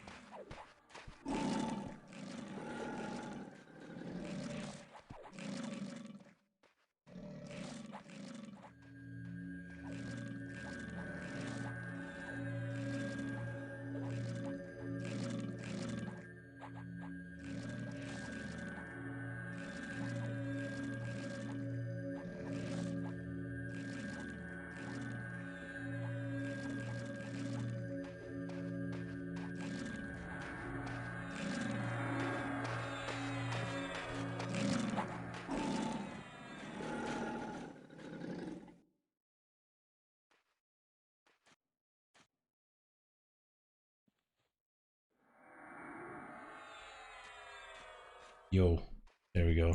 I wonder how long I just talked for nothing. Hopefully not that long. I don't know why that got muted. One of these keys is a hotkey for muting that. Anyway, I don't remember what I was saying. Sand giant.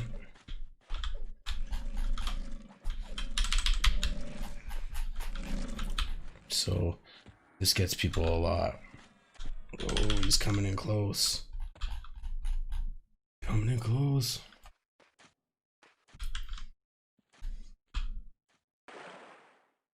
I don't really like this pillar because I've seen a lot of people die here. Fuck. It's just all it takes is one person to kind of reel him in, and then he just goes through you like flies, really, because he just one hits you all, everybody. It's funny though. I mean, it sucks, but it's kind of funny to watch. It sucks and have to see though. It's one of those things.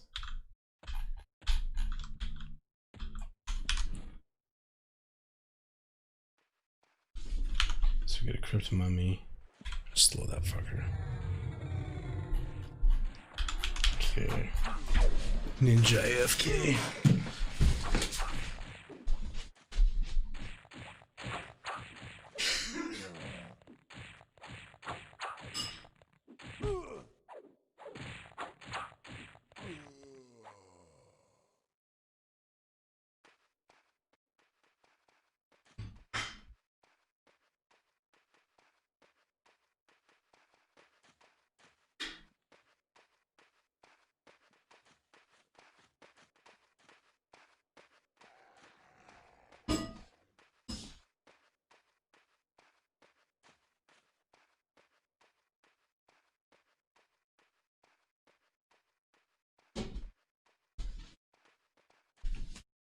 Alright. Coffee is almost ready.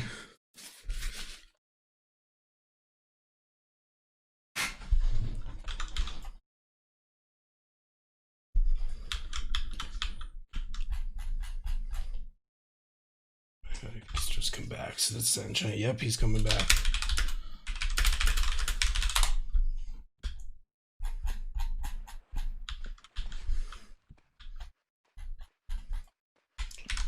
So that sand giant is coming back. You know what? I think I like to just disperse when it comes to sketchy mobs like that. Because again, it just takes one person to kind of lure them in, and then you just all go down like flies. But if you're all kind of singled out and outside of that aggro radius, even if one goes down, at least he's not lured into the rest of you. Or you just be a pussy like me and go way the fuck out here in the water. My swimming speed's not bad. I must have worked on that at some point because I think I started 0. Little trick that I think most people know, but if you have not played before, you won't know. You can just run along the side of the water with your toes dipped in the water. Like, as long as your toes are in the water, you're swimming in skill wise. So if you want to skill up your swimming kind of without the headache of actually swimming around over and over, you really just run back and forth along the shoreline, or anytime you're around water, like if you're going through the swamp, just run along the edges of water. So just dip your toes in the water, and as long as you're doing this, your swimming skill is going up technically. So if I do this long enough, if I sidestep long enough, not only does it make me a shitty caster for not medding, but it will make me a better swimmer. So he just resisted my slow, but he's so close to dead. Ooh. I got you, bud. Actually, I need to med. I will show you the swimming. Yeah, I'll probably forget. I'm not gonna lie. Yeah, medding's more important right now. But it happens. If you run along the fucking side of the sand, you'll side of the water, toes dipped in, you're good to go. Let's go. I'm gonna slow this. Oh, sand giant.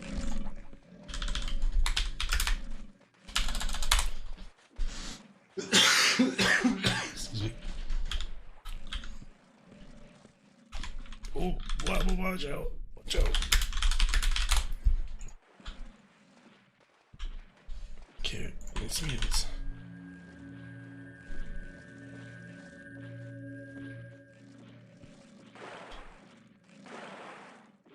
I can't be the guy. I can't be the guy who just fucking spent 5 minutes talking about sand giants and how dangerous, and then be the guy who pulls them in and lures them into everybody to die.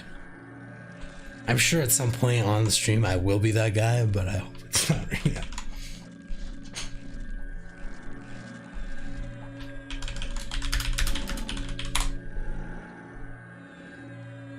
I'm out of mana, but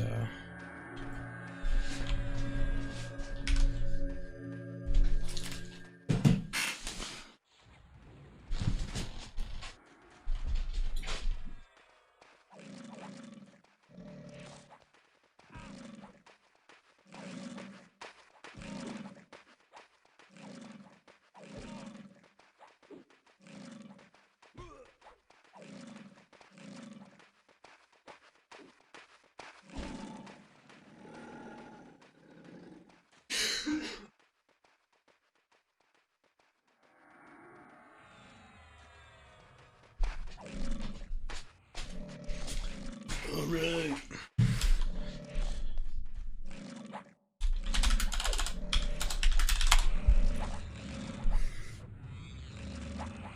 Sweet. Okay, Croc. Oh, I was just med. Oh, we're gonna get pumped. I was med. This is fun. Getting in there, getting into it, getting back into it. It's been a while. Long hiatus. Level 18. There's a long fucking way to go. Lots of fun to be had, man. Ooh, shit. Kunark just came out. That's cool. Fungi Tunic. Ooh, I bet there's a lot of dudes. Who else? 60. Okay. Man, it takes a long fucking time to level in this game. Long. I've said it like 8 months to get to 60 or whatever. It's gonna take a long fucking... It's gonna be a long trip. I think it took me 8 months to get to 56 my first time. Of a lot of playing. That wasn't just fucking the odd weekend. Like, that was like as much as possible. So it's gonna take a long time. Anyway, point is, Kunark has been out for half a month now, and it increased the level cap from 50 to 60. Let's see. Oh shit, my bad. We will check in a sec. And I'm gonna supposed to hit up some strength buff for the boys. Hey, no strength buff. I was gonna check how many 60s there are.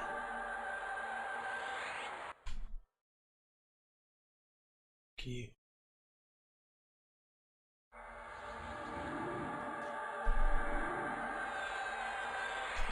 Okay. Do all 60. None yet.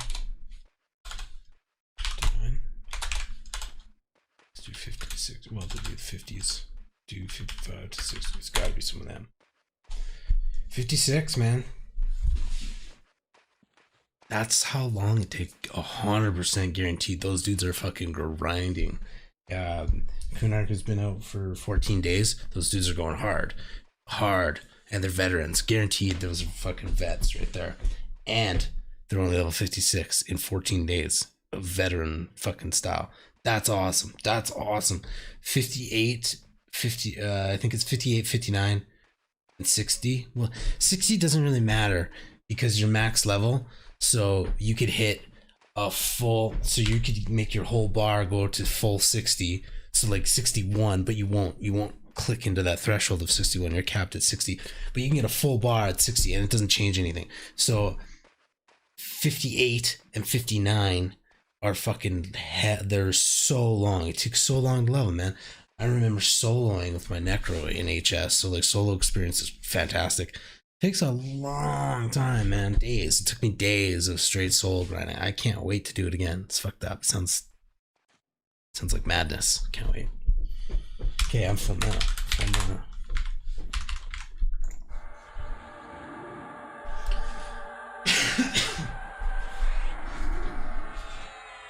Man, this game's so dope.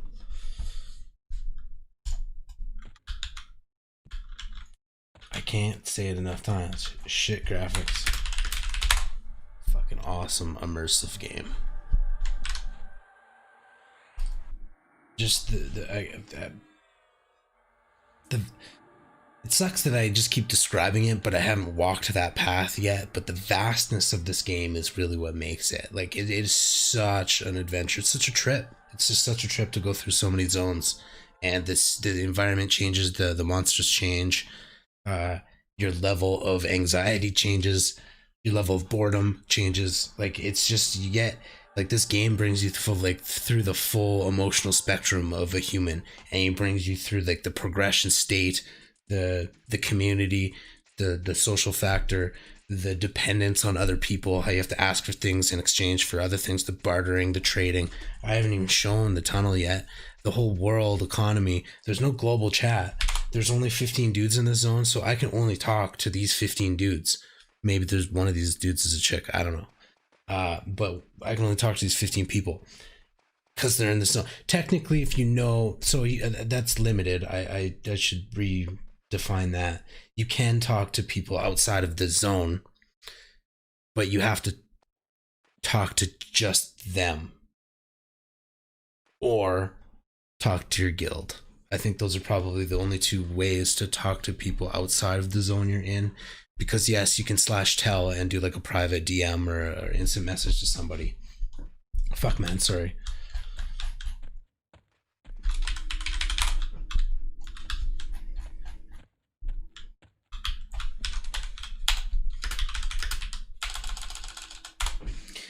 So you could do a private tell to somebody across the world, but you can only target that and tell that one person. Okay, we gotta heal this dude. I guess should land a slow. Other than that, your guild chat is all connected. Fuck, this group just rapes everything, man. Like I gotta slow off when the mob had 30% left. Like that's savage. Okay, where you at?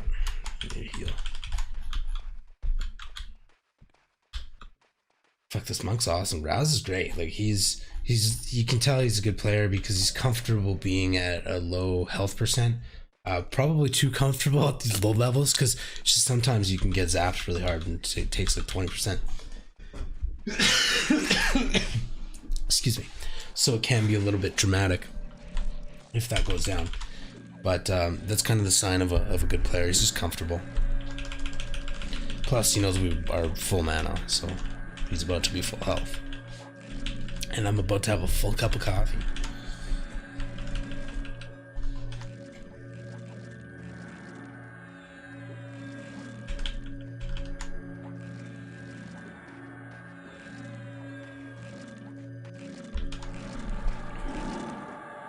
Oh, we're losing our main tank. Also, Raz is really putting in the effort to keep the group together. Also a good sign of a good player. Willing to put in the effort to like do a /who for the to identify the best class that you're lacking for your group class combination, and how far away they are from you. You know, I haven't really been paying attention to where he went, but I think we're good. And to see how we got a couple here. I'm gonna take that crocodile. It'll be the strongest one.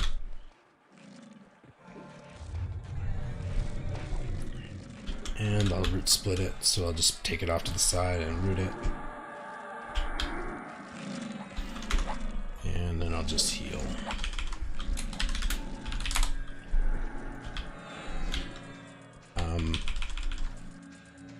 Don't remember what I was saying. Oh yeah, Raz, he's dope. He's going out of his way to fucking keep the group together. A, to establish what we're missing, and B, to go find it. And you can already see that he's considering who's closest as well, proximity wise. That will get easier now that Kunark's out, because again, once everybody gets their OT hammer, which is fucking dope, we can all basically from anywhere swing this hammer at a mob, and when it procs, we'll get teleported to the over there, which is a Kunark zone, and that's basically Druid hangout. That's like I said it before, that's the hub, that's the transportation hub because you could just, no matter where you are in the world, you can kind of get teleported there, and then druids can port you wherever from there, and then they can gate back to that hub. So if you're looking to get around, that's kind of how that works. The catch being you have to be level 50 to use that hammer. So it's like it's which is fucking great. You know, it sucks, but it's great because what it does is it forces you to play the game. It's, man, this is why this game is great. And I don't think those developers really knew what they were doing when they actually made all this shit. But the fact that you don't get that until level 50 means you have to suffer through all the long travel and figure everything out until level 50, and then you get to work on this fucking dope quest of getting this hammer that is so valuable. It improves your gameplay and your fun factor in the game and what you can do, and it's just so cool, man. It's just like the reason it's cool is because it's epic. You feel like you're this character and you went through this fucking journey and you did this quest for this thing and you got this hammer, and from that point on you have this ability that lets you teleport through a vast amount of fucking land and saves your real life and a shit ton of time. It's just, and that's just one item. That's one item. There's so many fucking items in this game that are like that. You actually, per class, I'm getting all worked up and passionate. Per class, you have like a list of like fucking items that you want to get that are super awesome and helpful. The Pegasus Feather Cloak, I can't remember the exact name, but is another example. It's a clicky cloak that gives you levitate for any class. So you could be a rogue and you've got a clicky levitate, which is fucking sweet. You can sneak through any dungeon and levitate off any cliff and fucking kind of float on lava and get to any fucking playthroughs. It's just so cool. This game's so, oh, I'm the leader, aren't I?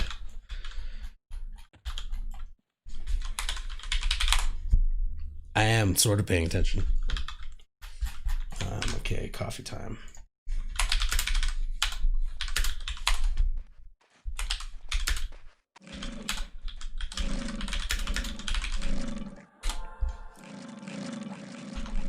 Yeah, look down.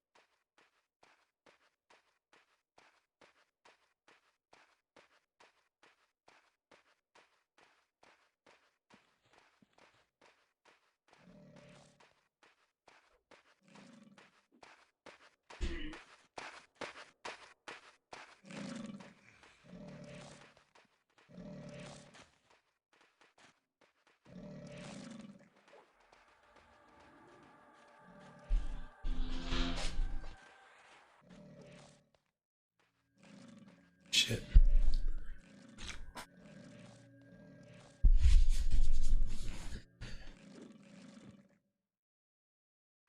Oh shit, oh shit, oh shit. What do you mean you can just get a root in there? Yeah, get a slow in there. Patch them up. Some sketch ninja AFKs here, some dicey moves on my part. But that's what happens. I'm 5 hours into my stream. Holy shit. This game just takes over, man. Okay, let's root this guy. Oh, I should have nuked. I'll take those hits.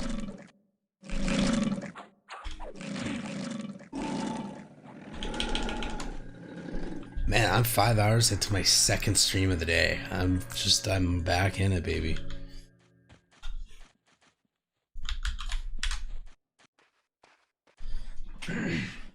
Coffee's a wonderful thing. I've been fucking talking for hours on end.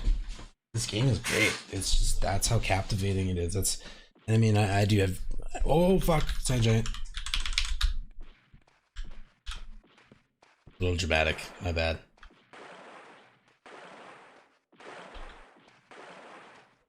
My bad.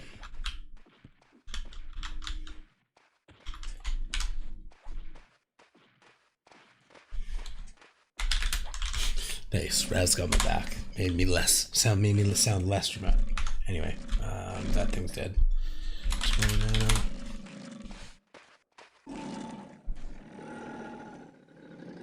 My buddy Jamie's watching. Jig Sawyer, real life buddy. He said soon it'll be 3 a.m. Soon it will be.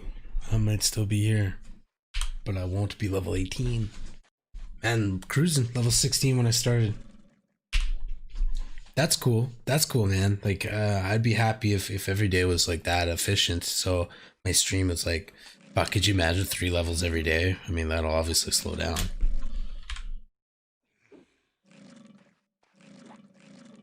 You never know.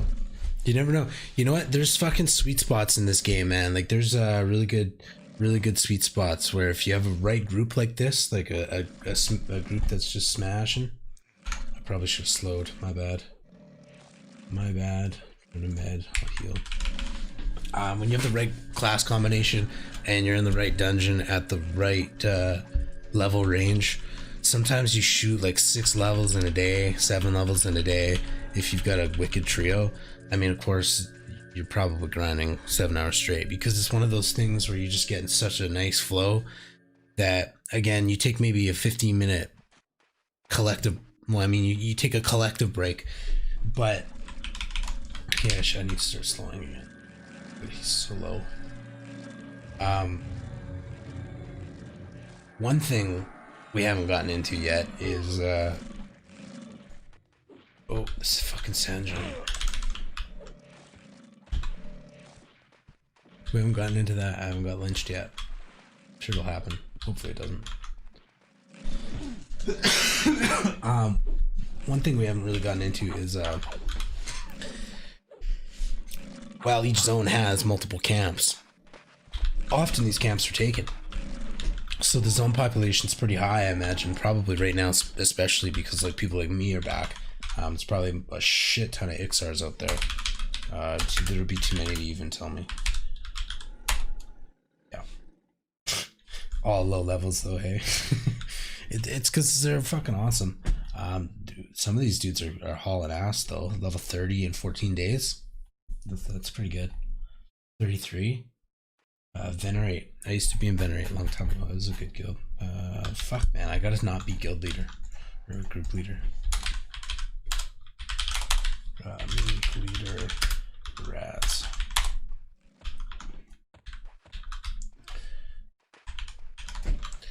Okay, to med. So, managing a group leader is one thing extra that I am not good at. I can hardly talk and play. Okay, he just got nuked, so that's sketch. Nukes are a little bit wily. They're a little bit unpredictable. Again, casters can be a little bit of an undercon. What is right toe? Oh, another rogue. Dope. Rape. Rogues are sweet, man. They're just noticeable. They're really noticeable. They're very effective.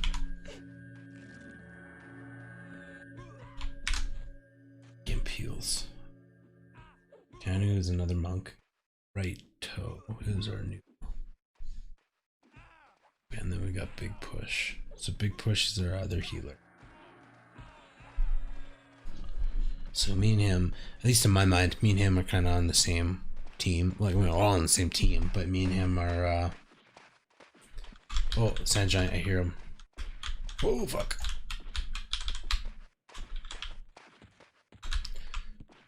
So we're all on the same team, but because our jobs are the same, I almost look at it like if we were going into a cave and like the old school D&D style, maybe there's a fucking dragon in there, like who knows, the formation we would be in, we'd be together. We'd be like in the back ready to heal some shit and slow some shit, debuff some shit.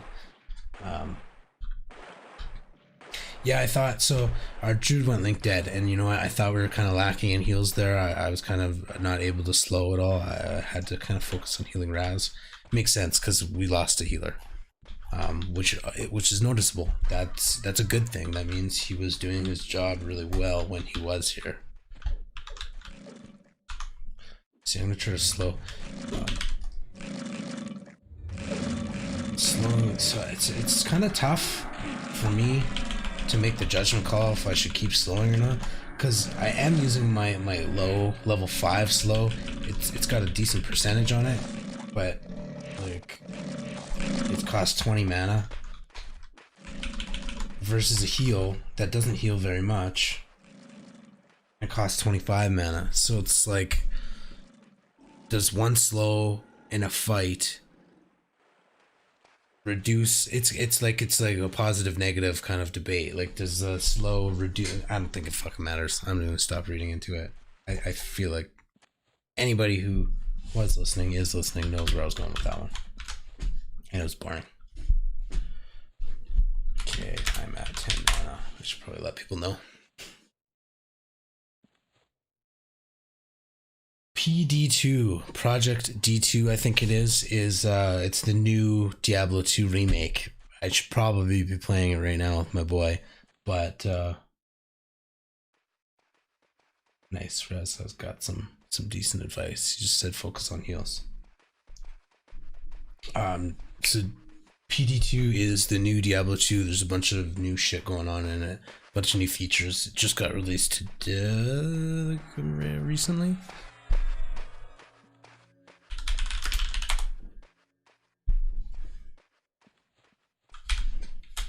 Yeah, Raz is totally right.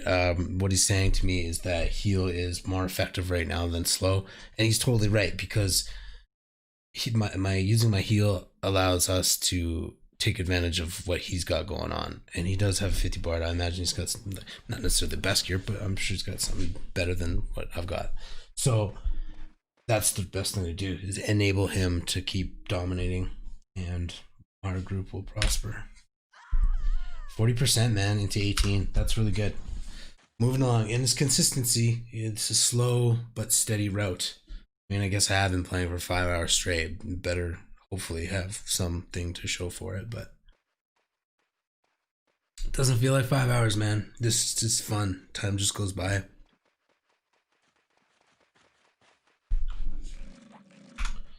Okay. Just sit back and he pushes back, which is dope.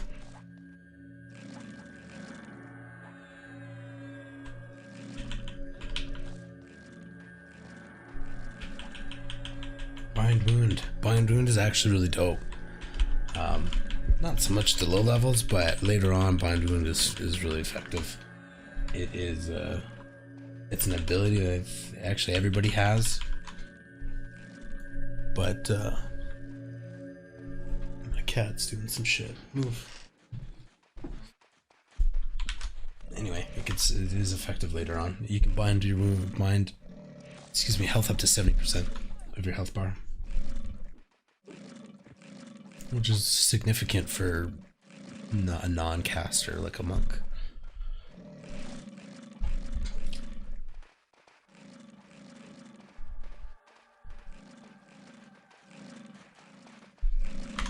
Man, it'd be nice to get out of the Croc zone.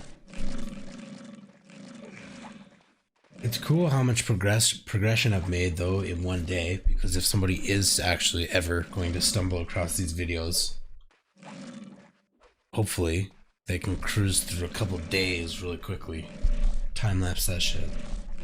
Because I have just been talking about the game mechanics right now because there's not much else going on. And it's a decent place to start. But later on it'll be kind of cool. Cannot bandage a non-entity player.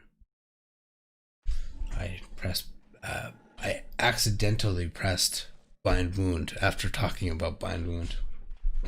It's weird. Anyway, let's get some heals up there.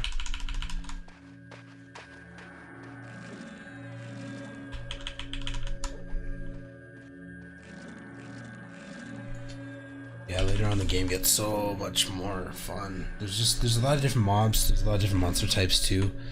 One of the annoying things I will say, I will give it kind of a lack of creativeness, it is slightly annoying to go from level 10 kind of killing skeletons that are, you know, just not that they're hard, they're just that's what you kill. And you know, rats and just like the typical low level shit that you'd expect to kill. And that's great. It's just the only complaint I would have is that it's kind of annoying when you go to like Howling Stone. I don't know. There's just it's a little bit annoying when they've just used the same rat with a different kind of skin on it. Like instead of fighting a giant rat at the beginning city, you're fighting a plague rat in a dungeon. You know, it's just. I mean, shit. What am I complaining about? The world's so goddamn big in this game. Like, how could you not do that? Oh, Raz is getting fucked up. Oh man, we're fucked. Okay, this is gonna be tough. So I'm just gonna focus on rooting everything. We should all run, to be honest.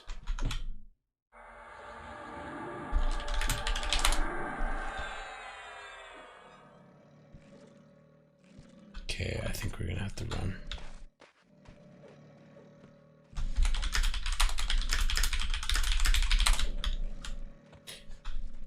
Or feign death. Run.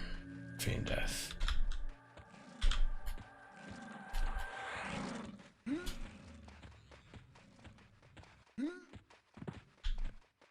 It's all good. Good group though. Everybody's all apologetic.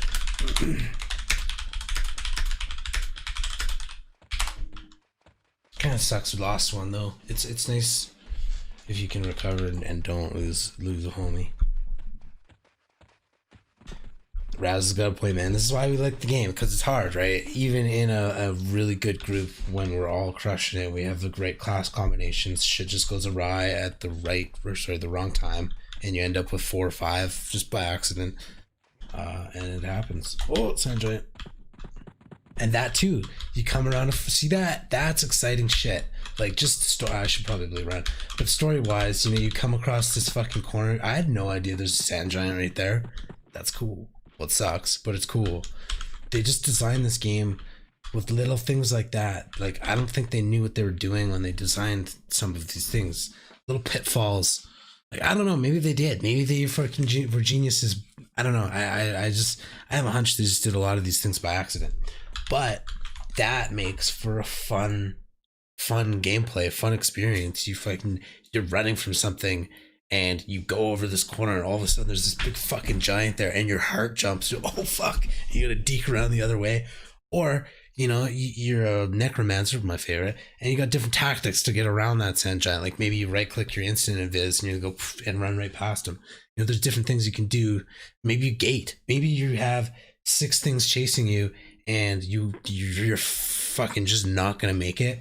So you use gate, which is a 5-second cast, and you're watching these things chase you, and it's tight. Like you just gate the last second. It's fun, man. It's a fun game. Shit's exciting. And these crocodiles, like shit. Can't wait to get into it. And then I haven't even talked about raiding. Raiding is a whole different fucking experience. I mean, I've touched on it, but oh, it's cool, man. It's cool. And then eventually the Velius expansion comes out, which is this whole snow continent. And there's massive storylines to all this shit too. You know, what I'll do is I'll because I know some of the lore, but I'll butcher it if I go into memory. What I'll do is read some of the lore, and then as I'm doing the streams and in the dungeons I'm in, I talk. Oh, that's a good idea. I'll talk about the lore and because. Okay, so one thing they did really well in EQ, fuck, I'm all over the place. Sometimes I just get all passionate about it. They created a story in their head first, and then they made the game to fulfill that story.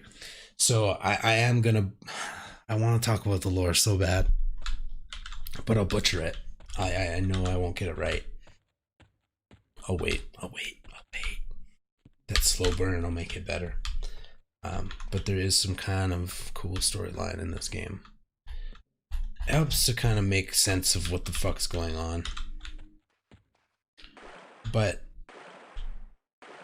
Cliff Notes. It's sort of like Greek mythology. You got a number of different gods that create a number of different species, and that populated the world, which is Norath. We're in the world of Norath, and there's like 4 or 5 continents within that world.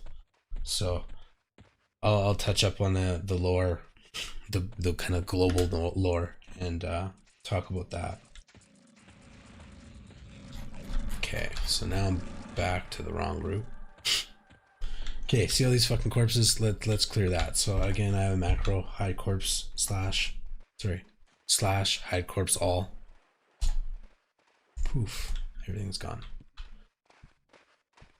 Okay, I'm at 50 mana, and we probably need some sows.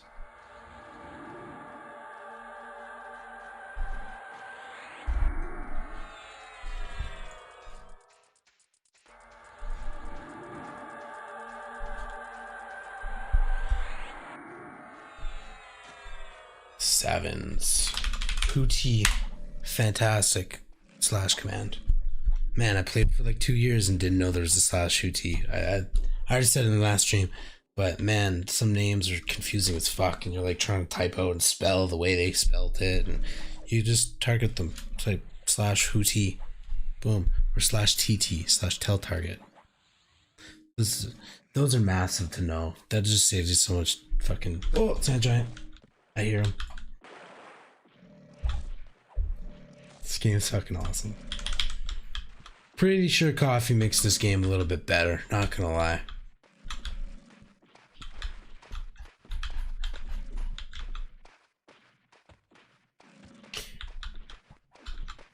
I love that too. I'm just fucking I'm kind of a distracted group member. I mean, I'm not doing bad, but and I mean, everybody's distracted. Most of these people are probably watching movies, Joe, or me, watching me, hopefully. Probably not. Oof. Oof. Oh, fuck. Cat. Anyway.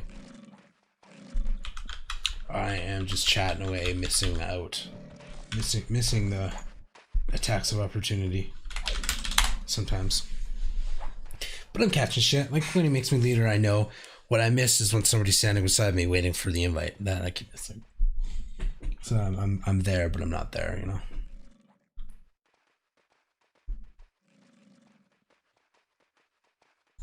Oh, that was Tanu. 2T. 17 monk.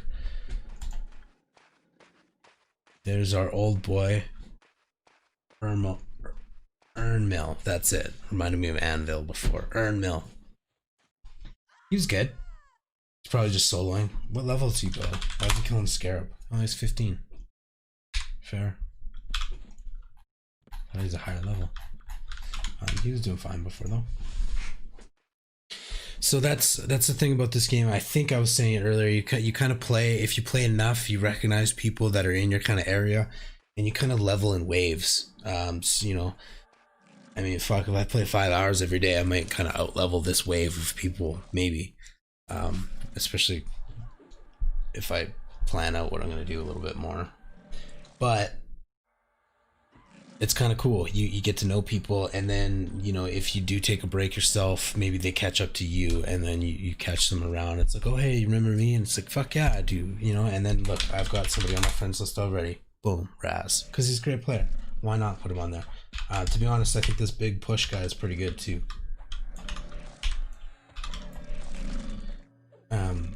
Fucking Pokey, that rogue that we're playing with, he was great.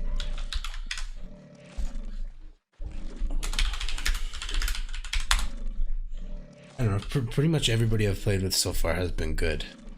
Actually, I don't think anybody I've played with has been bad. I think I might actually have been the worst in a lot of these situations because I've just been chatting away, missing the ball, dropping the ball. No, but for real, everybody's been really great group-wise. Mind you, we're killing Crocs and Oasis. I mean, this is as easy as it gets, I think. I mean, we are killing just melees. Not really any casters in this group. Don't really have to like wait on, like, we don't have to really worry about spawn timers. Like, imagine if all these Crocs wanted to actually eat us every time they spawned. That'd be super hard to navigate, and I mean, eventually you get there. The game is not forgiving forever. This is the most forgiving that we're gonna get, probably around this level. I'm at full mana, time to do something. Let's nuke.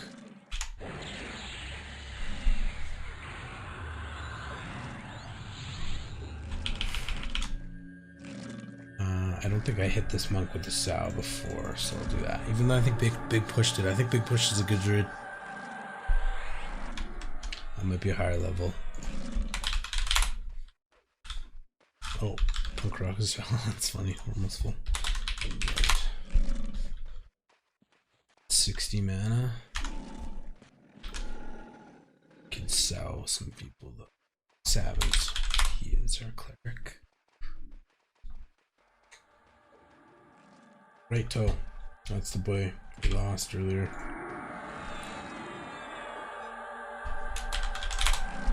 It's a rogue. Give him some strength. I don't know if strength does anything. It definitely does later.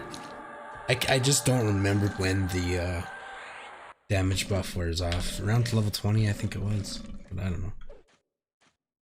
You know what? Strength might help your attack rating. I don't actually know. It's been a long time since I've looked into some of the specifics. Sweet, I have a lot of coffee left.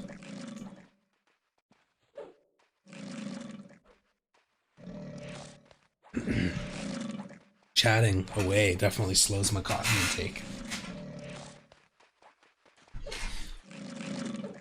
To count how many times I've praised coffee too at the end of the stream. So, what you got, Joe Rogan? Now I'm at 5 hours and 20 minutes. Actually, I think he's had some pretty long streams.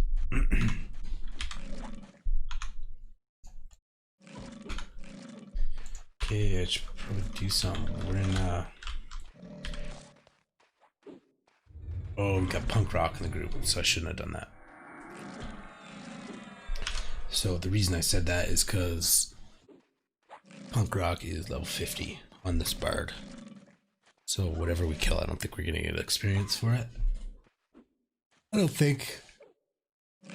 Maybe bards have a little trick up their sleeve to like clear the aggro list for themselves. I don't. Bards are full of tricks, man. They get like a new spell every level, which is good and bad. Actually, it's really cool, I imagine, to level as a bard.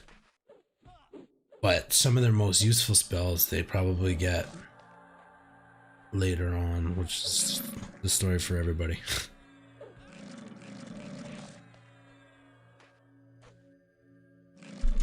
Okay, I'm full mana, I'm just sitting here. I am just dropping the ball as a group member. Oh yeah, I just fucking said why, because we got Punk Rock, we're not gonna get experience, so whatever.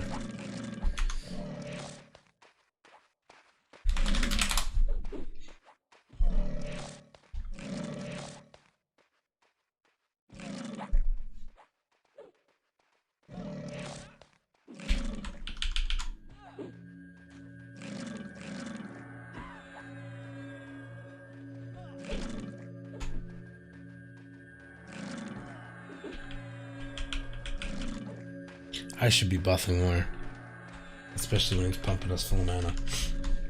So I guess I could explain what's going on there. Again, bards are, I think it says on the wiki that they might be jack of all trades, because they just have so many different utilities. They're definitely a utility character, but they're really cool, man. Like they got where's that sand giant? I didn't hear him, but thinking about him. There he is. So again, I could praise every class in this game. They just all have their spot to shine. Bards are super cool. In one of my favorite raid dungeons zones is really outdoor zone, Plane of Fear, which is where all the necro shit drops, where a lot of things drop. Okay, do we have two? We got two. That one's dead. And I'll slow this one. Plane of Fear. It's an outdoor zone. It's really hard because the aggro range is massive. So like you fucking tippy toe and you got like 3 things on your ass and they rape you. So it's a super dangerous zone. Obviously it's a raid zone, but bards move so goddamn fast. They basically rip around and they actually intentionally get aggro on everything, and then they can rip around the edges of the zone and they literally have like 200, I don't know, like 150 mobs just fucking chasing them. So they could croak at any moment. Like one fucking misstep and they're done. And then all that group mob fucking spreads out through the map, and anybody who's around there, oh fuck, keep missing the invites. Sorry, bro. And then anybody who's around those mobs is fucked. Those mobs are coming back hard. Anyway, bards have their place. They're really cool. I would say leveling. I think their job is sort of pulling. They're crowd control. So one of their main features is area of effect mez. Mez is mesmerize. Keeps everything chill. It draws a lot of aggro, but if everybody just chills out and doesn't hit anything, bards can basically just, it's really neat, man, to watch too. Eventually you'll see it. Bards just pacify the entire situation. You see fucking hell coming and it's just like they just sing a song like Jigglypuff or some shit, and it just, everything calms down if everybody stops hitting stuff. Sometimes it's hard to kind of, I mean, your job's to kill shit, so when stuff's coming in, you feel like you gotta do shit. Sometimes you'll dot something, do a damage over time spell on something, and it's gonna consistently do damage, in which case it's gonna keep waking up. You can, from the mesmerize. And the bard, the way it works is he sings, so every 4 seconds, 5 seconds, that spell that he's singing will re-proc, re-go off. So if he's singing an area of effect mesmerize, every 5 seconds, everything around him is getting re-mesmerized, which also means himself on the hate list for those things is going up considerably. I think I'm just going to focus on healing here, even though I'm full mana, so let's make something.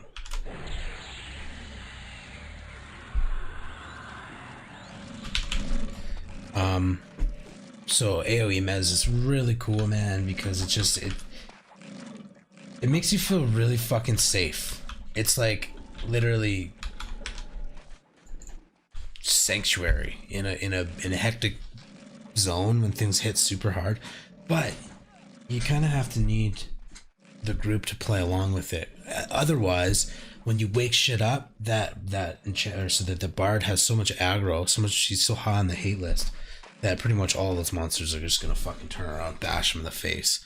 So, you know, if everybody's waking up a different monster and they all turn around and hit the bard, he's gonna croak pretty fast, and then it's like dominoes. So this game takes a lot of practice. It's a lot of practice because it's a lot of dynamics with different classes, and the way your playstyle changes based on the different classes that you're playing. God damn, I could talk forever about how good this game is. It is. It's gotta be the best MMO that's ever been made. And I'll say it again: the developers did not know what they were doing. They just lucked out on so many factors that make this game super fucking amazing. And another thing, I think I said in the last stream, is and I swear they did this by accident.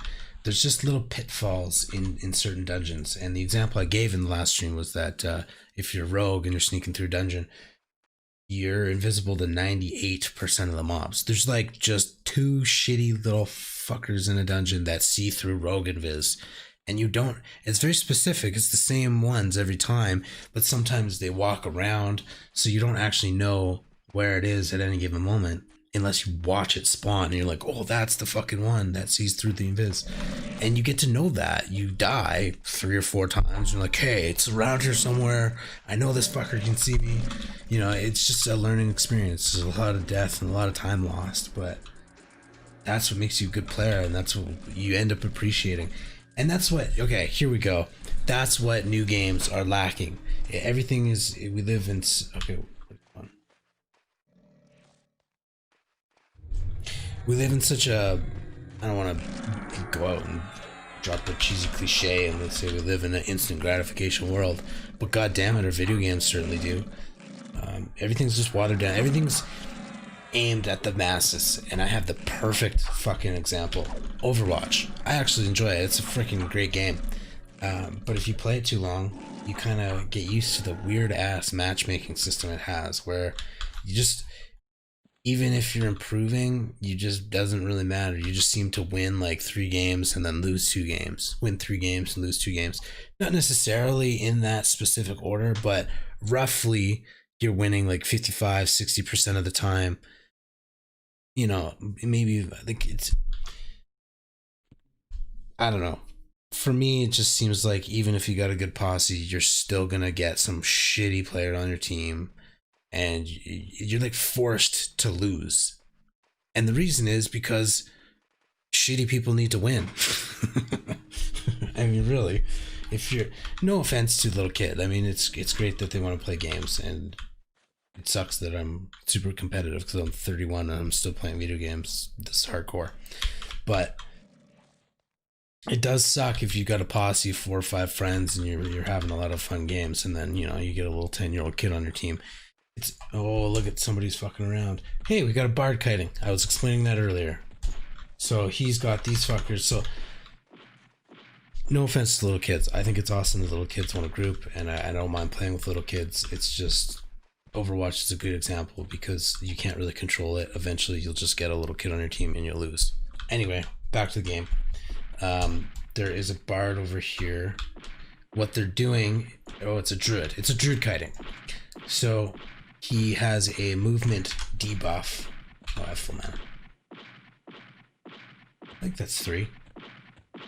Maybe 4. So, oh, nice, buddy. That was dope. I'm so cool. Yeah, I mean, this is just the beginning of something neat. Like, Sandgiant's only level 40-ish, so it's not that epic of a feat, but that's fucking sweet. He was 3 of them, I think, maybe 4, I think 3. But he's kiting 3 of them, so he's snaring them, so he's reducing their movement speed by like 60%, and he's just running in circles, and he casts a damage over time spell on each one of them. So every couple seconds, they're getting damaged. Actually, the snare that slows their movement speed is also doing damage to them. And that's what he does. That's how he kills all 3 of them at the same time. He just runs around in circles while they all take damage. That's kind of how druids, that's called kiting. That's how druids snare kite. And it's super effective, and it's quite fun, actually. I did it a lot as a necromancer because they could also get snare and they get damage over time spells. Necromancers are they focus on damage over time spells and pet damage. I have full mana. I'm just being shitty. Got distracted with the bard kiting, or druid kiting. Anyway, so the druid is just killing 3 at a time there, and then to finish him off, just for you, for me, for the stream, whatever, he used an area of effect nuke, which hit all 3 of them at the same time for the finishing kill. It's cool. And again, it looks fucking terrible. Honestly, if you've never seen this game before, it looks ridiculous because it's fucking 21 years old. But again, after like 3 or 4 days of playing, not even 2 or 3 days of playing, you just get used to the graphics, and that kind of shit starts to look cool. It just does.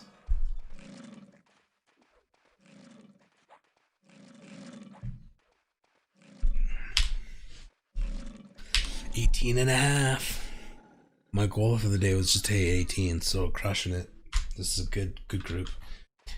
Sometimes, again, I think I said it today, it's a bit of a curse to get into a good group like this because you feel compelled to stay.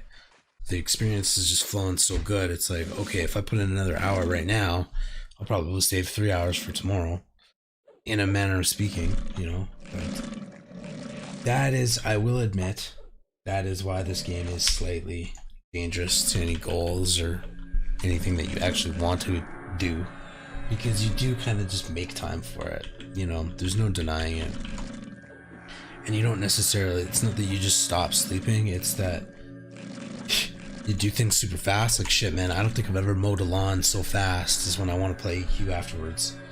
Just fucking rip around.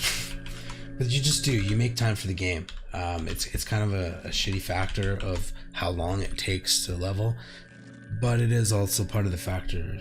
One of the factors that makes it so fun. It's just such an investment, and you get better at it, and you feel you really. You know what? This game not only does your character progress, so you're capable of doing more things. But man, do you ever feel your skill increase as you play this game? Like for fucking hours I've been ranting about efficiencies and shit. And that's after like 2 years of playing this game. You just know things. And it's fun to get better at those things. Like shit, man. I gave like a masterclass in efficiencies while killing Crocs in Oasis. And we had a fucking fantastic group as an example of what each class should be doing. Like, it's hilarious that we're such a low level and crushing it so hard. I had a really, really bad joke go through my head. I'm gonna spare everybody that one.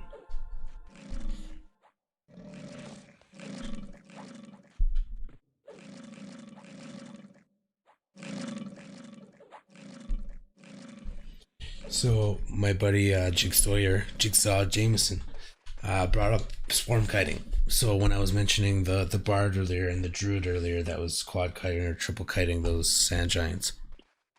Swarm kiting is a technique bards can do, which is pretty dope. They can fucking. So I was explaining before how they pull that whole zone in the Plane of Fear, and they get like 100 mobs chasing them, or 150, whatever it is. I don't know. Just throwing numbers out. Basically they pull that many in a zone. So you do like this, you pull like 50 crocodiles, right? And it's a dicey game. You have to fucking run your path very specifically. One misstep, if they clip you, just clip you a little bit, and you might get stunned, and then you're fucked. You're just about to get hit by 50 fucking mobs, like you're done. So the concept being, it's kind of like mountain climbing. At a certain point, you're just fucked. So you might as well just, accept it at a certain point, which probably isn't even that high, to be honest. I've never been mountain climbing, and I'm sure thinking that logically does not help you emotionally. And I would fucking freak out if I was on the side of a cliff way the fuck up there. Even if that threshold was like 5 feet, or like 6 feet. If you fell off 6 feet, there's actually a pretty high percentage that you get injured. Fuck, my brain's all over the place. Anyway. Mountain climbing. Why the fuck was I talking about mountain climbing? I feel like I was going somewhere funny, but lost it. Oh well. Maybe I should do something in the group. Let's toss out some heels. Oh, bards and swarm kiting. There it is. Came back. Okay. So, the idea being you just pick out just a clusterfuck of mobs, and bards have an area of effect song that they can cast. So part of this high skill curve of a bard is called song weaving. So a shitty bard will play one song at a time. They're just focused on, doing whatever, and they're just, I believe song playing is automatic. You click a song and it just plays until that song gets interrupted, and that can happen by just automatically missing a note in your character's musician skill or whatever the fuck it's called. Just like D&D. This game is obviously based off D&D. Or you turn it off, or you switch to a different song. So when you switch to a different song as a bard, it actually lingers for a few seconds. So what you can do is you can basically play 2 songs at once, maybe even 3 songs at once.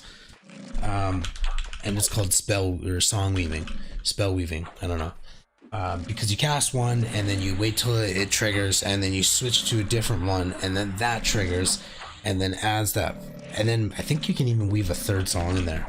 And just again, back to efficiencies. It's just like the second that your 3rd song starts, your first song is ending kind of thing, and then you can kind of restart the cycle. So I think for a split second or two, you can get 3 buffs going at once if you're a bard, I think. But definitely 2, easily 2. And that's called spell weaving, song weaving. Anyway, the point is, you can swarm kite that way. So you can pull 50 mobs, run around in a circle, and use one ability to slow them all down, another ability to speed yourself up so it's nice and safe, and another ability to do a damage area of effect spell that hits all 50 of them, and slowly you decrease their health all at the same time. And so effectively you're running in a circle for 10 minutes, and it's really tricky, and it requires kind of large focus investment because you can't fuck up for 10 minutes straight. But the reward is quite high. You kill 50 mobs all at once. Now, having said all of that, I think before, maybe even after I quit playing EQ, I think actually before I quit playing EQ, I never played a bard. The developers decided to, I think,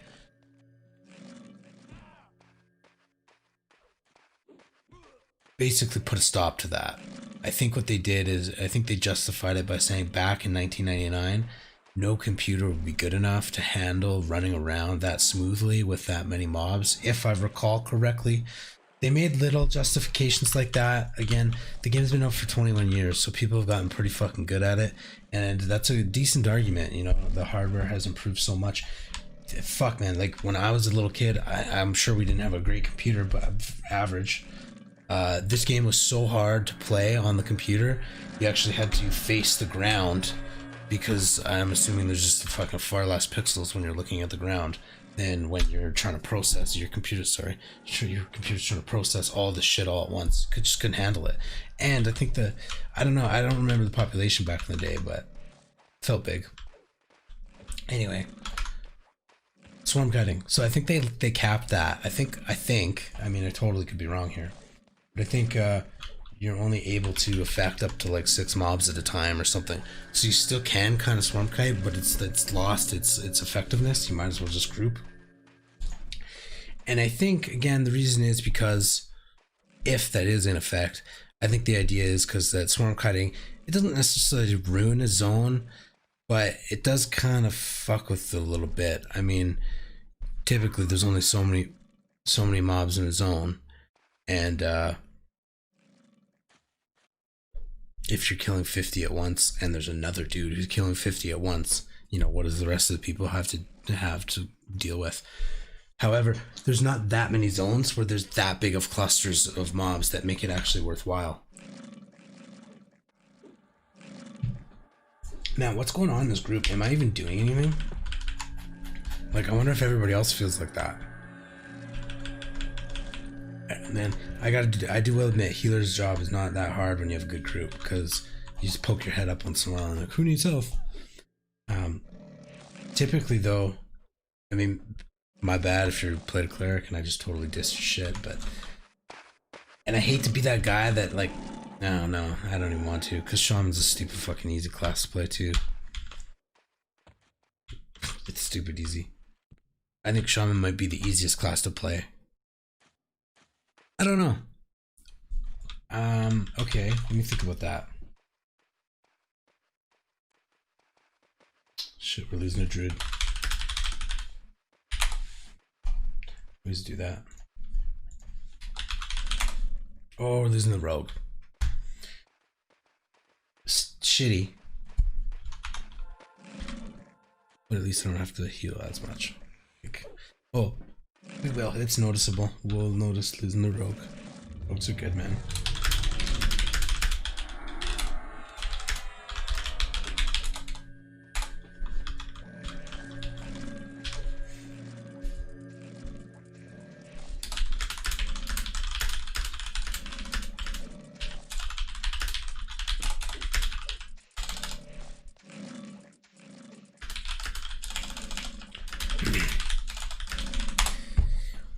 Trying to give a little bit of a warning if I deke.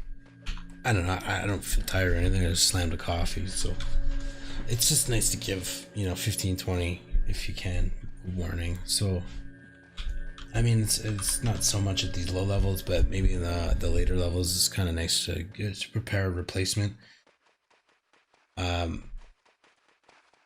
Even to have a replacement expected. So it's actually okay. It's really dope if you're looking for a group and somebody's talking to you and they're like, "Hey man, do you want to replace me in 20 minutes?"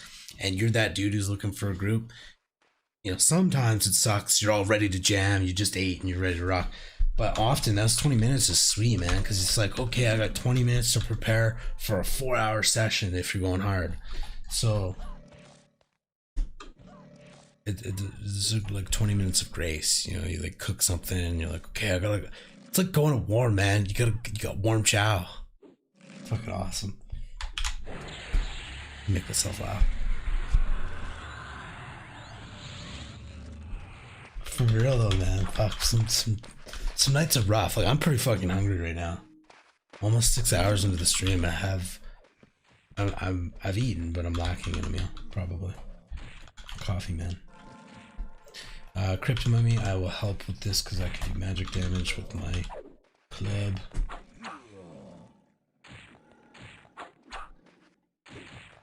Even though Raz, I'm pretty sure, has got magic damage. I think I have my inspect off. So in the options, you can inspect other players, and you can kind of see this kind of this screen. You can see what they're wearing. You don't see the stats, but I think you can hold right click and see what they are. Now I think I have that disabled because years ago, or a long time ago, when I was playing,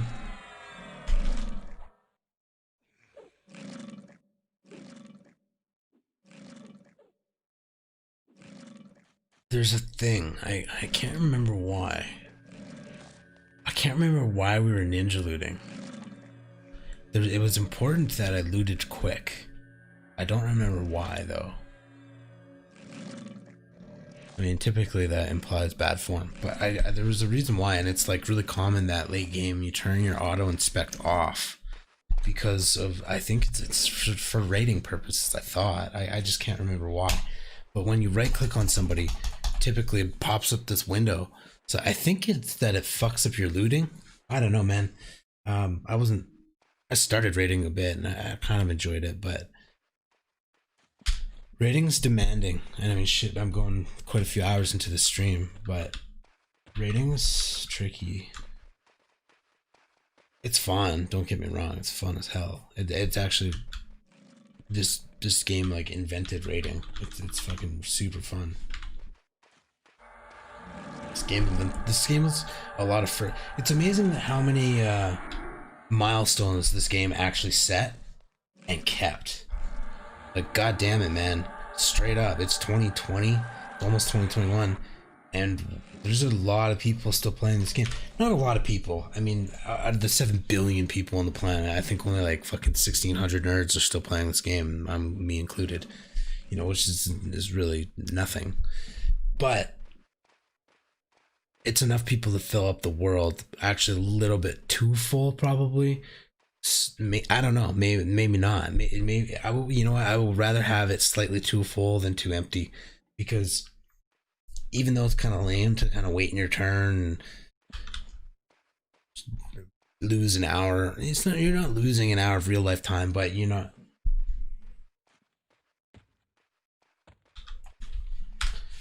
My boy Raz here is asking me if I have Discord. So I was saying yesterday or earlier today that eventually, when groups get a little bit more engaging and fun, I do have Discord, and I'll invite everybody so we can actually chat together. So it's not just me ranting away. But for the Crocs, I mean, there's not much going on. So, and I haven't really gotten that far either. This is my second stream ever. Technically, this is my first day streaming ever. This is my second session. I do have Discord though. Hold up. Okay. We did get that slow off. I'm gonna slow this one too, and I'm gonna root them. I'm gonna peel them off to the side and root them.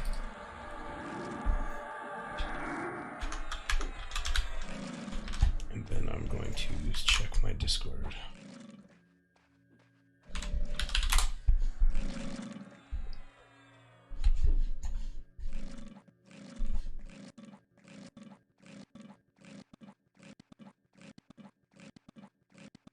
Maybe.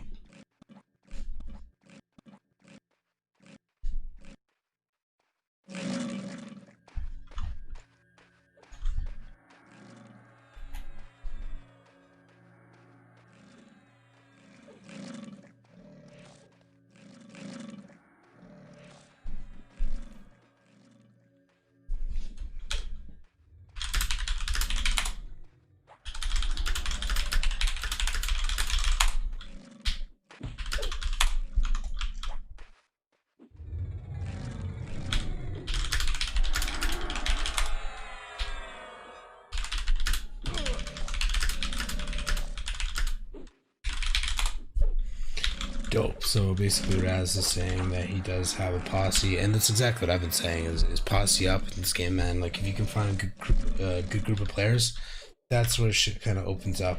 You can you get to flex your skills a bit, and then you get the high risk, high reward. Again, fucking HS is my bread and butter. I love that place. But anyway, saying he's got a group that would be fun to stream with, so I'm down with that. I'm down to play with everybody. I think, especially playing a Necro before, I went kind of the solo route, because it's kind of just what you do. I don't think I'm a leader this time. Shit, I am leader. Okay, make Raz leader. I don't know if I'm leader. Yeah, it worked. Yes.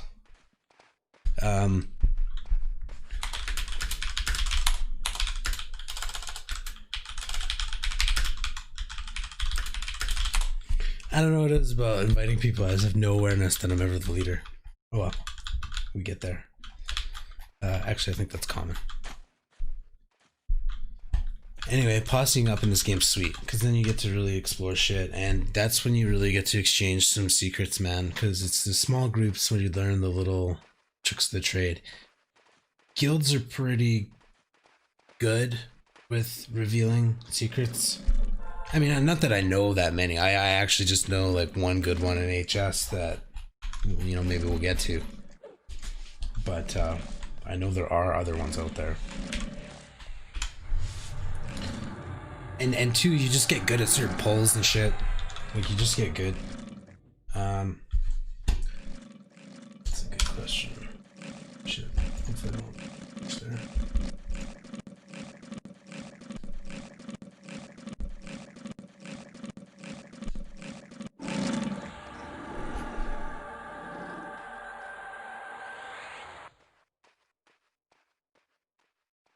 I just fucking forget where to Discord. Looking for is my Discord name. Discord handle. Just my name. So far, hashtag something.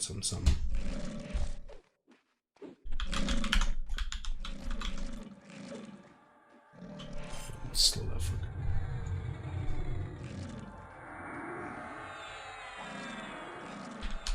There it is. Okay, you just click your name and it gets copied. There is a way to paste into EQ. I'm almost positive. Got it. Yeah, I'm pretty sure there's a setting to enable that. Which again, I didn't know for like the first fucking 2 years of playing this game. And when you're pasting a link to something or something, I mean, not that a link really helps because you can't really like open it in a hyperlink, but copy pasting helps.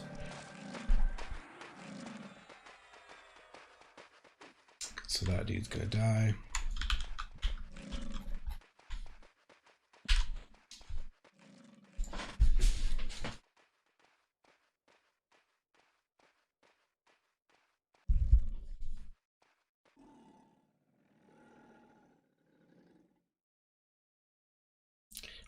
Of radiance.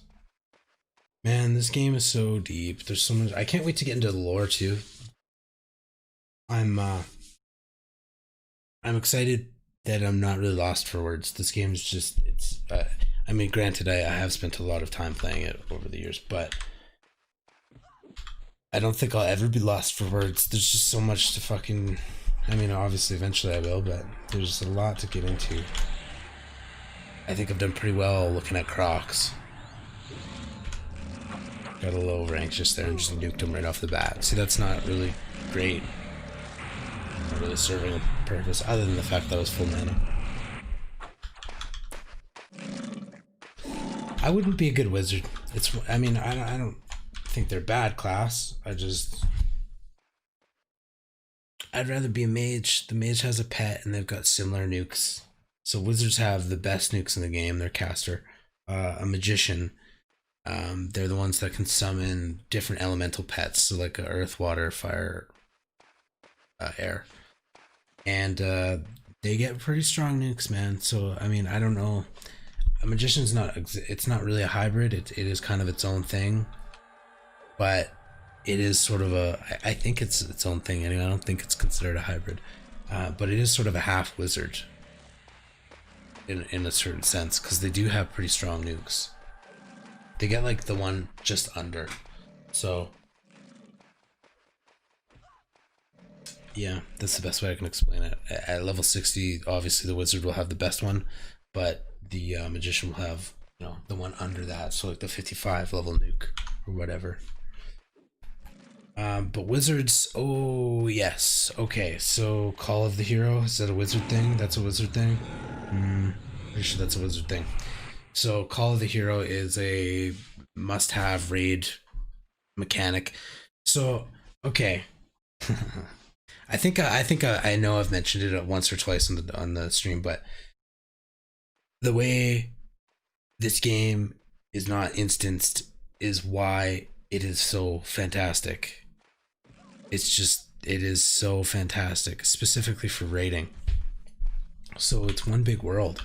So you don't get to just go into a raid dungeon and like have this dragon that's all yours. It's all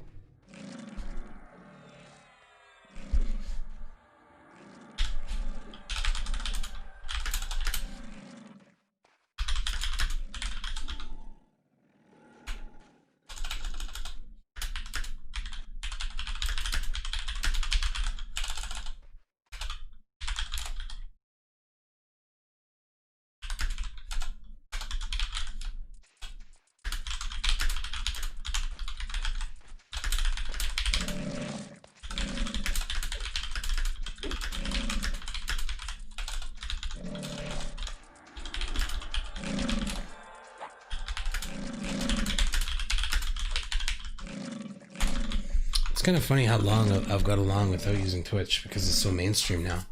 But for a long time I used Twitch chat and then it got merged into Discord chat. They all got merged together. That was years ago, but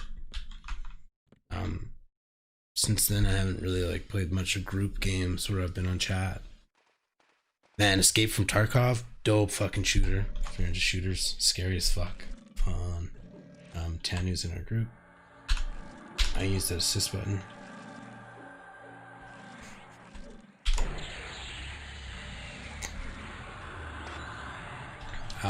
So in a group of mobs like that, I just clicked one of the mobs and you can assist the mob itself, which targets the monk, and then I assisted the monk to target whatever the monk was targeting. So it's kind of a nice way to ping pong your target. So if you're unsure of what to hit, again, that assist button's dope. You can come down to your group window. Of course, you could. I think I started talking about it and got lost in train of thought.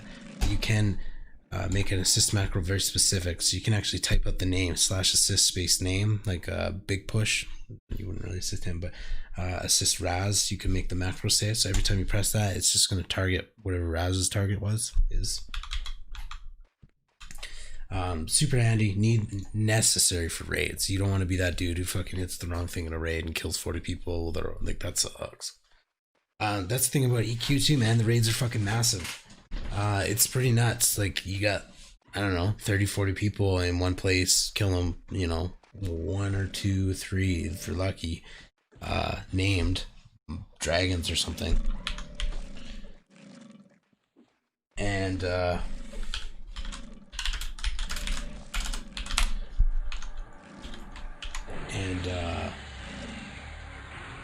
they're only going to drop 1 piece of loot each. So, oh man, I'm gonna get into the rating. So it gets super, super competitive because again, this is not instanced. So you're in one big raid. It's not even a raid dungeon. You're just in one big ass dungeon, and there's raid bosses in it.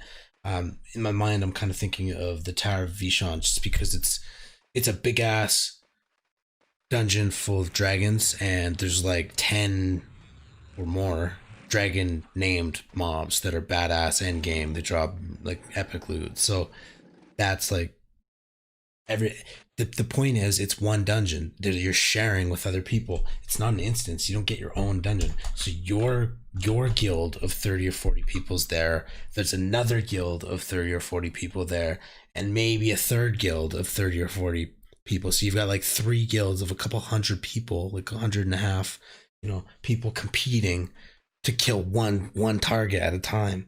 So you just get into these massive,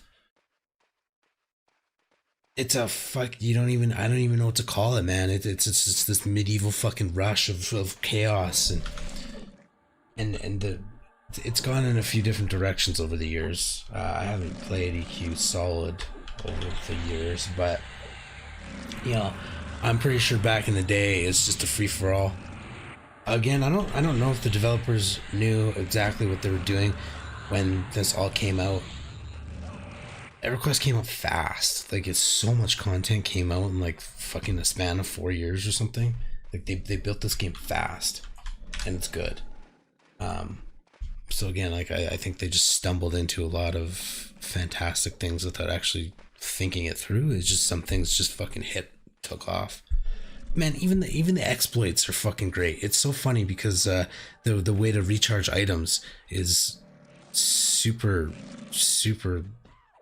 non-logical and disconnected, and it's a bug. Like, you wouldn't really do it on purpose. I mean, you wouldn't do it unless you're doing it on purpose, because it's so weird. Fuck, I'm all over the place. I always digress. To recharge an item, you have to go to a vendor who you can sell something to and buy that same item back from, if that makes sense. It doesn't make sense, but it does. You just look it up in the wiki.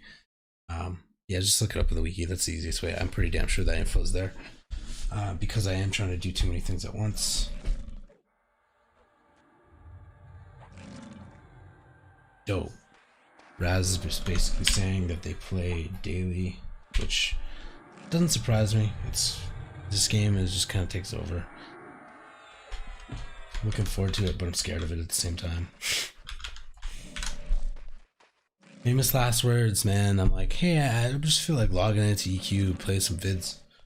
6 hours later, second session of the day. It's such a good game.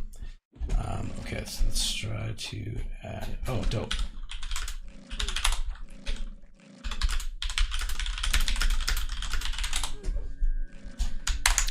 Okay, so he got an invite over to me, which is sweet, and I just don't know why I went into full screen. I am sort of asking for it for Everquest to crash. Just something about going from full screen to windowed mode just doesn't like it. Probably because it's a 1999 game and we're playing on Windows 10. Obviously it wasn't designed for that. I've never really fucked around with the compatibility mode or anything like that. I don't know if it would help, but it's an idea. Anyway, back to windowed. Hopefully it doesn't fuck up. Nice.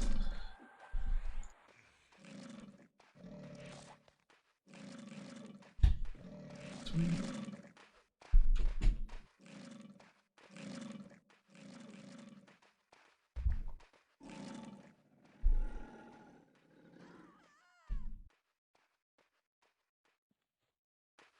Sweet.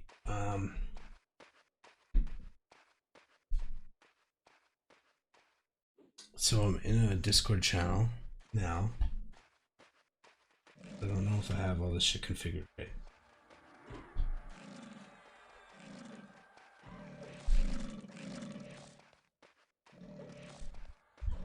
So if I wasn't playing in our group before, I'm definitely not doing it correctly now.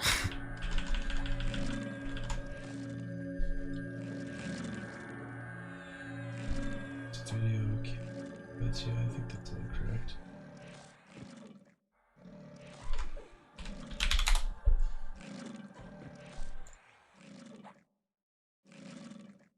You guys hear me? Sweet. I think your voice is going out to the stream. I'm not positive. So if that's not cool, just let me know and I can jump out of the chat on Discord. Cool.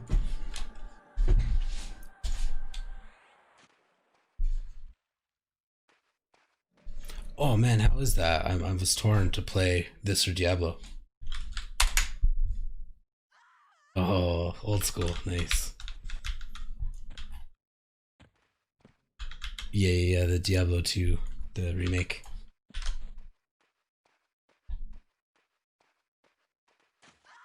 Oh, I didn't know. I was probably getting hit hard on the weekend.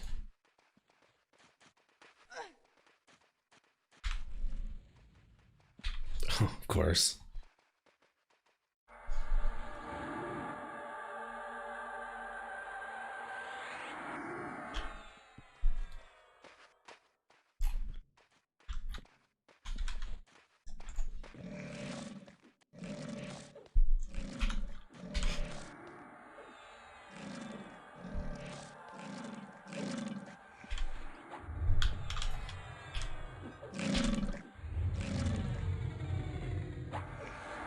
That's cool, man. I played Blue for quite a bit. I had a 60 Necro, 59 Shaman. I have Tauroproma Shaman, never got to use it. Oh, I bet, man. That's why I'm starting over. Now I'm on green. Shaman right now.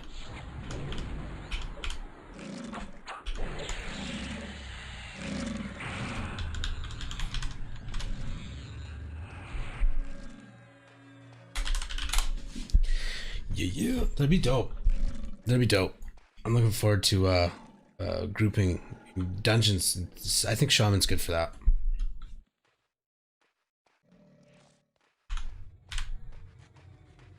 Yeah, totally. I think enchanters are top 3 for me. Necro's my favorite. I just can't get away from it. It's just so cool.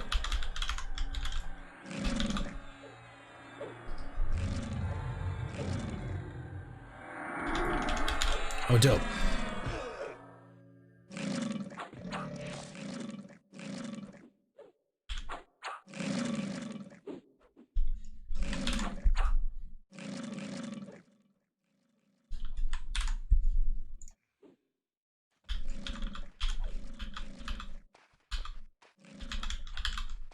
Perfect. I think that's part of Everquest, man. It's just such an old game. You get like old geezers and you get young dudes and the whole mash in between.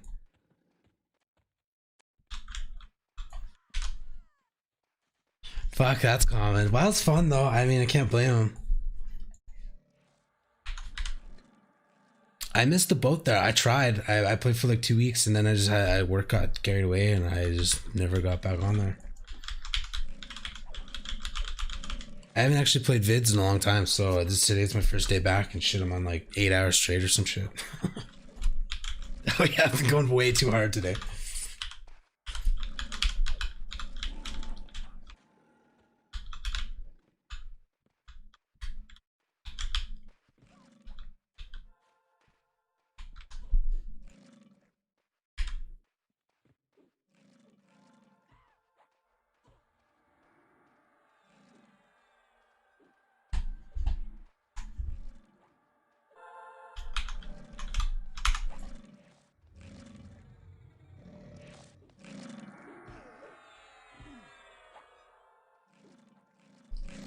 I do like that.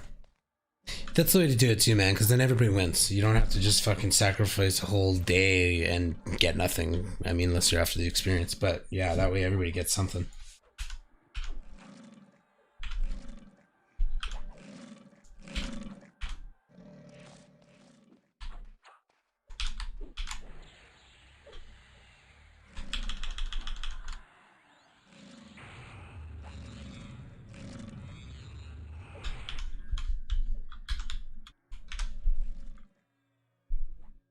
Yeah, I'm down for that. I like the idea of splitting loot too. That's sort of gangster, like robbing a train and just splitting up the loot afterwards. I like that.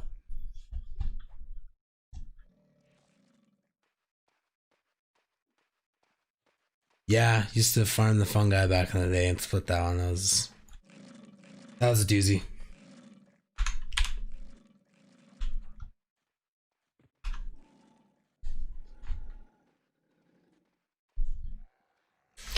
It's fun. I,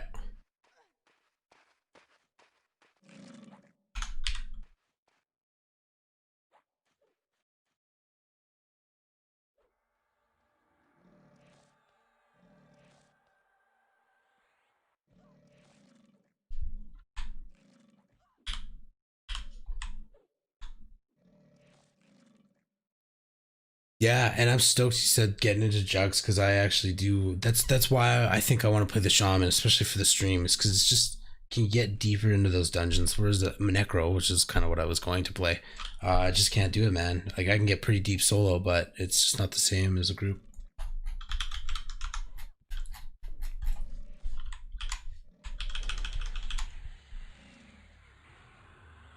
Pretty well.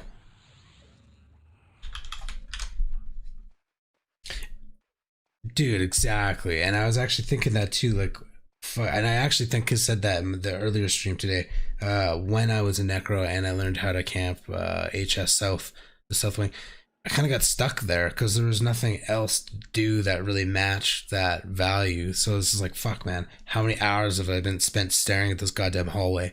So I think I'm looking forward to the shaman getting out there.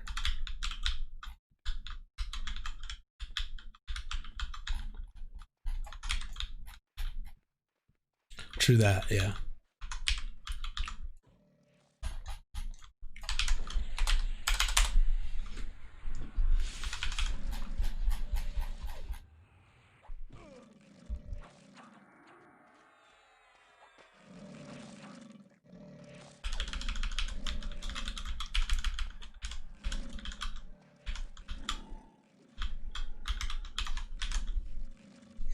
You know what? I think a big thing on Blue is everybody had more than one character that was leveled, so it's so easy to magically go across the world or to the spawn you want to go to. Yeah,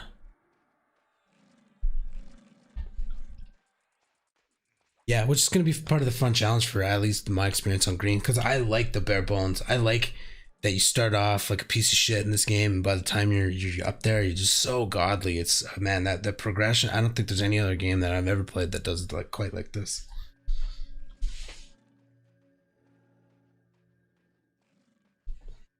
I've Yeah, man, and I've said it 100 times. The like WoW is a fantastic game, but the little baby steps in gear that they give you, it ruins the actual fucking awesome factor when you actually get an upgrade that you feel that's impactful.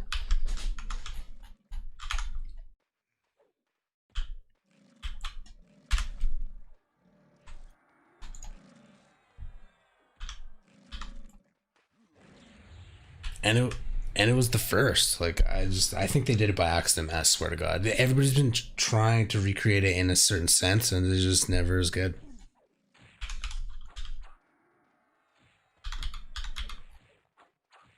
Yeah,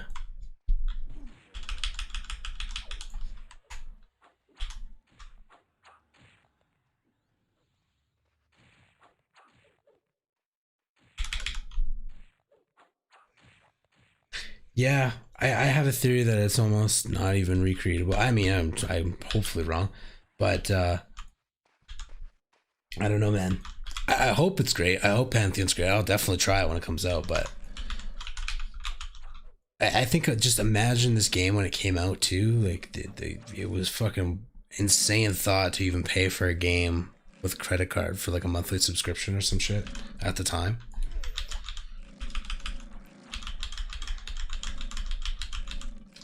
Me too, man. That was a hard sell.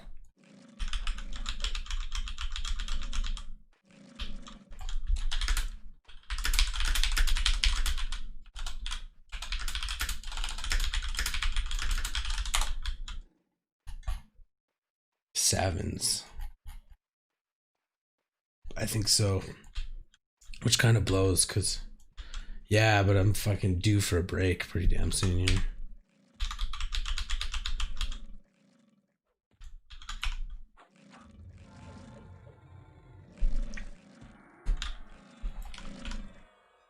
Yeah, tomorrow's a new day. I'm surprised how hard I went today. 6 hours straight. Well, not straight, but straight.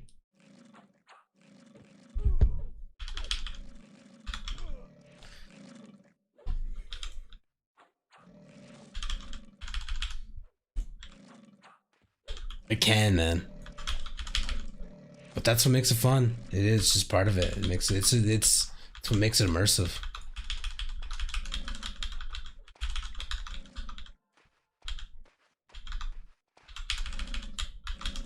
Yeah, I think I'm gonna take off.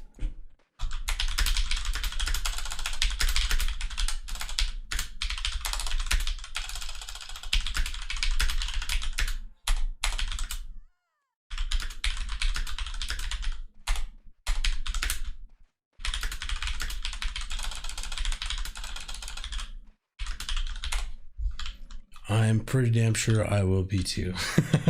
This is just too fun, man. I'm looking forward to getting up there.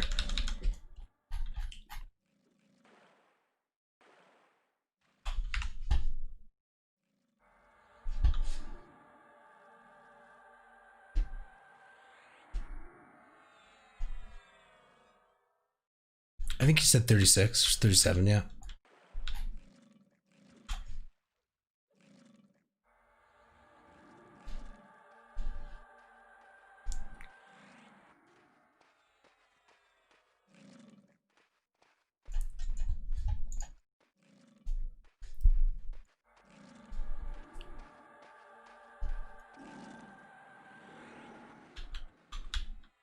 That's cool. I do have a buddy who's got a 40 human monk. I don't know if he'll be able to settle with the human factor or not, but we'll see where that goes.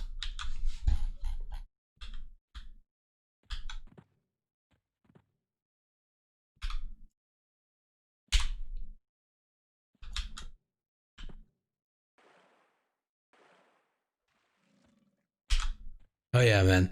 Those clean melee damage is nice and safe too. I like it.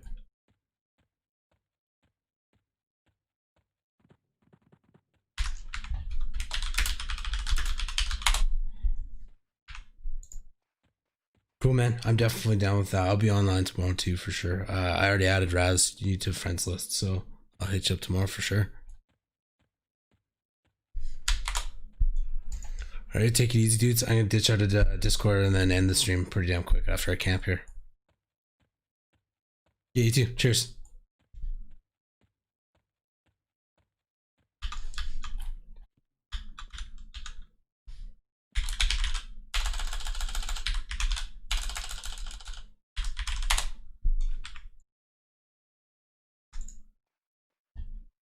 So I guess that pretty much concludes the first entire day of streaming. I don't think I'm gonna play any more tonight. That was a pretty long fucking haul. Actually pretty tired after chatting that long. It's only 10 p.m. on Saturday, but that was a lot of talking. I drink some water, eat some food, hang out for a bit, pass out. Have a good night, guys. I'll see you online tomorrow. If you like the content, like and subscribe.